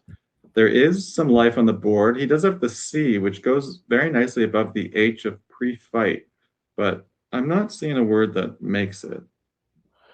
Nor am I. I think his best plays here looking forward in the game are likely going to keep the C, so he can play down to the H and open up the top few rows of the board for potential bingos.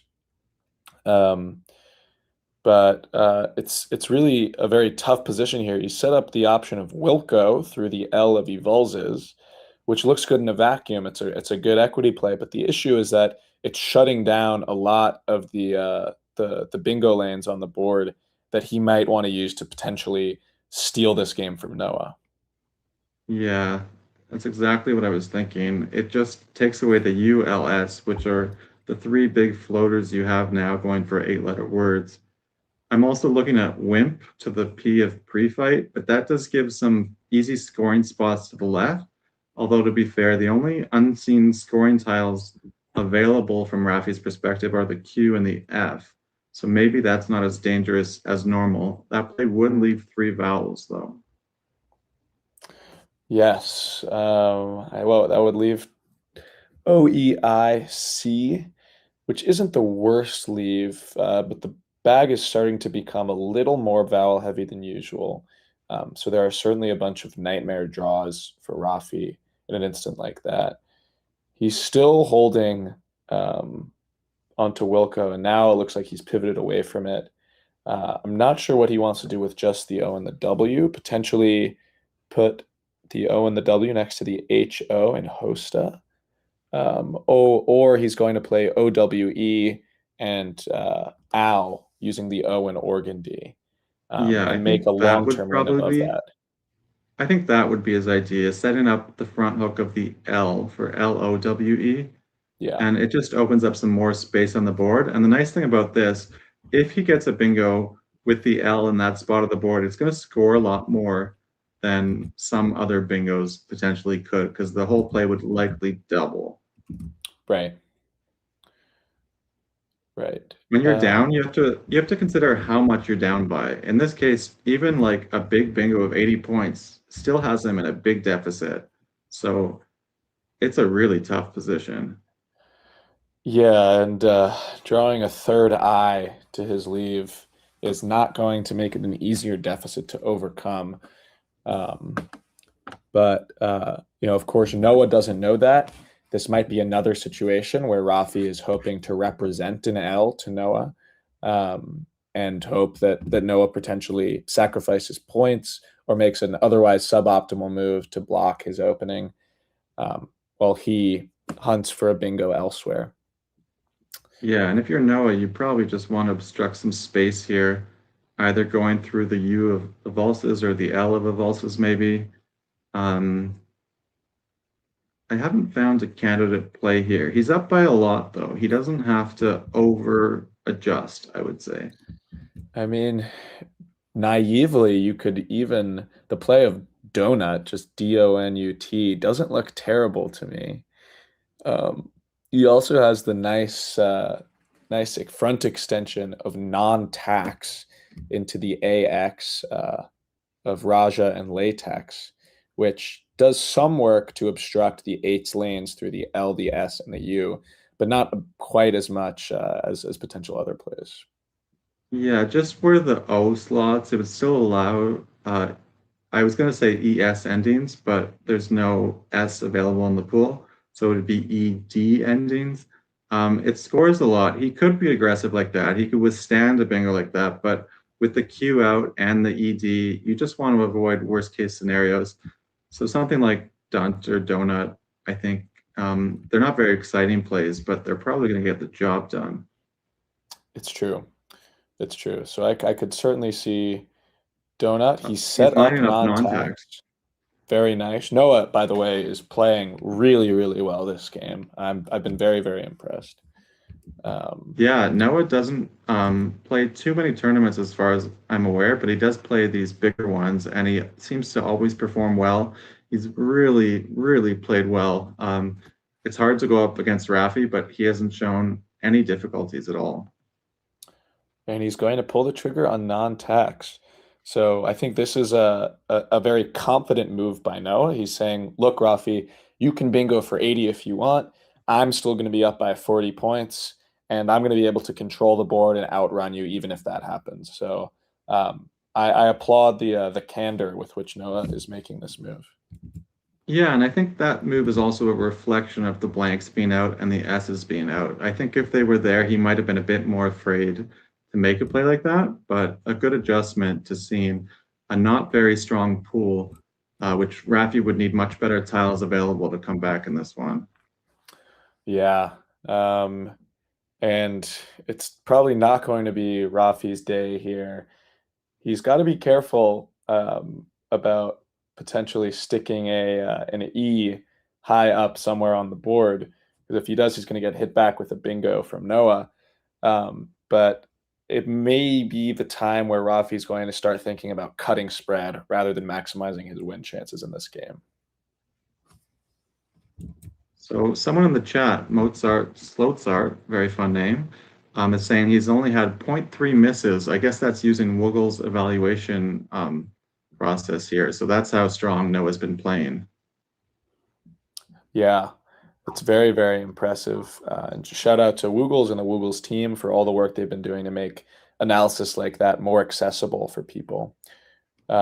Morris in the chat has pointed out the move that it looks like Rafi is about to make of, I think it's pronounced Kylie, setting up the Q, which Rafi doesn't have, but maybe is attempting to draw, and burning through 2 of the eyes. Yeah, it keeps the Q dream alive, and it is the equity move by getting rid of 3 vowels there. So it does everything you want to do, but it's still a long shot for him to hit something he needs here. Let's see if he gets that Q. O-N-I. Nope. Not going to happen. Not going to happen. It's not that type of day for Rafi. Now this is going to be another kind of gut check type of move for Noah. He's got a few options. His highest scoring options are words like Dutch or Dunch, up from the blank H, hitting the triple, scoring 30 points. The problem with those, of course, is that they stick the D in the triple lane. Yeah, that's tough. I think you have to be afraid of the Q plays here. What if he had quailed on his rack? I was trying to do the math while you were talking, but think about how many points that would score, because you're multiplying the whole play by 4. Yes, So wow. That is I think over 100 points. Yeah, well over 100 points, because you're also getting the QI in the other direction. Yeah. And so that's not even a bingo. That's without a 50-point bonus. So even though the game feels very much in lock, when you're playing these top players like Rafi or Mac or whoever you're playing against, you want to be looking where can they possibly, and really against any player, but especially against these top players. So I think he might have to make a bit more of a sacrifice just to take out this spot, even if the odds of him having that specific word aren't that high. That's a very, very astute point. And you're right. That is that nightmare situation like that is probably one of the only edge cases where Noah actually loses this game. So he might want to pivot into playing something simple like CUD, paralleling non-tax in that case. Right. I've still been trying to do the math, but apparently I need to actually touch the tiles with my finger to do it. But it would be over 125 points, and that would put Rafi in the lead with the score. So we'll see how long that spot stays open. We can see Rafi's nowhere near a word like quailed. He doesn't really have any of those tiles except for an I and an E. But when you're on that side of the board, Noah's side, you don't know what your opponent has. And so he could play something like CUD, or even just QUA gets hit for, about 50 points, maybe just less. So maybe you try and take out the top spot, taking out the U of the Vulses. Yeah, I mean, so on the topic of a small play that scores 50 like QUA, potentially another winning chance for Rafi is to play a play like that and then bingo out for 70 or 80. So it might be in Noah's interests to make a play here like induct, INDUCT, just in order to cut down the amount of tiles that are in the bag and move towards the end of the game as quickly as possible. Yeah, and it looks like that's what he's setting up right now. Definitely a good idea, as long as you don't get hit with the big Q play. And we can see, based on Rafi's tiles, he won't. Looks like he's about to make the play. Yeah, I don't hate this at all. This is also doing a little bit of work to obstruct the L hook on low. And now it cuts down the number of possible bingos that are going to hit through that part of the board. We'll see what Noah draws here. If he draws the Q and the A, the game is going to be even further out of reach for Rafi than it already is. Yeah, so he draws very balanced here. There is a 7-letter word there, but I don't think it's gonna play. It needs one more square for the L's to fit. We'll go over to Rafi's rack here. Is it time to throw in the towel, or do you try and fish for that miracle Q draw? You're down a lot. I think and Noah has, by the way, has set up the bingo immediately. But for Rafi, I think it's probably time to throw in the towel. Just try to make equity plays from here on out and lose this game by under 200 points. There. Why don't you explain to the viewers what spread means and how that affects this tournament? It's a great call. So unlike in chess tournaments where if you're down and you're absolutely out of it, you can resign. Scrabble tournaments have a tiebreaker of spread, which is the total amount of points that you've scored minus the total number of points that your opponents have scored. So as Rafi is looking towards the end of this tournament, what he wants to do is minimize the losing margin of every game and maximize the winning margin of every game that he wins, in order to give himself the best chance at having that tiebreaker over other players that end up on the same number of wins as him. For Noah, spread is actually going to be a little bit less important in this tournament, likely because he has tied a game, which means that he's at an offset of half a game with pretty much everybody else in the standings. So he has to worry about spread a little bit less. Yeah, he does. But you still always want to make the best play. You never know if spread will come into play, even if you're tied. And Rafi will use all of his clock, as he always will. He's going to look for a way either to win or to cut spread as best as he can. Yeah. And Morris made a very interesting suggestion in the chat of just dropping Rafi's O over the I in induct to set up the play of moi, M-O-I. That is a pretty hard spot to block conclusively for Noah, and might have been a good way for Rafi to make back a bunch of the spread that he is going to lose in this game. Yeah, very creative. I like the idea. Late in the game is the best time, I think, to look for these little setup plays because you can see what tiles the opponent might have. So earlier in the game, OI could be hooked maybe with KOI, the fish, POI, the Hawaiian food there. But late in the game, he would know MOI would be the only hook available for moi. So good idea there. It wouldn't be enough to win the game, but at this point, just maximizing spread. But the downside, of course, would be to only be scoring 2 points on that turn. Yeah. So now Noah is looking into a bag with only 2 tiles left in it, which is giving him valuable information. He can probably see, just looking at the bag, that there are actually a bunch of possible playable bingos that start with DE or RE. So he could have refined, definer, reified, deifier, edifier, stuff like that. And what that means is that Noah is going to decide against making his top equity play, or one of his top equity plays, which all hook the OWE with one of his L's. So he could play something like called, C-A-L-L-E-D, but if you can imagine that going down on the second row, that's going to give back some pretty large bingos on the top of the board. So Noah's going to have to pivot away from those moves.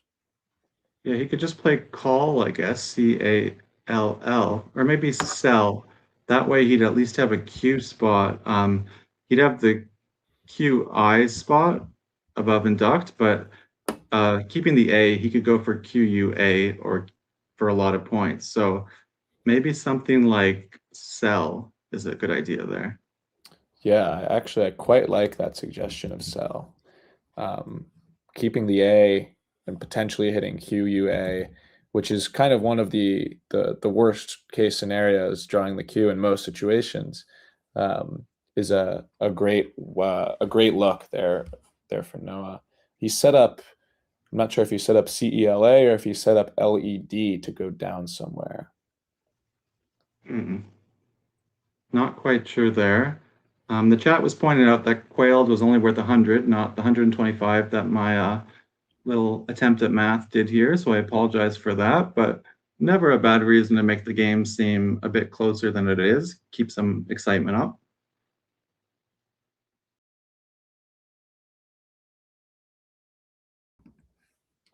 Yeah, we'll see how long Noah spends trying to math out this pre-endgame. He's now just set up CEL, which will also play making LOWE in the top left, I presume.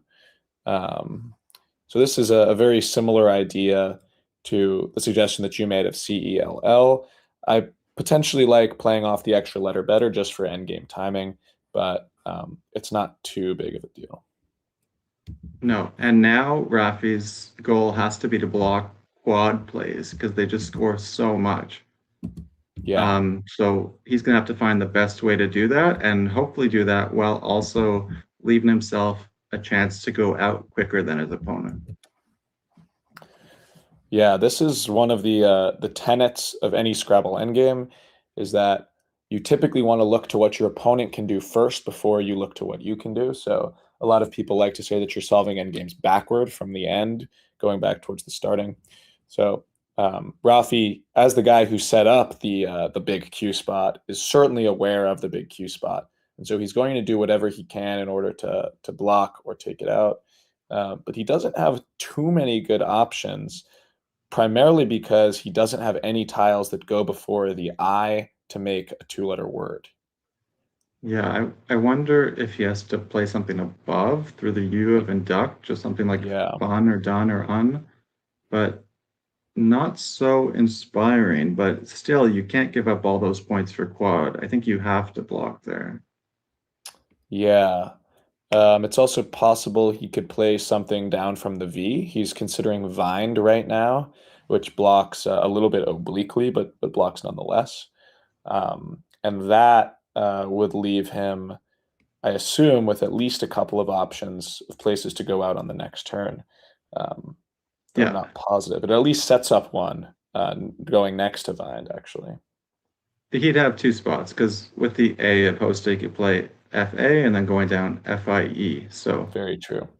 That's what I was saying earlier, is he wants to find a play that blocks and allows him to go out quickly. So this is a great find. He found it so quickly. Like we said, both these players are such strong contenders. And by Rafi losing this game, it's going to really help the people who are chasing him. So that's Jackson, that's Barry, that's Richard Spence. A lot of players right in the mix here. Yeah, I mean, I think before this game, Barry was just one game back of Rafi. So depending on how he did in his game, we might see a tie at the top of the standings, which is very exciting, and it's going to make for some prime Scrabble TV action going into the final day, or the second to last day, the penultimate day tomorrow. Yeah, Rafi, both meanwhile, Barry and Jackson were just one game back coming into this game. Barry with much more spread than Jackson.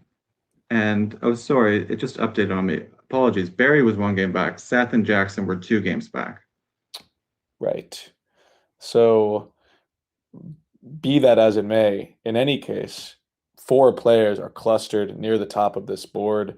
Unlike in other premier events of the summer, there's not, I believe, a final best of 5 or best of 7 match in this tournament. So it really is going to be who can chase down Rafi as this tournament goes out, and can Rafi defend his lead? He's been in this position before at the top of the World Cup standings.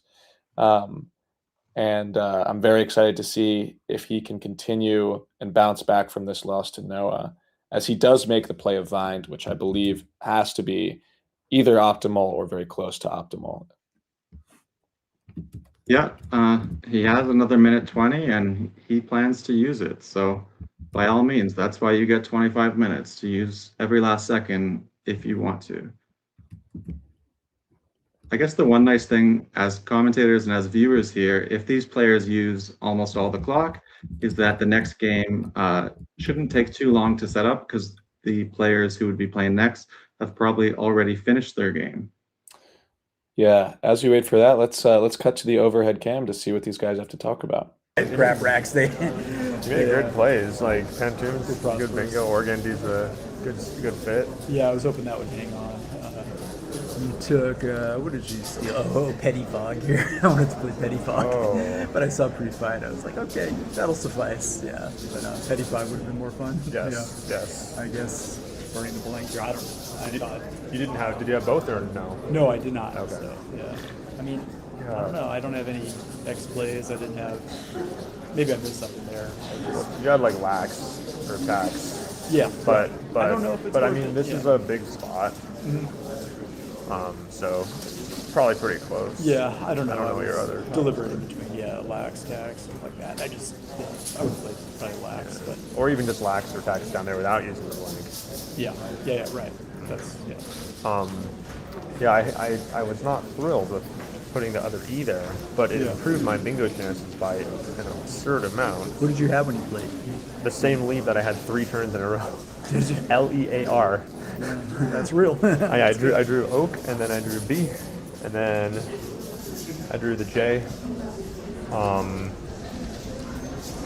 I guess I could have also tacked the R on, but again, with a deficit and a pretty good scoring spot there, I felt like it was okay, because I mean, Seems pretty I really don't want to encourage you to play something that blocks a ton of these things. There's some plays, if you don't have anything that good, right, that can block a lot of this part of the board, and then I really don't have as many options. So I was willing to risk potentially increasing your average score by a few points. in order to Because it increased my average score by congest the board, a few points too. Yeah, that makes sense. And then the Raja term is also really interesting because Which one? the Raja, because I could have just jumped AJ and had a much higher chance of bingoing, but this is like a huge thing if I can hit it. I don't know. Yeah, I didn't have any bells on that play, but I had Y elsewhere. But obviously that was Oh yeah, that was that was fortuitous. I was like, there's 2 ages left. Hopefully you don't have one. I felt like there was a decent chance you didn't hold the H stack there, because there's some decent plays you could have if you had the H. Sure. Like hat box or Sure. I don't know. Yeah, there could have been some big plays there without the blank, but I was concerned about these lanes later, non-tax. I didn't see that for a while. And That's a great play. Yeah, I figured it would kind of, hold you off a little bit. Potentially. I mean, there's still lots of plays, but I had a chance to, if I really wanted to go crazy, to fish for coin through the U, parallel all that for like 100. double. Oh wow. Or That maybe was like maybe 95. more. Yeah. Wait. QU, it wouldn't have been. It wouldn't have been a bingo. Oh, coin. Okay. Yeah. Yeah. That was the, But it would have been like yeah. close to 100 if I played off my MIE. But that wouldn't have even been enough. So. Yeah, I drew that Q late. Yeah. Obviously, you were going to do something about that, but I figured, well, let's go 34 for the Q. I'll take that. But I had to protect against that Q lead. I held the A because I knew there was a cat play or whatever. Yeah, it was going to be okay. Cotty cat. Yeah. I didn't want to get stuck. I know how those games end up. So yeah. Nice job. Thank you. Yeah, it was very fortunate draws. Yeah. So that's what it takes for me to beat you. So yeah. Yeah, but you found your plays. So. All right, we're going to bring it back. Both of those guys having a lot to say about that game, a few very interesting positions that we also were interested in. Rafi's play of BEE being probably the primary one. And we got a little insight into what Rafi was thinking on that turn, where he was just thinking that he doesn't want to clog up the board. He's trying to improve his bingo leave. And the extra points that Noah is going to score after that didn't really matter as much to him. So it's always so great that we can get insight into what the players are thinking on turns like that, Jared. Yeah, the above microphone picks up all this great communication from these players. We learn from them. We can only learn so much by watching, because we can only speculate what they're thinking. But listening to them, we actually hear exactly what they're thinking. And I really enjoyed hearing from both of them, because they're 2 of the top players and they have such great insight. Yeah, it's great. We feel very privileged to be able to bring that kind of coverage to you guys. So thank you again to our Let's Play Scrabble producers. If you're enjoying the stream and enjoying stuff like the overhead cam, please like the video, subscribe to the channel, share with your friends. If you're even interested in it, maybe you could become a Let's Play Scrabble super friend. It supports the organization, helps them put on events like this and produce such beautiful streams as this one. Yeah, and so great work by the Let's Play Scrabble team of Josh Greenway and Kieran O'Connor, and working production for this event, Christian K and Andrew K. So there's a great team working here, as well as all the other commentators we've seen so far this weekend. Yeah, I think we're going to let the team take over for a couple minutes as we wait for the next matchup to come through. It's going to be an exciting one. We will be back. You are enjoying coverage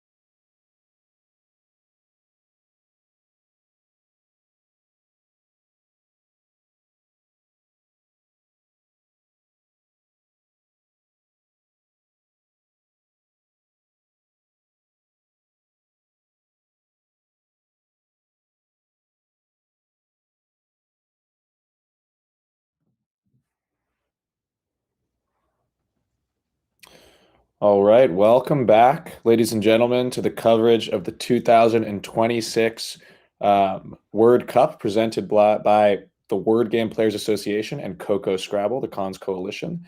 I'm Emma Brasowski here with Jared Capel. And Jared, we are about to see a matchup for the ages. Yeah, two veteran players, Ori Swift, coming off a really strong performance at the Scrabble Players Championship, Oops. and Dr. Weinstein.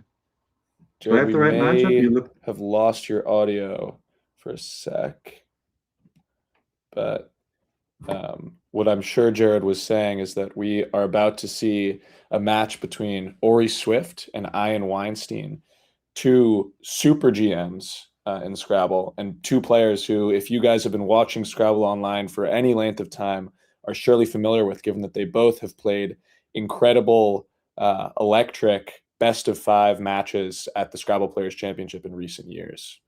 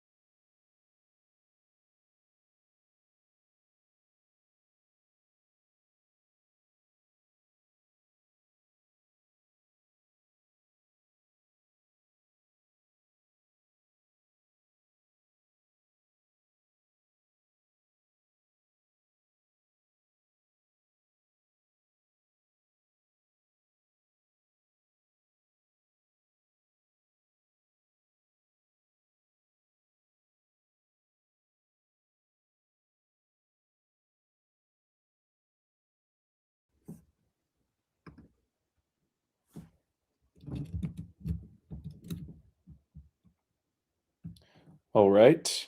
Sorry about that, folks. A couple technical difficulties, but it looks like we're going to get Ori drawing to start the game.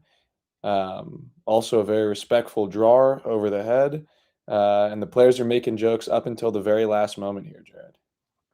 As they should be. This is a game at the end of the day. I know people treat it almost like war, but we're really just here to have fun. And Ori is definitely having fun, and he's going to be relaxing with that draw. Well, we'll see. Oh man, if I were Ori, I'd be really, really hard pressed to make the content play here. Or if Josh Sokol were playing in this game. Of course, what I mean by that is making the placement of this word that puts the X on the double letter score, which is, of course, the highest scoring placement of this word. But as I'm sure you guys have all noticed in the chat, that would lead to really, really, really big hits with the G and the S. But I would have loved to see relaxing, I'm not going to lie, in the high scoring spot. Oh, it would have been fun, but you know what? You score the bingo on the opening turn, you go up by 80, you play it safe. You just have to, as much fun as it would be. In a casual game, on the other hand, I think you play it one short of the triple score, and you guys race to get that first G. Certainly. And in this instance, it works out well for Ori that he didn't play it in the content spot, because Ein would have had the absolutely gargantuan leptons, hooking relaxing, scoring a boatload of points. I'm sure somebody better at math than me could calculate exactly how many that would have been, but it would have been something ridiculous. I can tell you that much. Well, I am not the one to do the math calculations, so we'll leave that for the chat. While people are looking, right now, Ian is looking for his best bingo. So he has leptons as a 7. He'll also be looking to see what sort of 8-letter bingos he has. Okay, I think it was 131, but I'm not sure. Okay, and that's corroborated in the chat. And Ian is now set up top lines, I believe, through the I and relaxin, but he's just going to end up playing the most straightforward bingo, which is just playing the 7 on his rack, hooking relaxin with the S. And Ori is probably breathing a sigh of relief that he didn't make the content play at the starting of the game. Yeah, Ori likes to play defensively, I think, from having watched him. So out of any player in the field, he was probably one of the least likely to make that play. Although, if we're being honest, no one in the top division would have played it there in the content spot. So now Ori is looking at crimp plus IL, and he will be looking to add to his very small 2-point lead. Yeah, what are you seeing here, Jared? I'm seeing a couple of solid options, and both of them lead to a pretty open board. Yeah, it looked like he was thinking of empiric, like a type of evidence, EMPIRIC. That's definitely a good way to play a lot of tiles and score a lot of points. You'd want to be really sure that word doesn't take an S before playing it. Yeah, very true, especially because what Jared is pointing out here is that word puts the C in row 14 right above the triple in. He's now set up crimp, or maybe something related. I'm not sure exactly where he's thinking about playing that. The other option that I was looking at is imperil through the E and leptons, which scores pretty nicely, about 30 points. Yeah, I like that one. Just how defensively safe it is. He's played the word crimpet. I can't say I remember that word. I can't say I remember that word either. I know crampet is good, I think, but I'm not familiar with the word crimpet. But it looks like it has been held the way that Ori is sitting there. Yeah, I don't think this is this a word? I don't remember it. It is not a word. Wow, this is kind of a shocking turn of events here, Jared. This is the least expected thing I've seen today by far. Yeah, I think so highly of Ori when he put it on the board. I was like, well, I must just not remember the word. It must be a word. But even the very top players can get confused.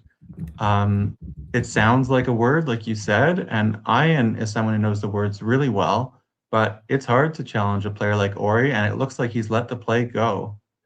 Well, he's let the play go, or at the very least, it's a courtesy provisionals. draw.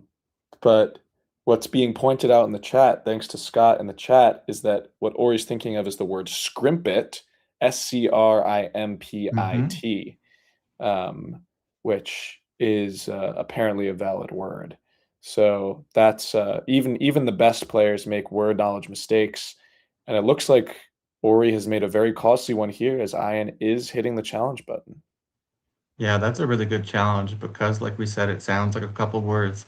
That scrimpet word, I don't know if I would have come up with it, but it does sound familiar, whereas this crimpet one, it just right away, I didn't recognize it. And the longer you've played the game, the longer words that you don't recognize start to really ring your alarm bells. And Ian very astutely challenged it off.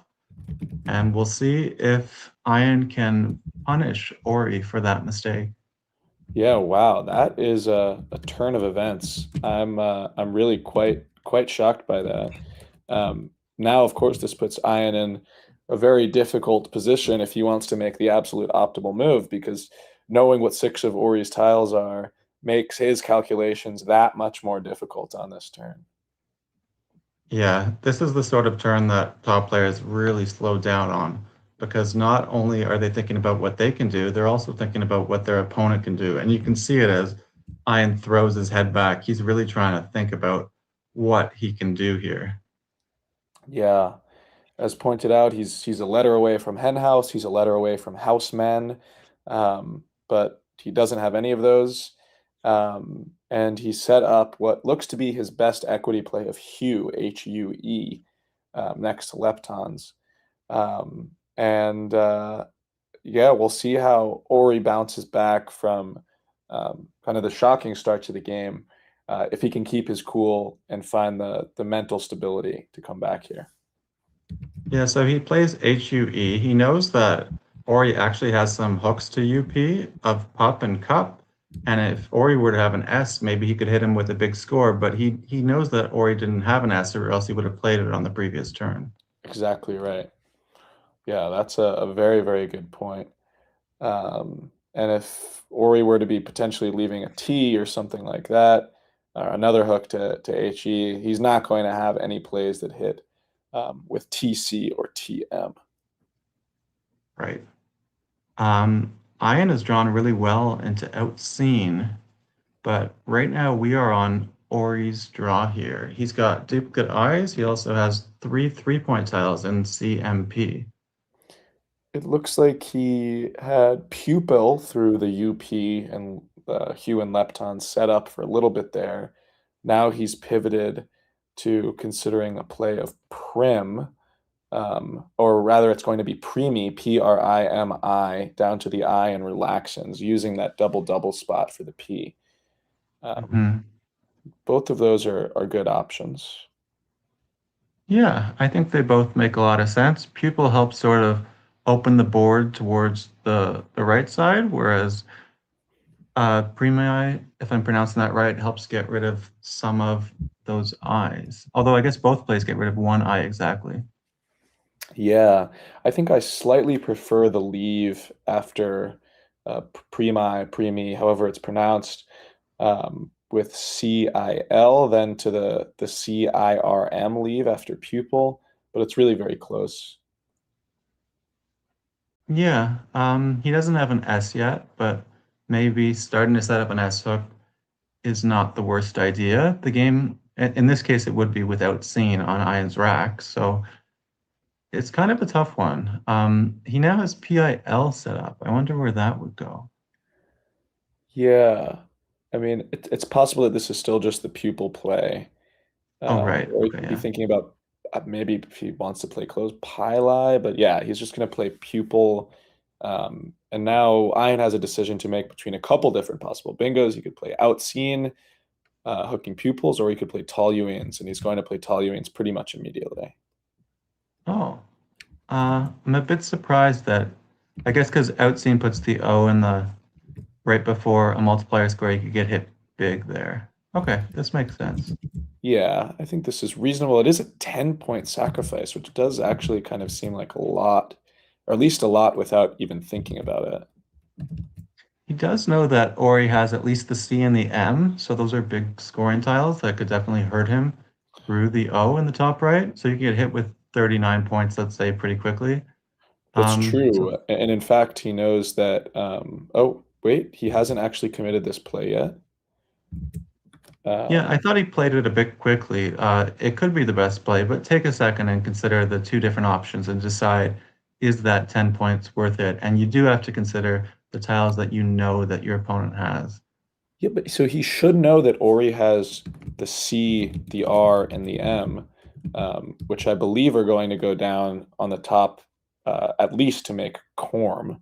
So that's something that Ian absolutely knows without a shadow of a doubt. So he has to do some calculations here to see maybe if he can try to figure out around what the odds are of Ori having a good play elsewhere if he were to play toluenes. But no, he's going to give him the spot, which I assume is actually going to get hit by Worm instead of Corm. Right. So Corm would have scored 33. Worm 8, 9, 10, 13, 39. If I'm right. No, looks like he didn't play that. He played sorry, my screen got a bit blurry for a second. GOWD. Oh, that makes sense. He's just trying to keep a better leave here. So he doesn't multiply the W on the big tile there, but he does keep that R, which goes nicely with his leave. Yeah, and this is the best equity move. So very astute by Ori, and he's gotten somewhat closer to bingoing, withdrawing the S. That K goes really nicely with the C as well. So Ori's not in a terrible position anymore. No, definitely seems like he can claw back after that early phony, especially because Ian only has the one vowel here, and he also has duplicate R's. Yeah. I'm interested to see what Ian's going to do here. You would really want him to play a word with the R. It looks like maybe he set up linter through the E in relaxants, which I believe is valid. And that would be very fortuitous for him.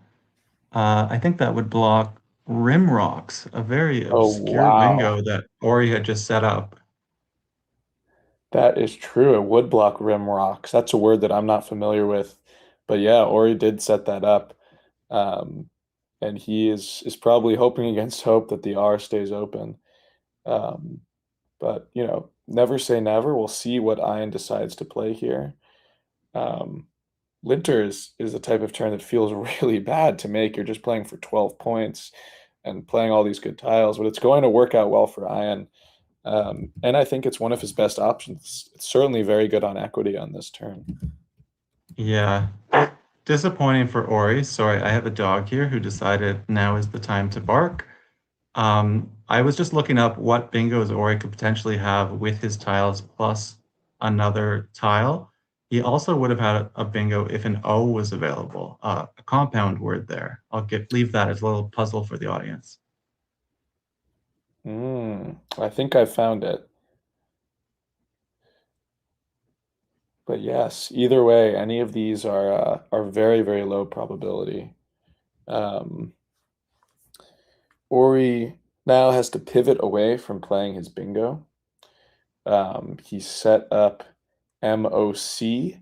I think if I had to guess, he's considering playing that next to the E and the N and outseen. He's now going back to rimrocks to bemoan the fact that he can't play it. Good find by Matthew in the chat of Sick Room.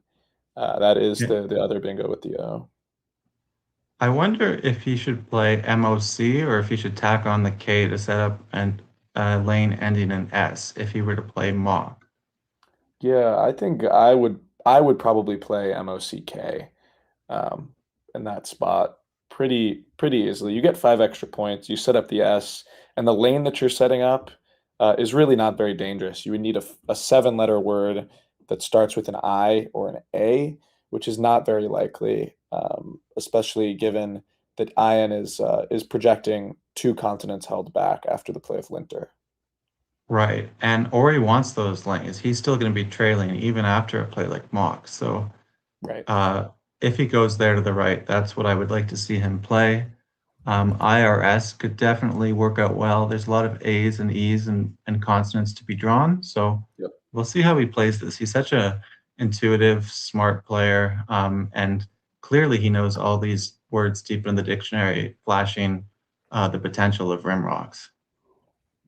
Yeah, I'm curious as to what else he's considering on this turn. Or it's possible he's just deciding between mock with the K and mock without the K. Yeah, for those wondering, the name Ian is typically pronounced Ian, but in the case of the venerable Ian Wanstein, it's certainly pronounced Ian.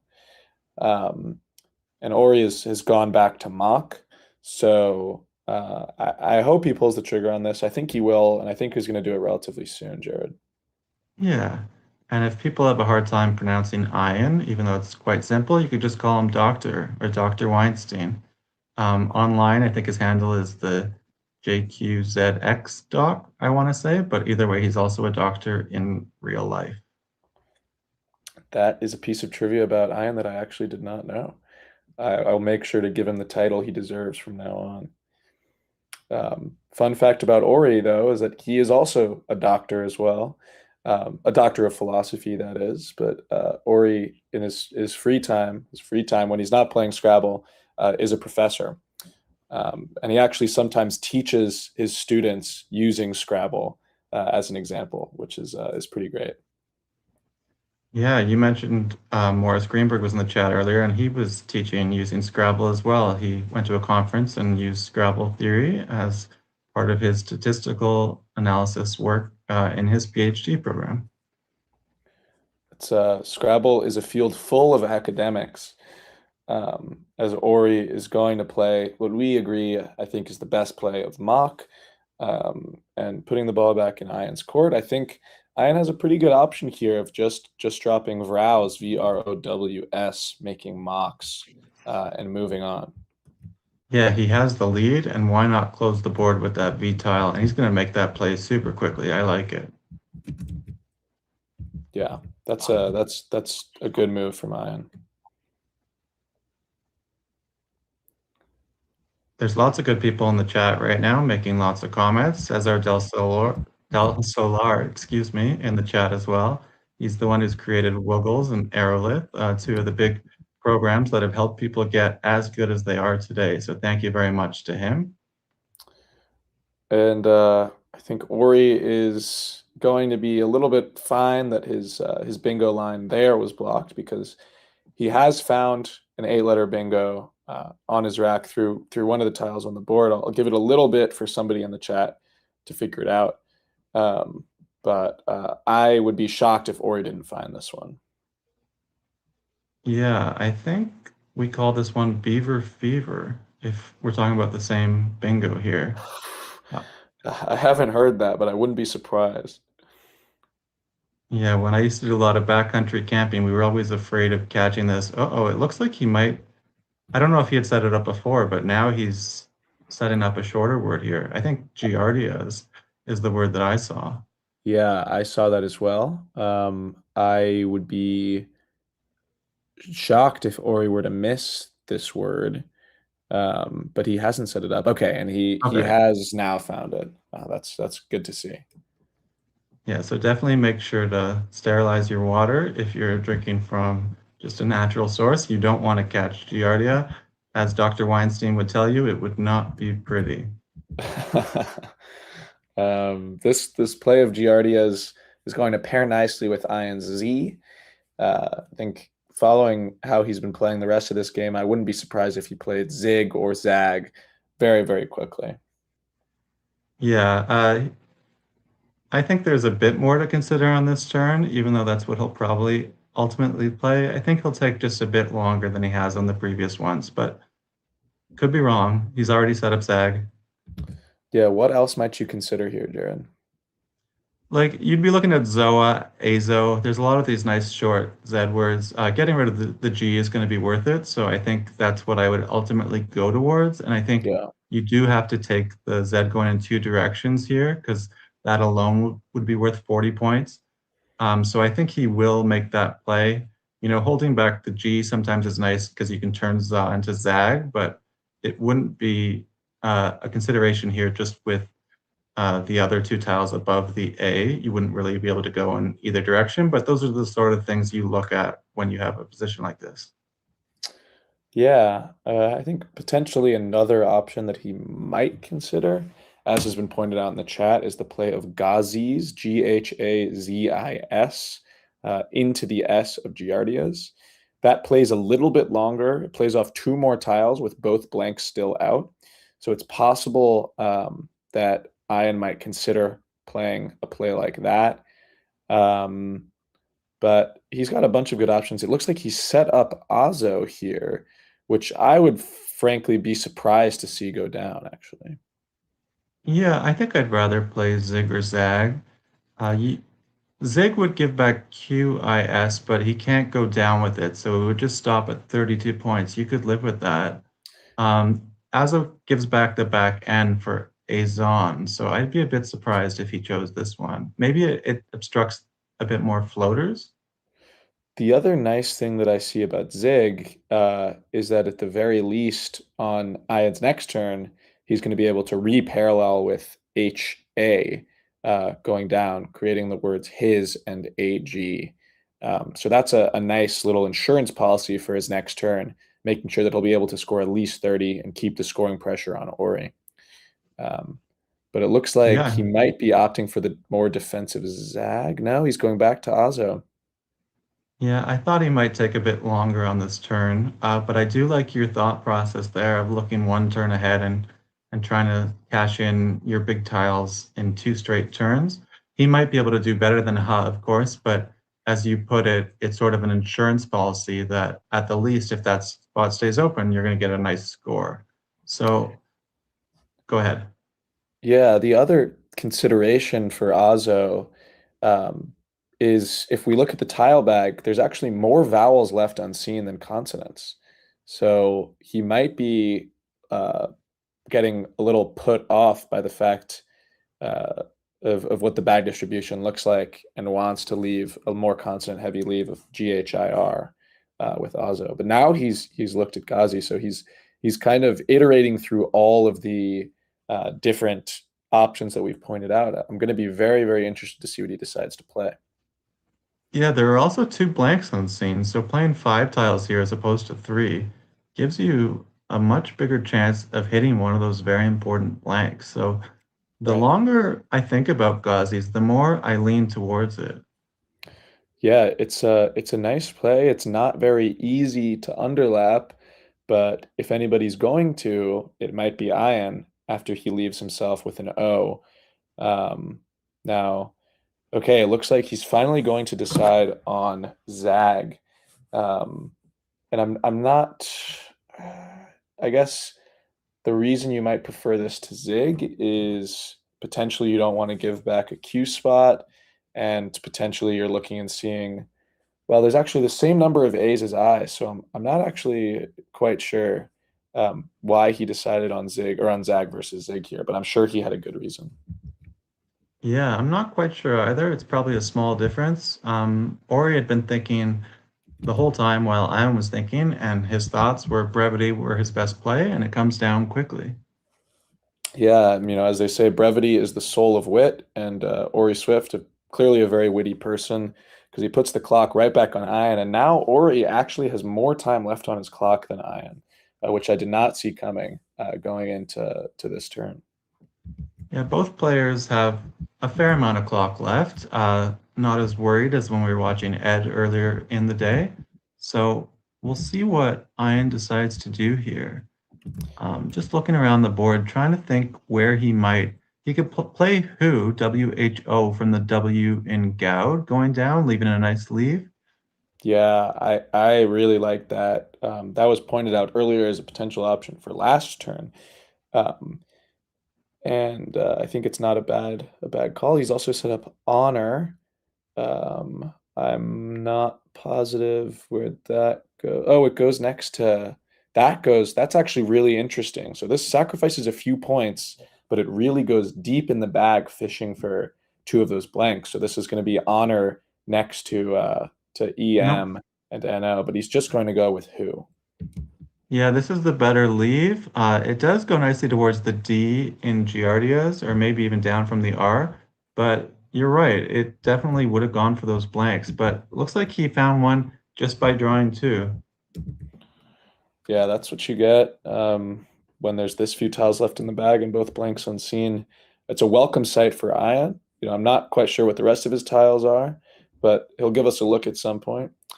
Now, over to Ori's rack, he has set up the pretty standard move of Qaid, Q-A-I-D, into the D of Giardia's, which seems pretty reasonable. I think there's not very many ways to get rid of the Q and also score points on this turn. So I think he's going to decide on Qaid relatively quickly.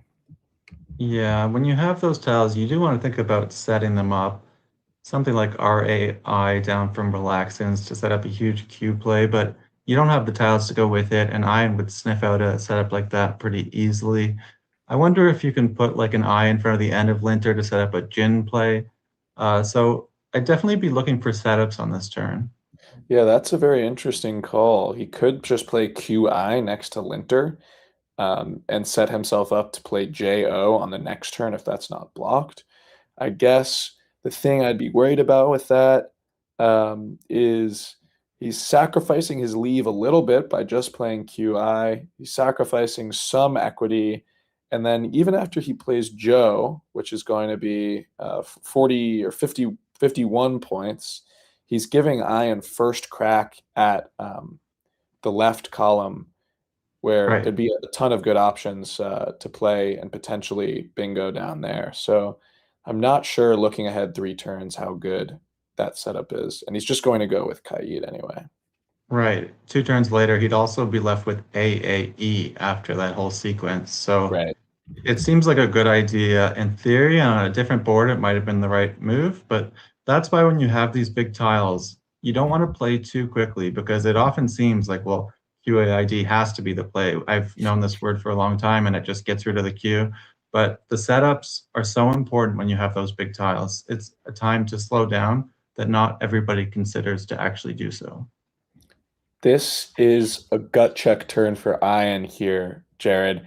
He has a rack that looks very promising, but a rack that does not return any 7 or 8 letter bingos. However, he does have a playable bingo on this turn, which would be absolutely incredible to see go down. I'm not going to spoil it. We'll see if any geniuses in the chat or any geniuses in the booth with me can find it. I certainly know I would not be sniffing this bingo, and we'll see if Ian does. Yeah, I haven't found it yet. I'm trying to decide, is it going to be through the L and the Q that are disconnected, through 2 A's, through the AS, then to the T of brevity, through the ZA, and then the I of brevity. There's so many different spots you could have these major bingos, but with tiles like that, like routine sort of tiles, to excuse the pun, if you made the T, the blank a T, but you would be looking for 8s, you would be looking for 7s. I would be looking down from the R of relaxants. I would not be looking for this disconnected 9 or 10. I would think there would be something easier. Yeah, it's shocking to me that there's no blanks with the R. I mean, it's possible Ian will fall into a early Scrabble career trap rather, and play routiner for 0 points. But I really quite doubt that. It looks like he set up U and I. I'm not sure where he's considering playing that. Oh, it's possible he would just play, no, not Quinn from the Q. Maybe Uni and QI? Oh, yes. Yeah, that's obviously, yeah, that's right. Certainly. Which seems like a relatively good move. I'm going to spoil the 9-letter bingo for the chat. As Scott points out, it is a K as a blank, and the word is urokinase, UROKINASE, through the AS in Zag and Giardias, which would be astonishing to see. Yeah, that would be impressive. I don't feel bad about missing it because it's not a word that I knew. I think a lot of the top players, I guess like ourselves included, know a lot of the words that are 7 and 8 letters in length because they come up more often. I think it's about 1 in 20 games I've heard that a 9-letter word is really going to factor in. I might have that wrong. Apologies if I do, but because of how rare the 9-letter words come up, only a certain percent of the top field really seems to study them. Yeah. I know players like Mac Meller have started studying the 9s, or I've seen all of them actually, and other players have started finding it. Yeah, so Mac might find it, but other than that, I think this play of Yorn is potentially the best play that Ian had. That's not the bingo, so can't really get mad over missing that. No, and we have ourselves quite the game here. Just a 47-point deficit for Ori right now, but he's going to cut into that a bit with his play right here of Aji, or Ahi, I should say, which is I think it's a word for salsa, or some sort of sauce in Spanish-speaking cultures.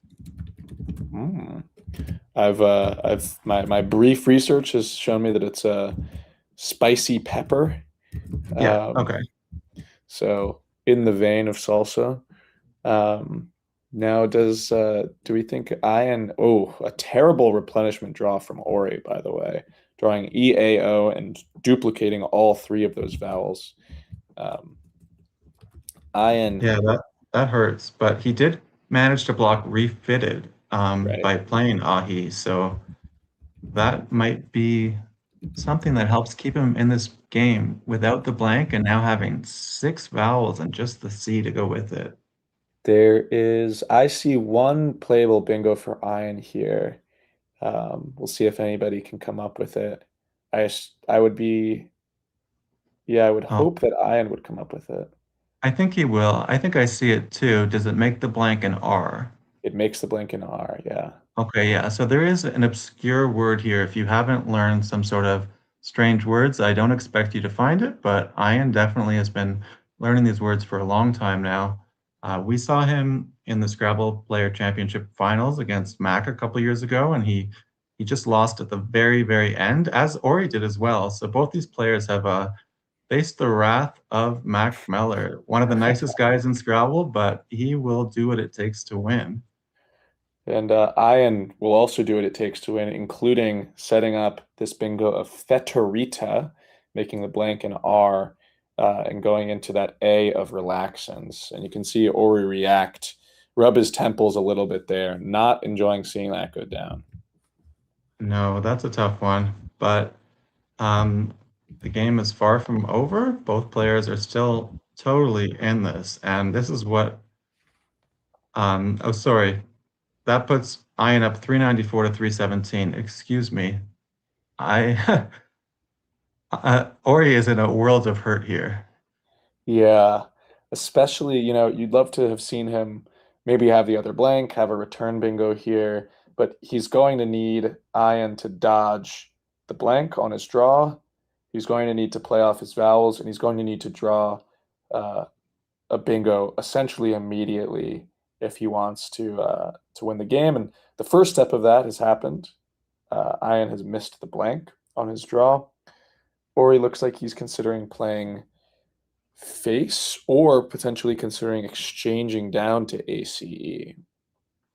Yeah, I was wondering if he was going to think about the exchange here. I think it's something you have to consider, but also scoring 0 really hurts when you're down 77. So what would you be thinking here? Would you be taking a mid score here, or would you be exchanging for a future turn?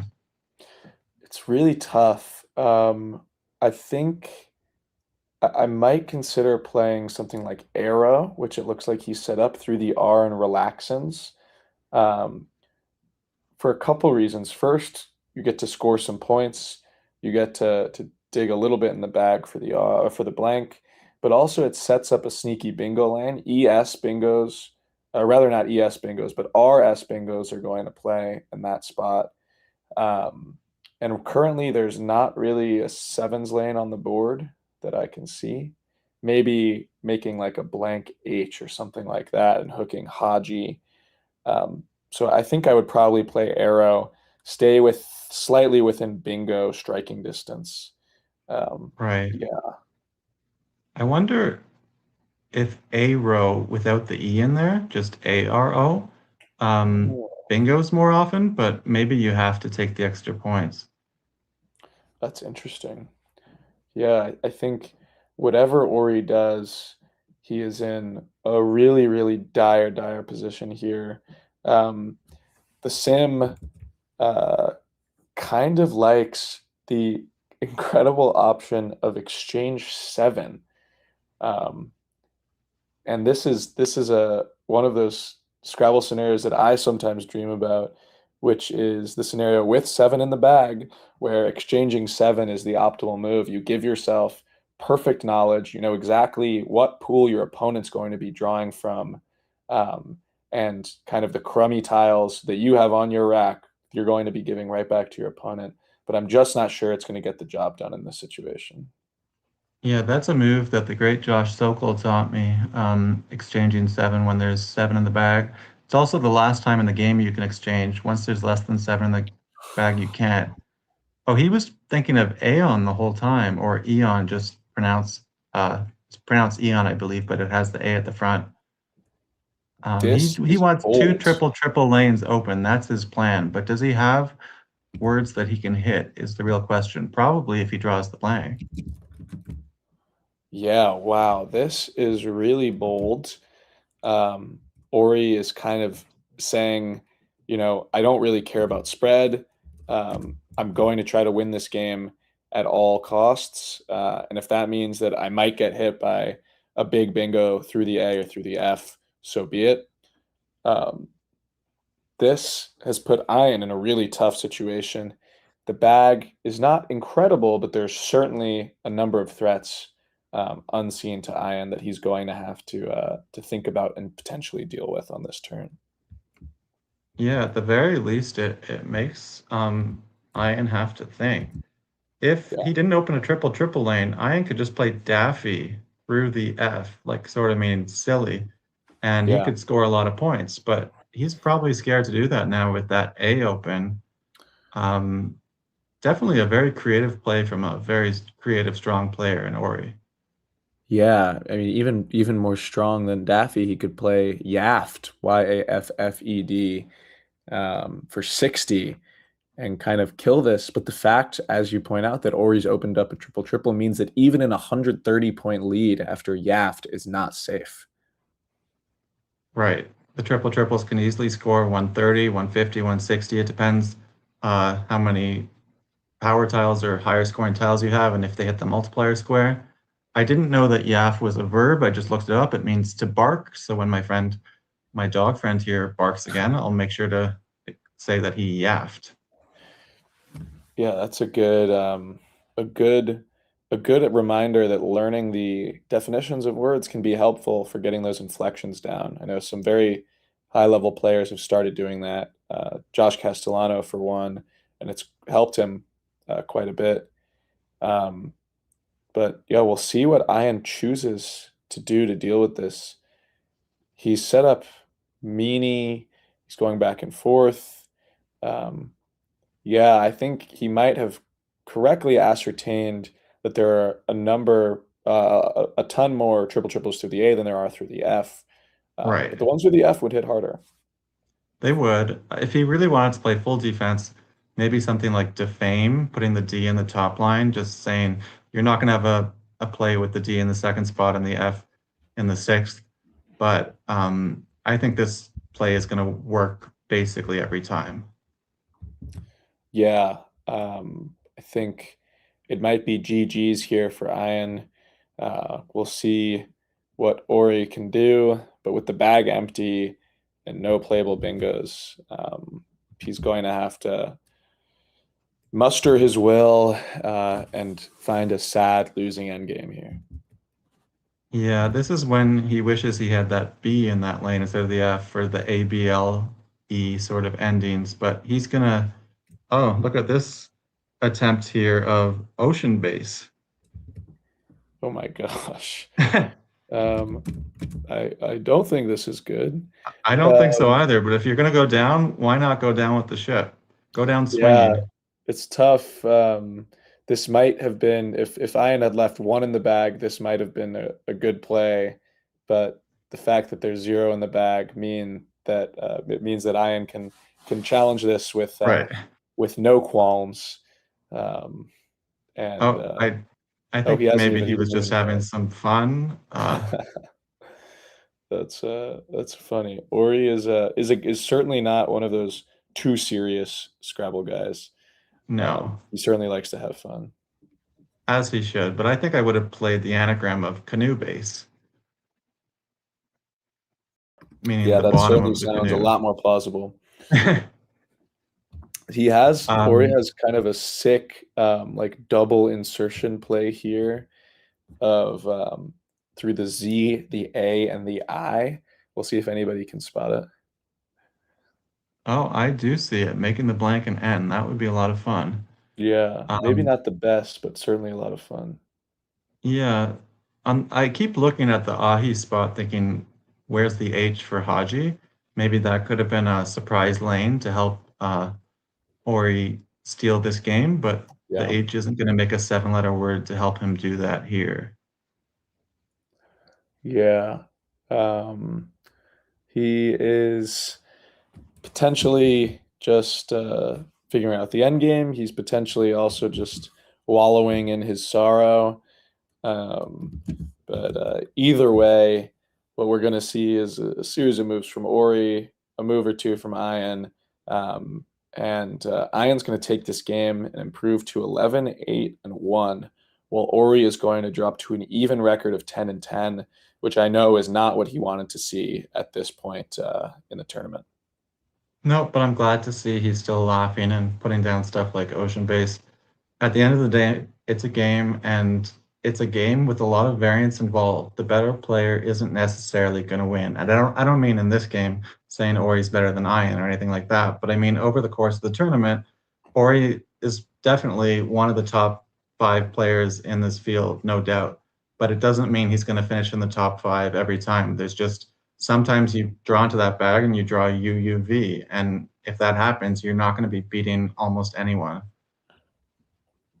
Yeah, it's one of the things that you learn early on in your Scrabble career, or hopefully one of the things you learn early on in your Scrabble career, which is that if you get upset by the variance, if you're moaning and groaning when every time your opponent bingos or you have a bad draw, you're really just going to be a miserable Scrabble player, because stuff like that happens all the time. So Ori is certainly experienced enough. Both of these guys are really to know that the variance is going to even out, maybe not over a tournament, but over the year.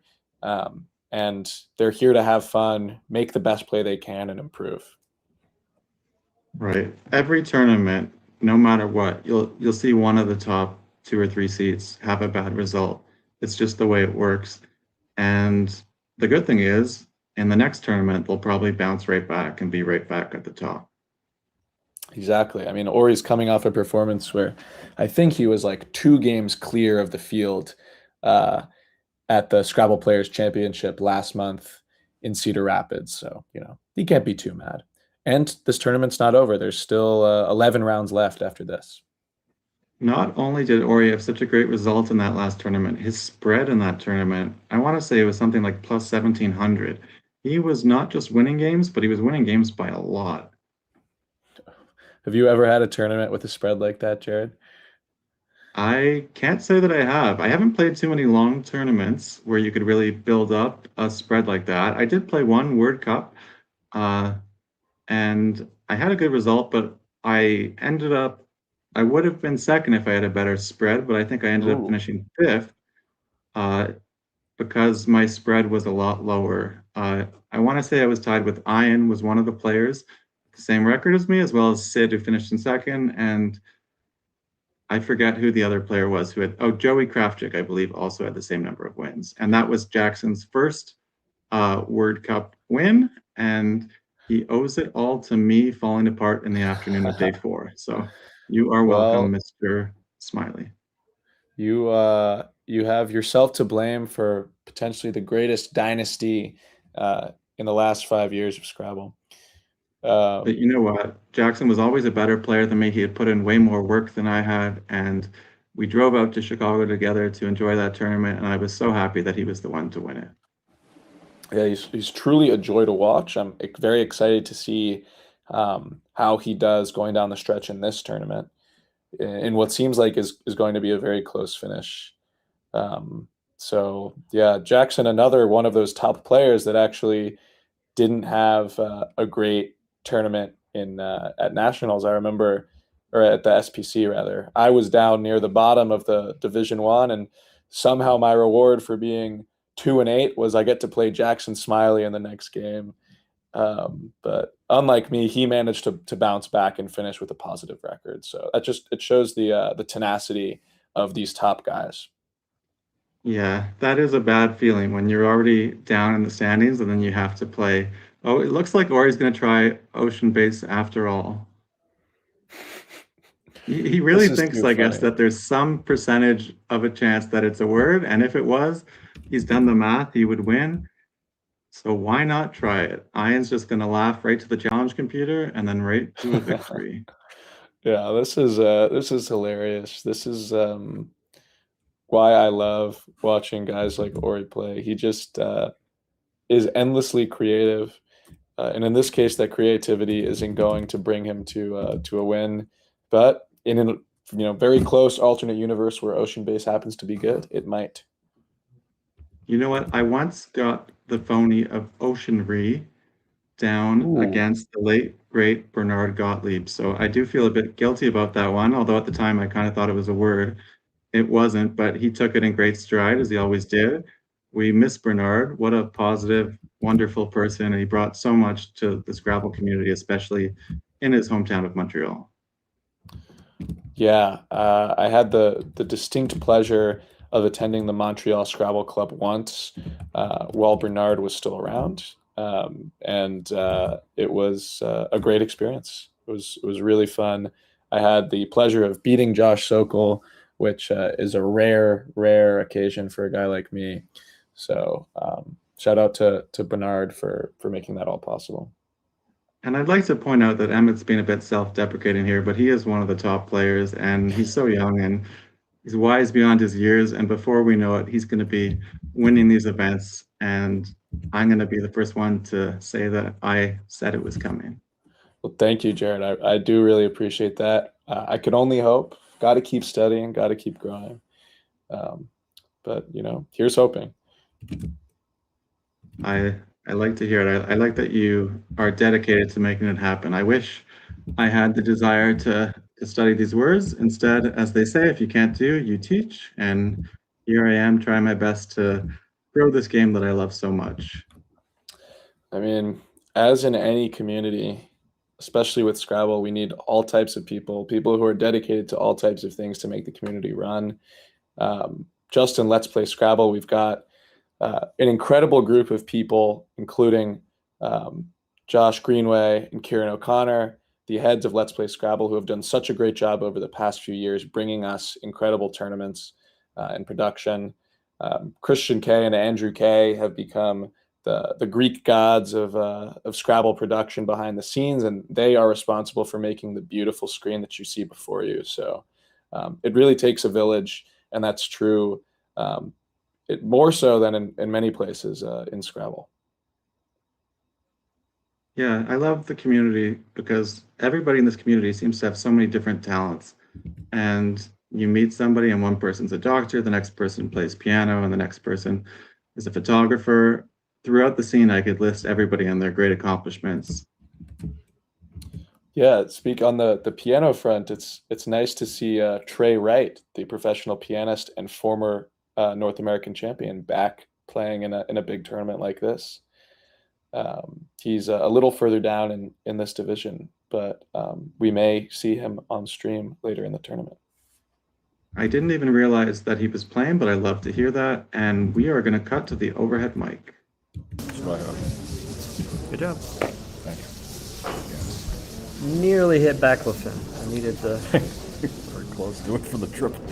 Boniface baclofen. Yeah. Yeah, close to both. I didn't have a blank either when I played Eonish. Just AECO. Just hoping for the best. Oh wow. When you played it, this? Yeah, AECO. I think I'm gonna have to cover this. A Carbos and things are very likely VR. Yeah, I'm going for the F for sure. You can't know that.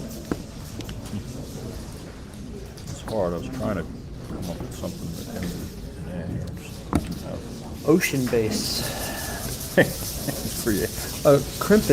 Crimpet is Scrimpet and Crampet. That's exactly what I wrote on the paper. I wrote on the paper Scrimpet and Crampet, and I'm like, what the hell is he even doing? As soon as you held, I was like, oh, I just confused the two. Yeah. Yeah, it's a what do you call it? Yeah, that's exactly what I wrote on the paper. Crampet and Scrimpet, and I'm like, if I had that as my opening rack, I'm not playing that. So I had a challenge. Yeah, that's a good challenge. I had other plays. I just thought that was good in the moment, and then Then I'm thinking, should I put this or Toluenes? But yeah, I went from being pretty sure it was good, and you held, and I'm like 0%. Oh yeah, of course. Takes the S in front, which I was thinking of putting. But wait a second, that's not an S hook. It's just it's garbage that could become good, or maybe he's baiting me to put the S on the wrong end. Gosh.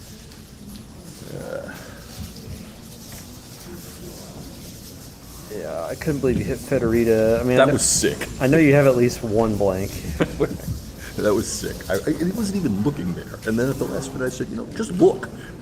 Seek and thou shalt find. I mean, it's, when you look at a certain place, sometimes things happen. that was crazy. Yeah, it was the last lane after Cade. If I don't get that, I don't think I'm. I mean, I'm ahead, but I've got 6 vowels and a C. I think you're okay. Well, my next best play was literally probably fit for 18. It's not exactly. Yeah, but I'm not doing much else. Yeah. Yeah, be down by 31. still have a blank, you'd have to create an opening, but that definitely moved things. Definitely. Ocean Base for the tie. That's exciting. If Ocean Base had lost by like 2, I wouldn't have played it. The fact that it gave you a tie was like, yeah, right. Yeah, we both studied our share of 9s. Well, studied or tried. Yeah, that's why I was even more. more confident. A Ceto Base or the other one. I was just like, no, none of these are good. My spread is meaningless because of this tie, this stupid tie with. What? What do you need that?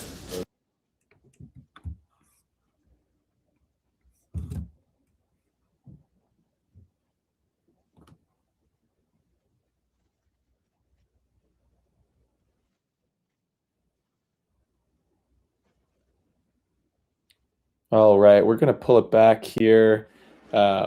Ori and Ian confirming what we had thought earlier, which was that Ori had confused Crampit and Scrimpit.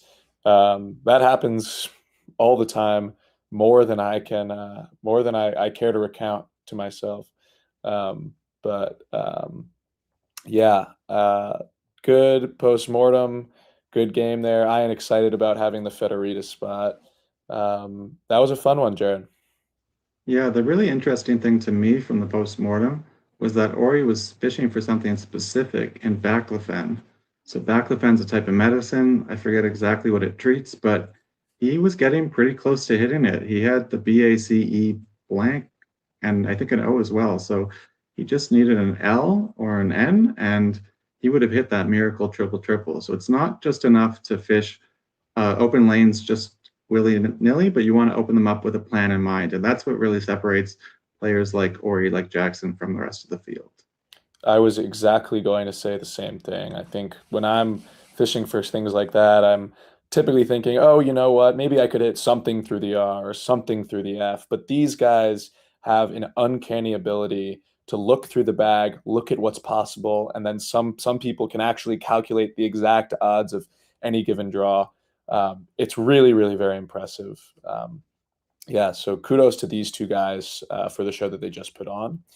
And we are we're very excited for the fourth and final game of this afternoon session. We'll have the details on that for you guys in a moment. But I think before that, we're going to cut to a little bit of a break.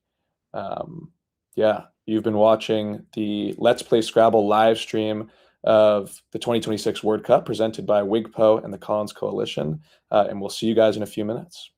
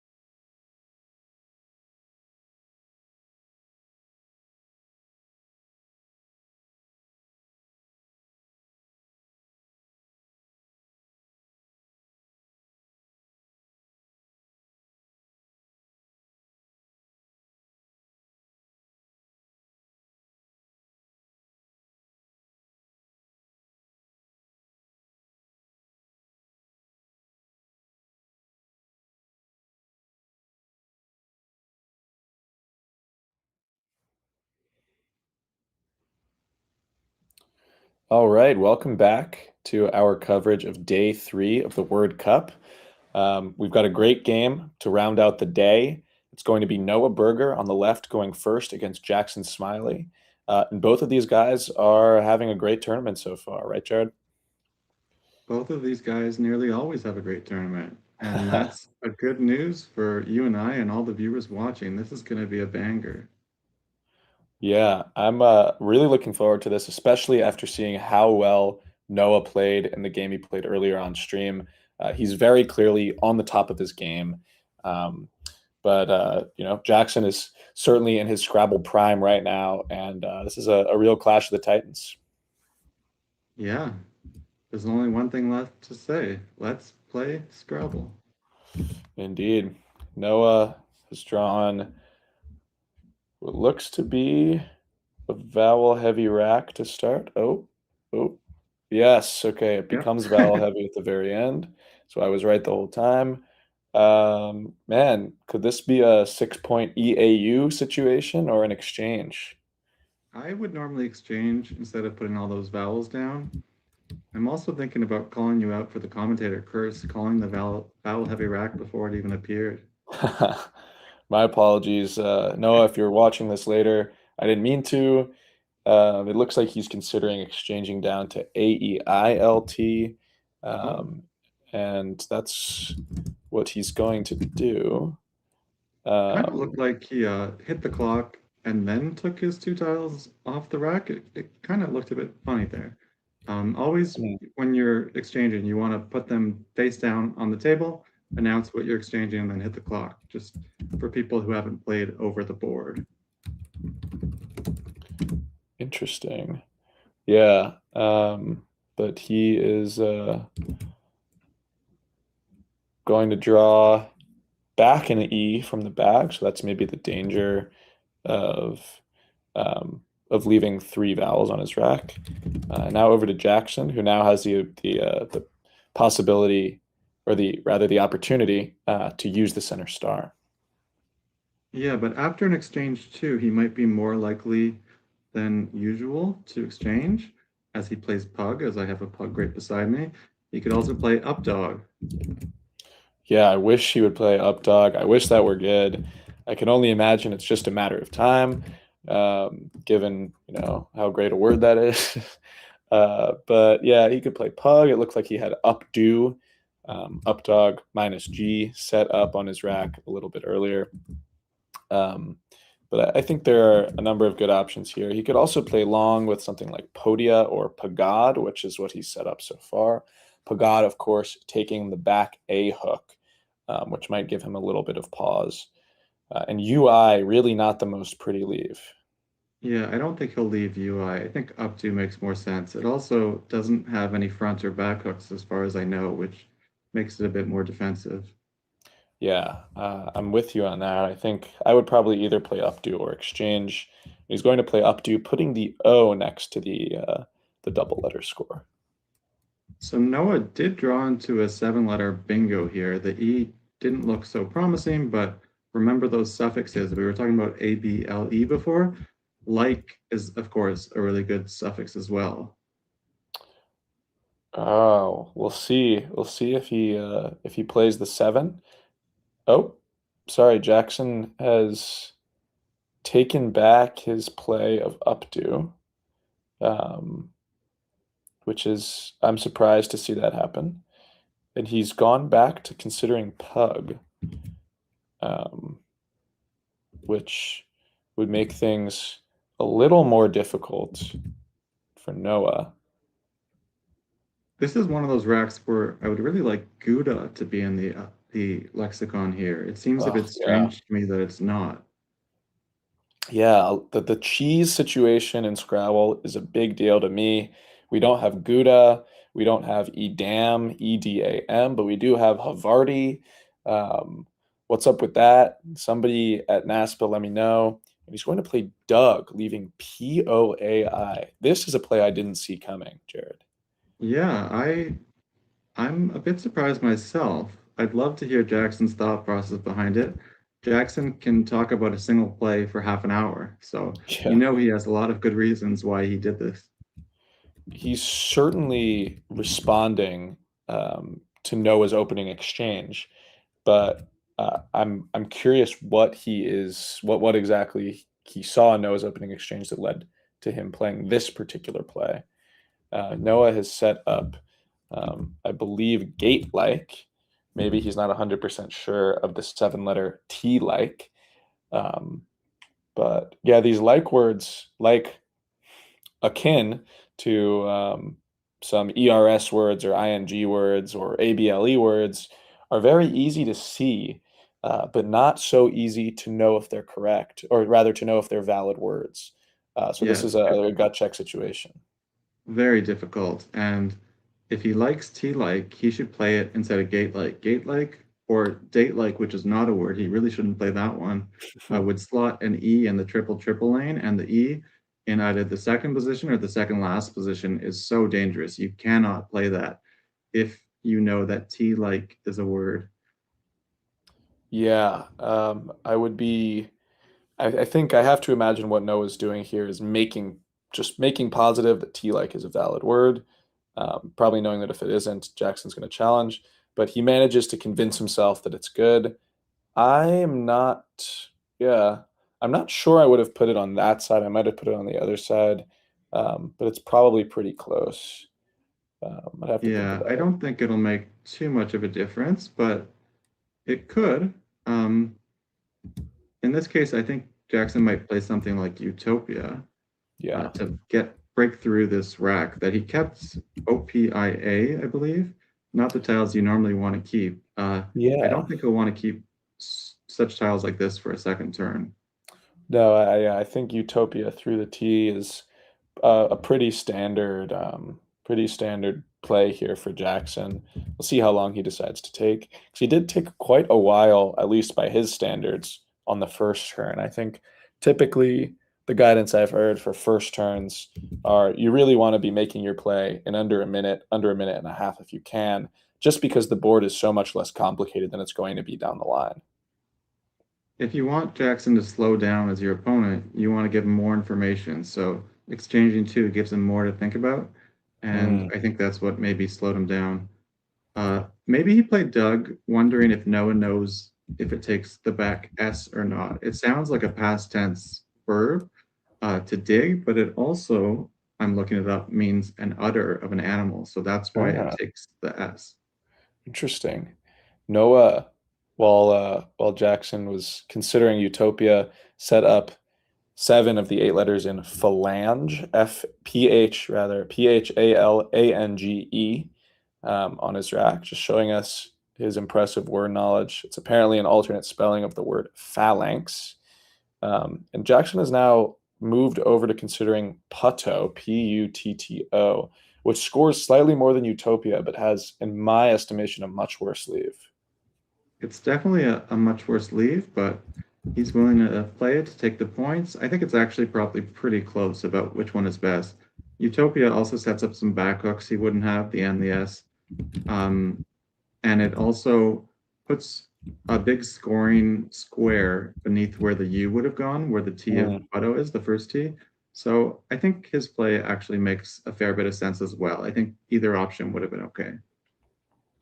Yeah, I think as long as he dodges too many vowels, which it seems like he has for the most part, he had a nice draw of 3 consonants, so not too bad from Jackson. Noah now has a fair bit to think about with no playable bingos, and what's right now a wide open board. What would you be thinking here if you're Noah? Well, first I'd be looking for double doubles through the I, as well as bingos. Those are definitely what you want to start with in your thought process.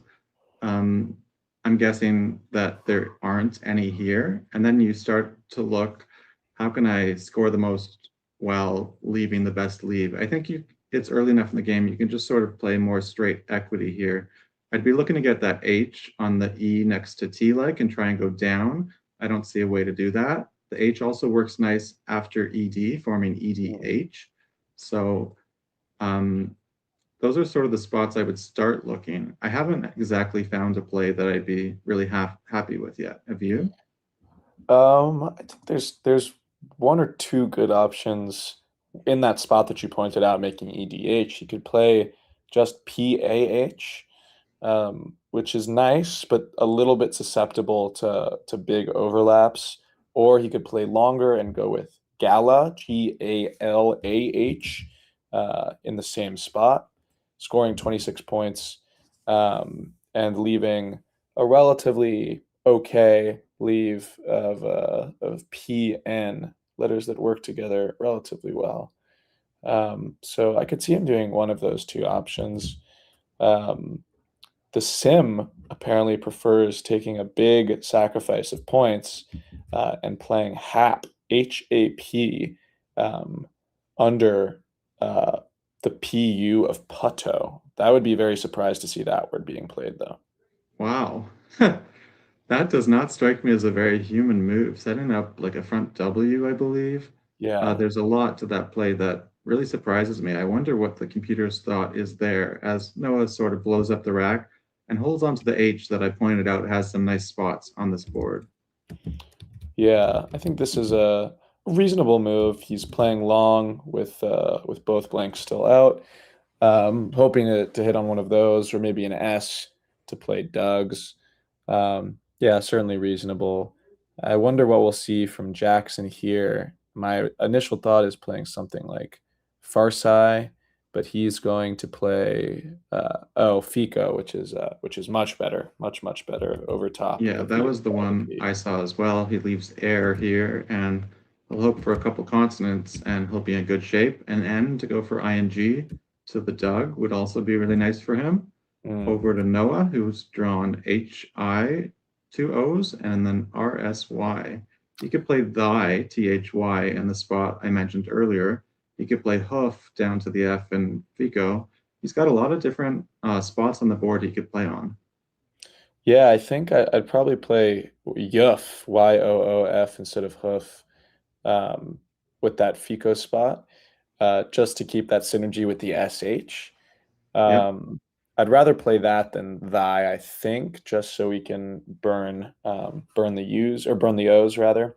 But it looks like he's considering your initial thought of thy. I much prefer getting rid of the O's as well. If you're going to play hoof, you want to consider back hooks like hoof-like, I think would have been a word, but the K is gone. But youth, as you mentioned, it's definitely the play that I think is the standout, at least from the ones that we have mentioned so far. Yeah. I'd expect Noah to come around to this play relatively soon. He's clearly seen the spot with the F. He set up hoof. And now, yeah, just on cue, he has set up Yoof. And yeah, he's quickly recognized that that's the best play, and he's just going to play it. Yeah, so kudos to Noah for that. Yep, love to see it. And that's why you take a bit of time on these turns. Most turns you want to be taking about 1 to 2 minutes, as well as the time you're spending on the opponent's clock. But you have to ramp that up or down depending on the board situation. Yeah, Jackson now in a position where he really does not have many high scoring options.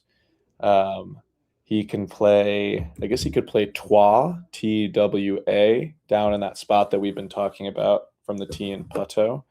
But that leaves a pretty ugly leave of IIRRS. Instead, he set up what looks to me like a great option of where, WAIR, over top of the last two letters in paginal. You can't put it above. That would form Oh, WA. you're right, sorry.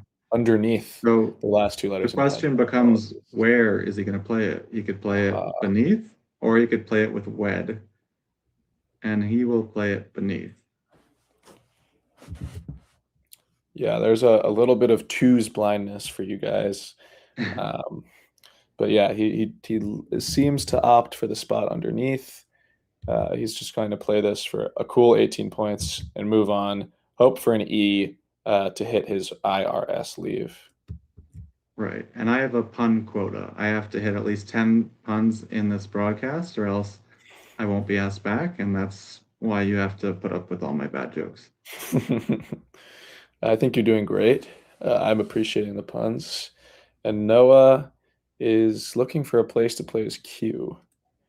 I think just QIS and ops, unless he wants to keep the S, and Yeah. or with Doug's, I guess, and he could just play it QI and PI. Would you burn the S here? I mean, QI and PI is what, 15. 15, and QIS is like 38, 39. I think I'm burning the S for those extra points, I especially think with a so too, small but the lead. S on this board has, I'd say, more value than normal with where and the Doug spot that he just took. So even though it's a huge difference in points, I think there's actually some merit to just playing QI. Interesting. Yeah, it's quite close. It's quite close, I guess. I'm interested to see what the sim would say on analysis. But he takes the highest scoring option, and now Jackson is deciding between sharing and garnish. And it looks like he's going to go with the play of garnish. He also has, oh wow, he has a 9, a playable 9 on this turn. It's certainly not best, but it's actually quite findable for those of you who have studied your 7s and 8s. Yeah, that's a good point. When you're looking, if you're considering starting to learn the 9s, I've been able to get about 60% right on a quiz of the 9s, pretty average day if I do them, just by knowing a lot of 7s and 8s and knowing a lot of common words. So something to be said that a lot of the 9s that come up just tend to be pluralized forms or inflected forms of words you might already know. Yeah, I mean, I can, from personal experience, I've never studied 9s, and I had the privilege of playing 2 at my most recent tournament. So it can happen. But of course, I'm not going to be finding something like trabeated, which Mac Miller famously found at last year's Nationals. Noah is in a bit of a sticky position here. I'm not seeing a super standout play for him. Nothing good underlaps the Q. He might just have to play like Vogie through, or Veggie, probably Vogie through the G and garnish. Yeah, that definitely leaves nicely with her, HER. We can see that Jackson has remoulade set up a sauce down from the R of where, so if Noah can't find a way to play over there, Jackson's gonna take an even bigger lead. Yeah, I really don't see that being blocked, frankly. Noah's set up Vigor now through the G in garnish, which I think would just be a pretty clear mistake. He might be looking at the bag and seeing that there's 30 consonants to 20 vowels and wanting to keep a couple extra vowels, or he might also just not have seen Vogie. Yeah, I think he just didn't see Vogie. There's no reason to play leaving HEE instead of HER, but this is just going to give Jackson an even bigger spot for his sauce word here. Yeah, Jackson is licking his lips here. Not just because I do the puns around here. Okay. But because he gets to score 86 here and also not open a lot up. Right. Yeah, exhedra is a pretty cool sort of obscure word, but I don't think it quite fits. No, it doesn't play. That's going to be tough for Noah to come to terms with. But we'll see if he can come up with another option on this board. He might just want to drop the X in the spot that Jackson just augmented with remoulade, making axe and ox for what I believe is 38 points. You could also play EX in the top left. They would score just a touch more. I don't know how important keeping one more E is for his bingo chances. This is one of those situations where Noah can actually go through every tile that could possibly be remaining in the bag for him to pull in a one-tile draw and do the calculations of what he's going to score or of what he's going to bingo with. My guess would be, I think HEEDR blank is incredibly strong. He's bingoing with the A. He's bingoing with the C. He's bingoing with the D. He's even bingoing with another E. Of which there are many, and I'm sure so many, or a host of the rest of the tiles that are left in the bag. So I I would probably bias towards playing just the X here, but you can't really go wrong when playing for 40 points with EX. That makes sense. I would point out that Jackson will adjust to a one-tile drop, the same way he sort of adjusted to an exchange 2 on the first turn. So if he were to just drop one tile, Jackson might be more likely than usual to try and take away that sevens lane to the right. So some of those tiles that might hit after just a fish of 1 might not hit if Jackson is able to obscure. That's a really, really good point, actually. Because in many situations, just dropping the 2 tiles with EX is essentially forced. So it won't actually tell Jackson that much about what Noah's leaving. But as you point out, if he just plays the 1 tile, Jackson can pretty easily infer that Noah's leaving a very strong 6-tile leave. And yeah, he seems to be, he had XE sort of pushed to the left side of his rack, now just the X. I think either play has its merit, and he's going to score nicely regardless. Let's see. I think he's going back to alphabetizing them. Maybe he's still thinking about Xhedra and wondering if there's some sort of bingo that actually fits on this board. Yeah, he may be bemoaning the fact that he's not in Collins, where EE is a valid word. But I think I would like to see Noah make a decision between EX and AXE relatively quickly. He's already spent a fair amount of time on this turn, and I assume he's going to make his decision in the next minute or so. Yeah, I think he's got to make it as soon as possible. There's 41 tiles unseen to him. He has the blank, which we know can be a time suck on any turn, and he's going to want to leave some time for those key end turns, especially if he's able to make a game of it. Yeah, it's very true. He's just going to drop the X, perhaps listening to my incredible commentary and great analysis. And we'll see how Jackson chooses to respond to this. The issue is Jackson's rack is very inflexible. So he doesn't have very many good options right off the bat to respond to this this threat or implied threat, I guess. He really doesn't. I wonder if he just plays something like AA forming had and AE, and that takes away bingos down from the R of wares and bingos to the left of remoulade. Yeah, that's not a bad shout. It's just a tough leave to leave yourself with just BEERU. He's found quickly what is his highest equity option of playing Barque, BARQUE, through that Q in QIS. The issue that he's going to see with this is that this creates a pretty large S hook for bingo scoring upwards of 85 points. I don't believe Barque takes a D. But I don't think so. Even just the S is pretty dangerous, though it likely won't come into play here for Noah. Makes sense. From Jackson's perspective, the pool looks pretty friendly. A lot of E's, T's, N's, S's, and those 2 blanks unseen. So I can see why he wants to play long here and go into that bag. Yeah, now we'll see which of his multitude of bingos Noah decides to play. And whether or not Jackson can draw some goodies to go along with his vowel-y leave. Not too bad. He might be able to score well with the J. Yeah, you could spell my name, and there's nothing wrong with that. Oh, man. I've always wished for a variant of Scrabble where you can play any word that's in the regular dictionary and your own name if it's not already valid. But that might be more helpful for you than me, Jared. I think so, yeah. You got a couple duplicates there, or 3 duplicates? 3 duplicates, yeah. Yeah, wow.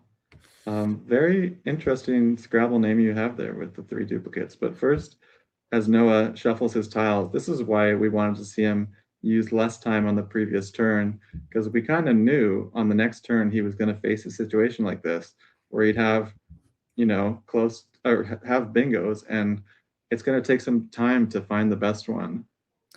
Yeah, and he has a ton of options. He kind of has actually a ridiculous amount of options here. I think, luckily for him, there's one that's kind of a standout play. He can just play othered, OTHERED, down next to Remoulade, which puts the H on a triple letter score and also hits the double word score.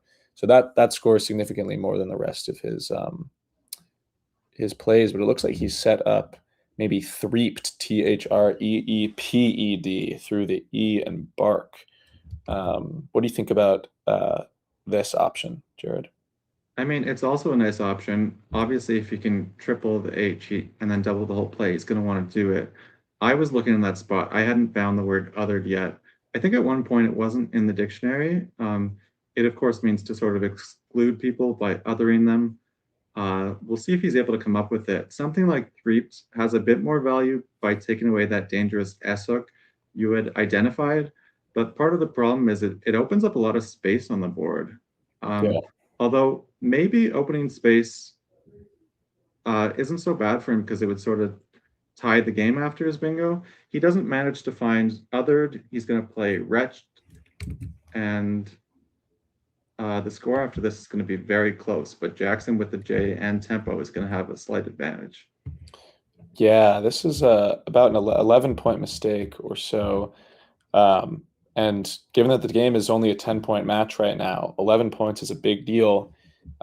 We'll see what Jackson chooses to respond to this with.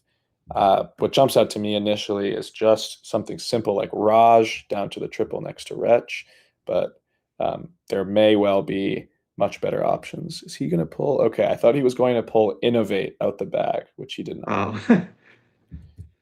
Not quite. And your simple play has been set to the side by Jackson, but he always goes through a few different options. He's now looking at G'd. I'm trying to think where that might play. Oh, beneath op, forming OPE and AD. So that definitely has some merit. Yeah, I quite like that. It's a nice leave. There's still 3 E's left in the bag, so he could very easily hit one of those on a 4-tile draw and be able to come back with a bingo of his own. It's also nice to play 4 tiles, given that the second blank is still unseen and the bag is quickly dwindling. So there is genuinely a pretty high marginal value of playing 1 extra tile. Well, now he's looking at playing Jared. Yeah. So there's a lot of these words like my name that show up in the dictionary, and I've looked them up. They all seem to mean some sort of javelin. So Jerid, Jereed, and a few other iterations like that. Sometimes when these obscure words get in the dictionary, not only are they in there, but they're in there with multiple spellings, which can be very tricky to navigate. As it looks like Jackson's going to pull the trigger. He's really looking at his tracking when he makes this play. He's really just floating the 1 E there. I think that's what he sort of likes about this play. He takes away that very dangerous barks hook and takes up some of the space for bingos that would have gone through that E or hooked that word bark. Yeah, my one worry with this play, and in particular this placement of the play, is just that he's making a pretty big spot underneath the J. If an O were to be on Noah's rack, which it turns out it is. But then again, he is scoring a few more by doubling the D. So it's really quite close. I think he didn't want to float the R more than anything, is my guess. Yeah, that's fair. Although I'm not sure how concerned I would have been about that with Noah on a totally random rack.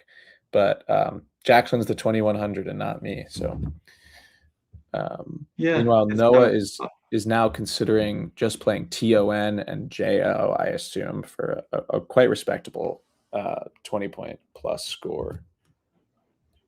Yeah. It's not exciting, that play. You could definitely make it, but it's not a play I'd make right away. I'd keep looking to see if I could come up with anything a bit more dynamic. Yeah, I mean, if he wanted to play something that was more exciting, he could just play not, setting up that front S hook, which I would be very, very shocked if he decided to do.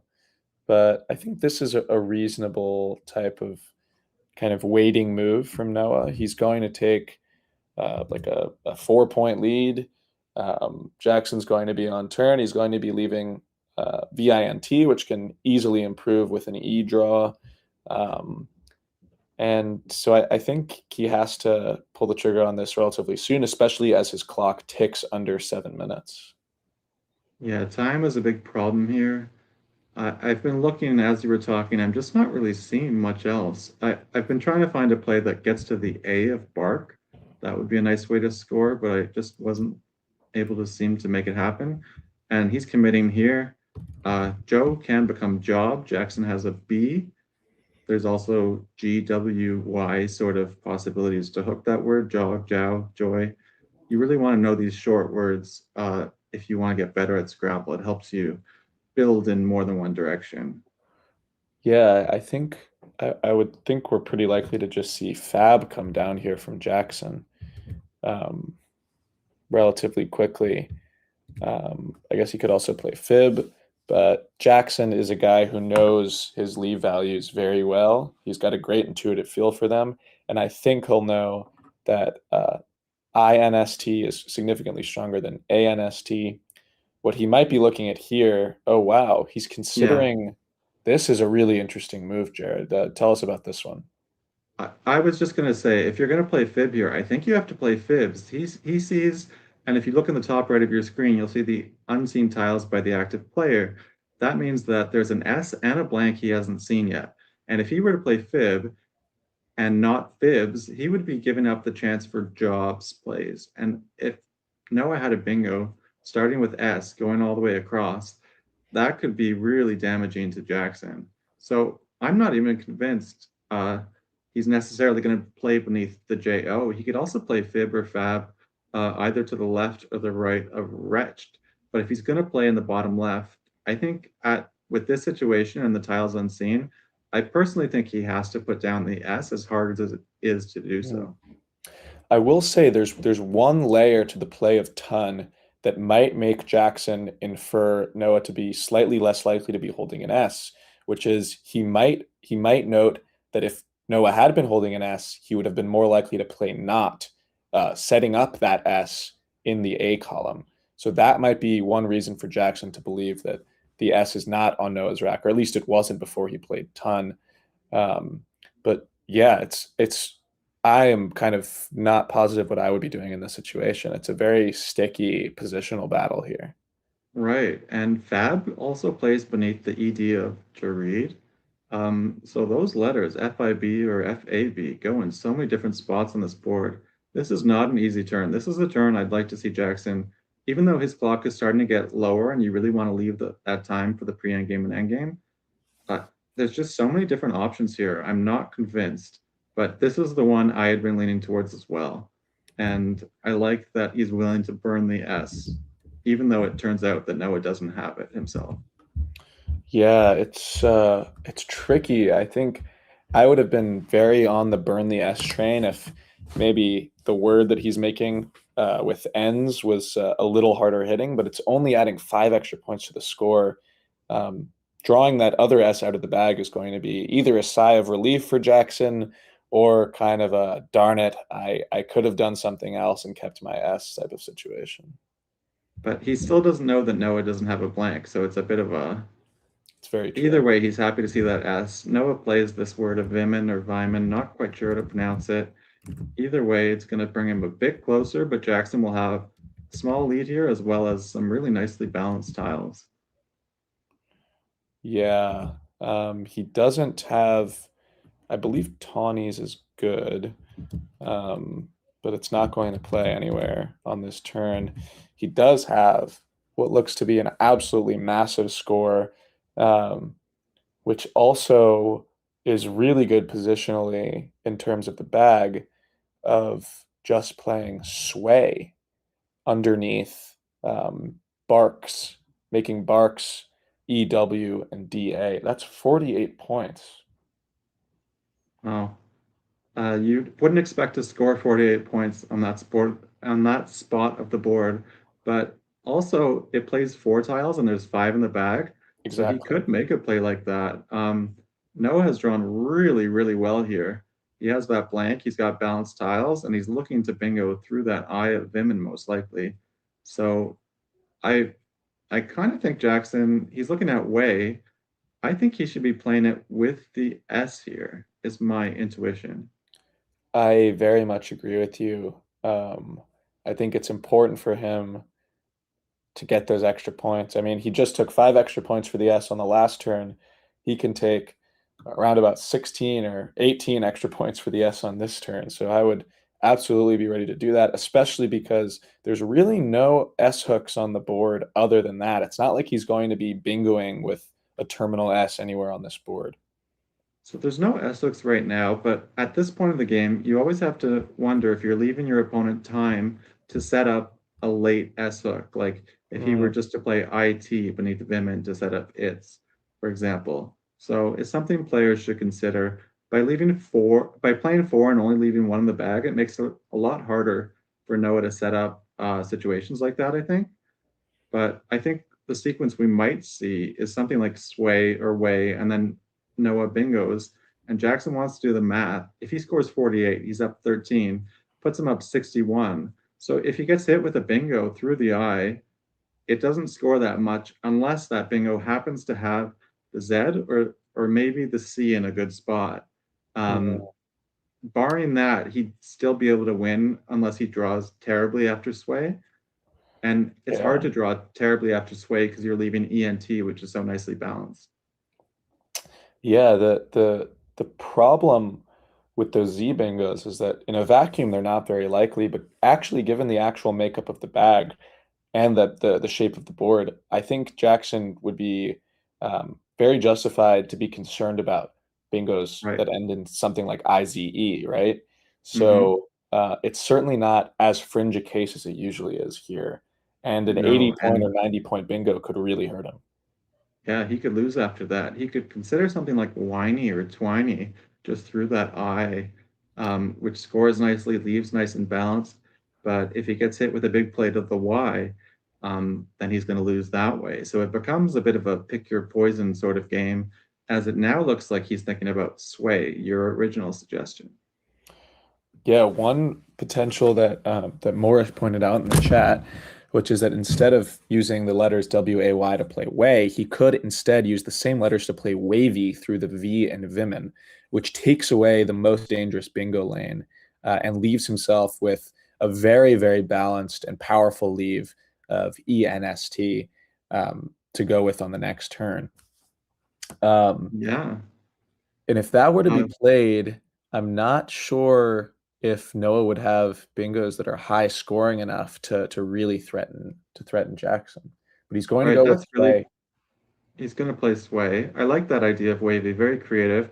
It would have left tiles to play either in this bark spot next turn or just something like ENS in the bottom left, forming FE, tin, and jobs, which would also score nicely. So definitely some nice lines that he could have followed there.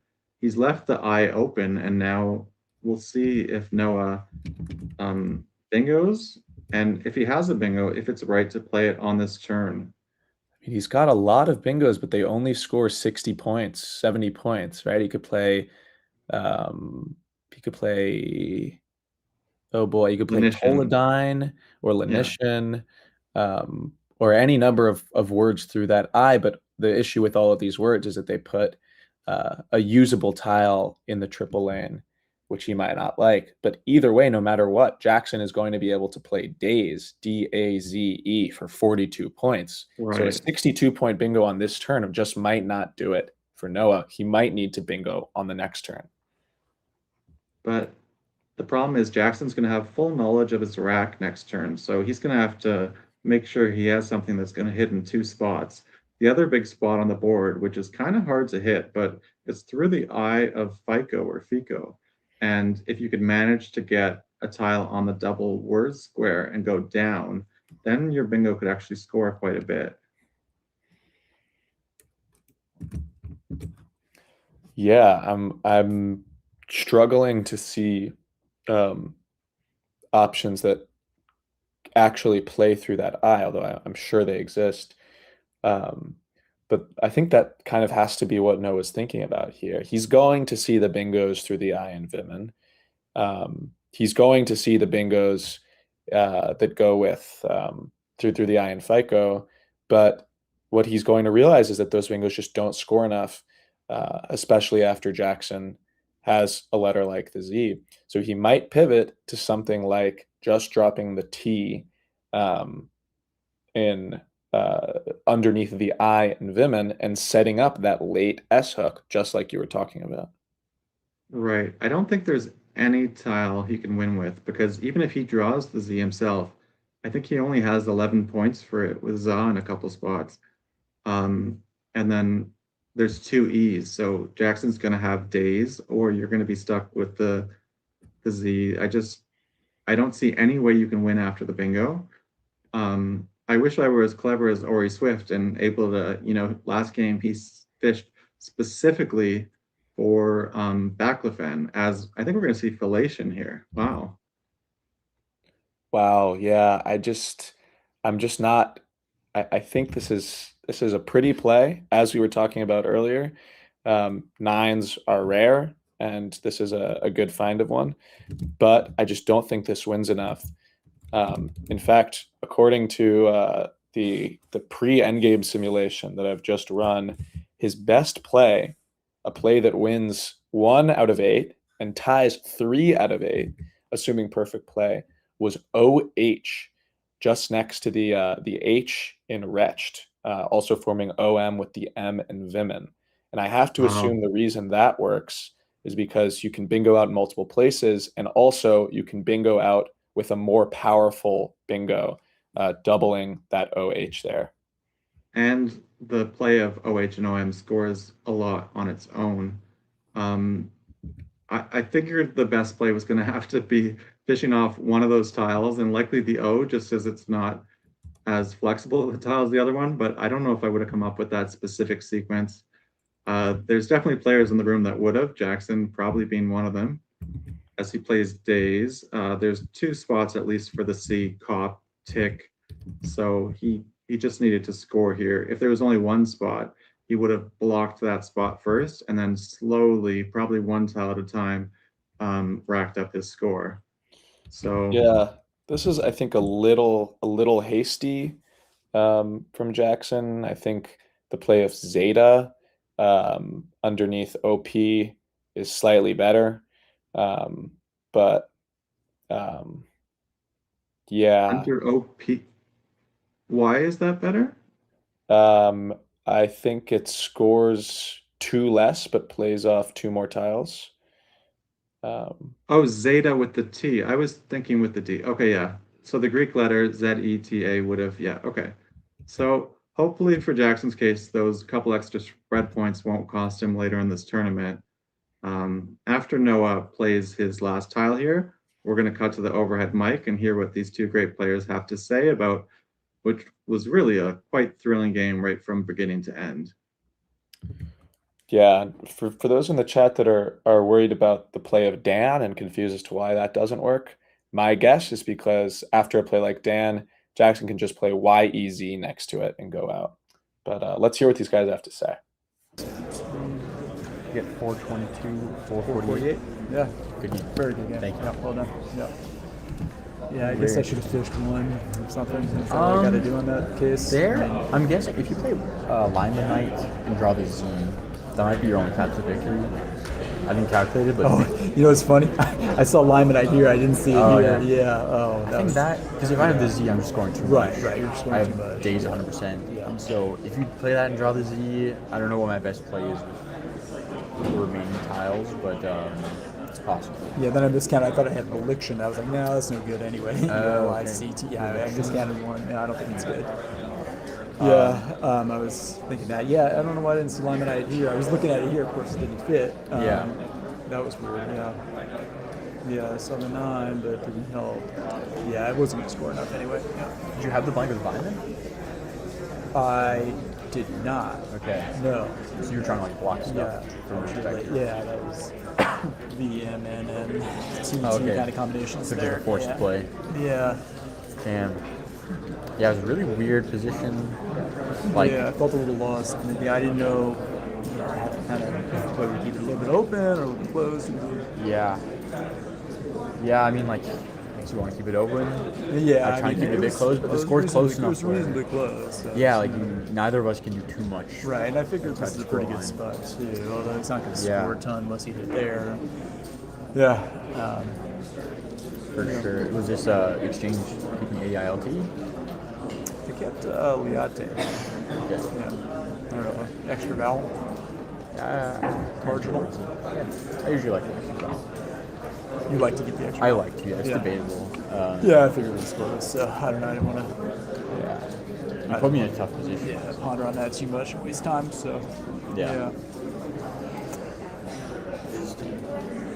Yeah, this is kind of lousy. I just didn't know what to do. I had double N, double T. I wanted to get rid of the V. I didn't see a good way to do it at that point. I had the V, but yeah, I mean, like S was pretty big at this point. S and blind draw was a huge draw. Yeah, you were scoring a lot, and I couldn't score much. I had low scoring tiles at that point. So if you can hit one of the marginal lanes, you're in business. All you have to do is hit one. Yeah. Probably okay. Yeah. Yeah, I guess alignment I could have won if you had, I think if you draw the Z, there might be some sneaky play, I'm not sure. Right, it would have been closer, yeah. Why. Yeah, it's funny. I don't know. I saw alignment right there. Why can't I see it there? Interesting, yeah.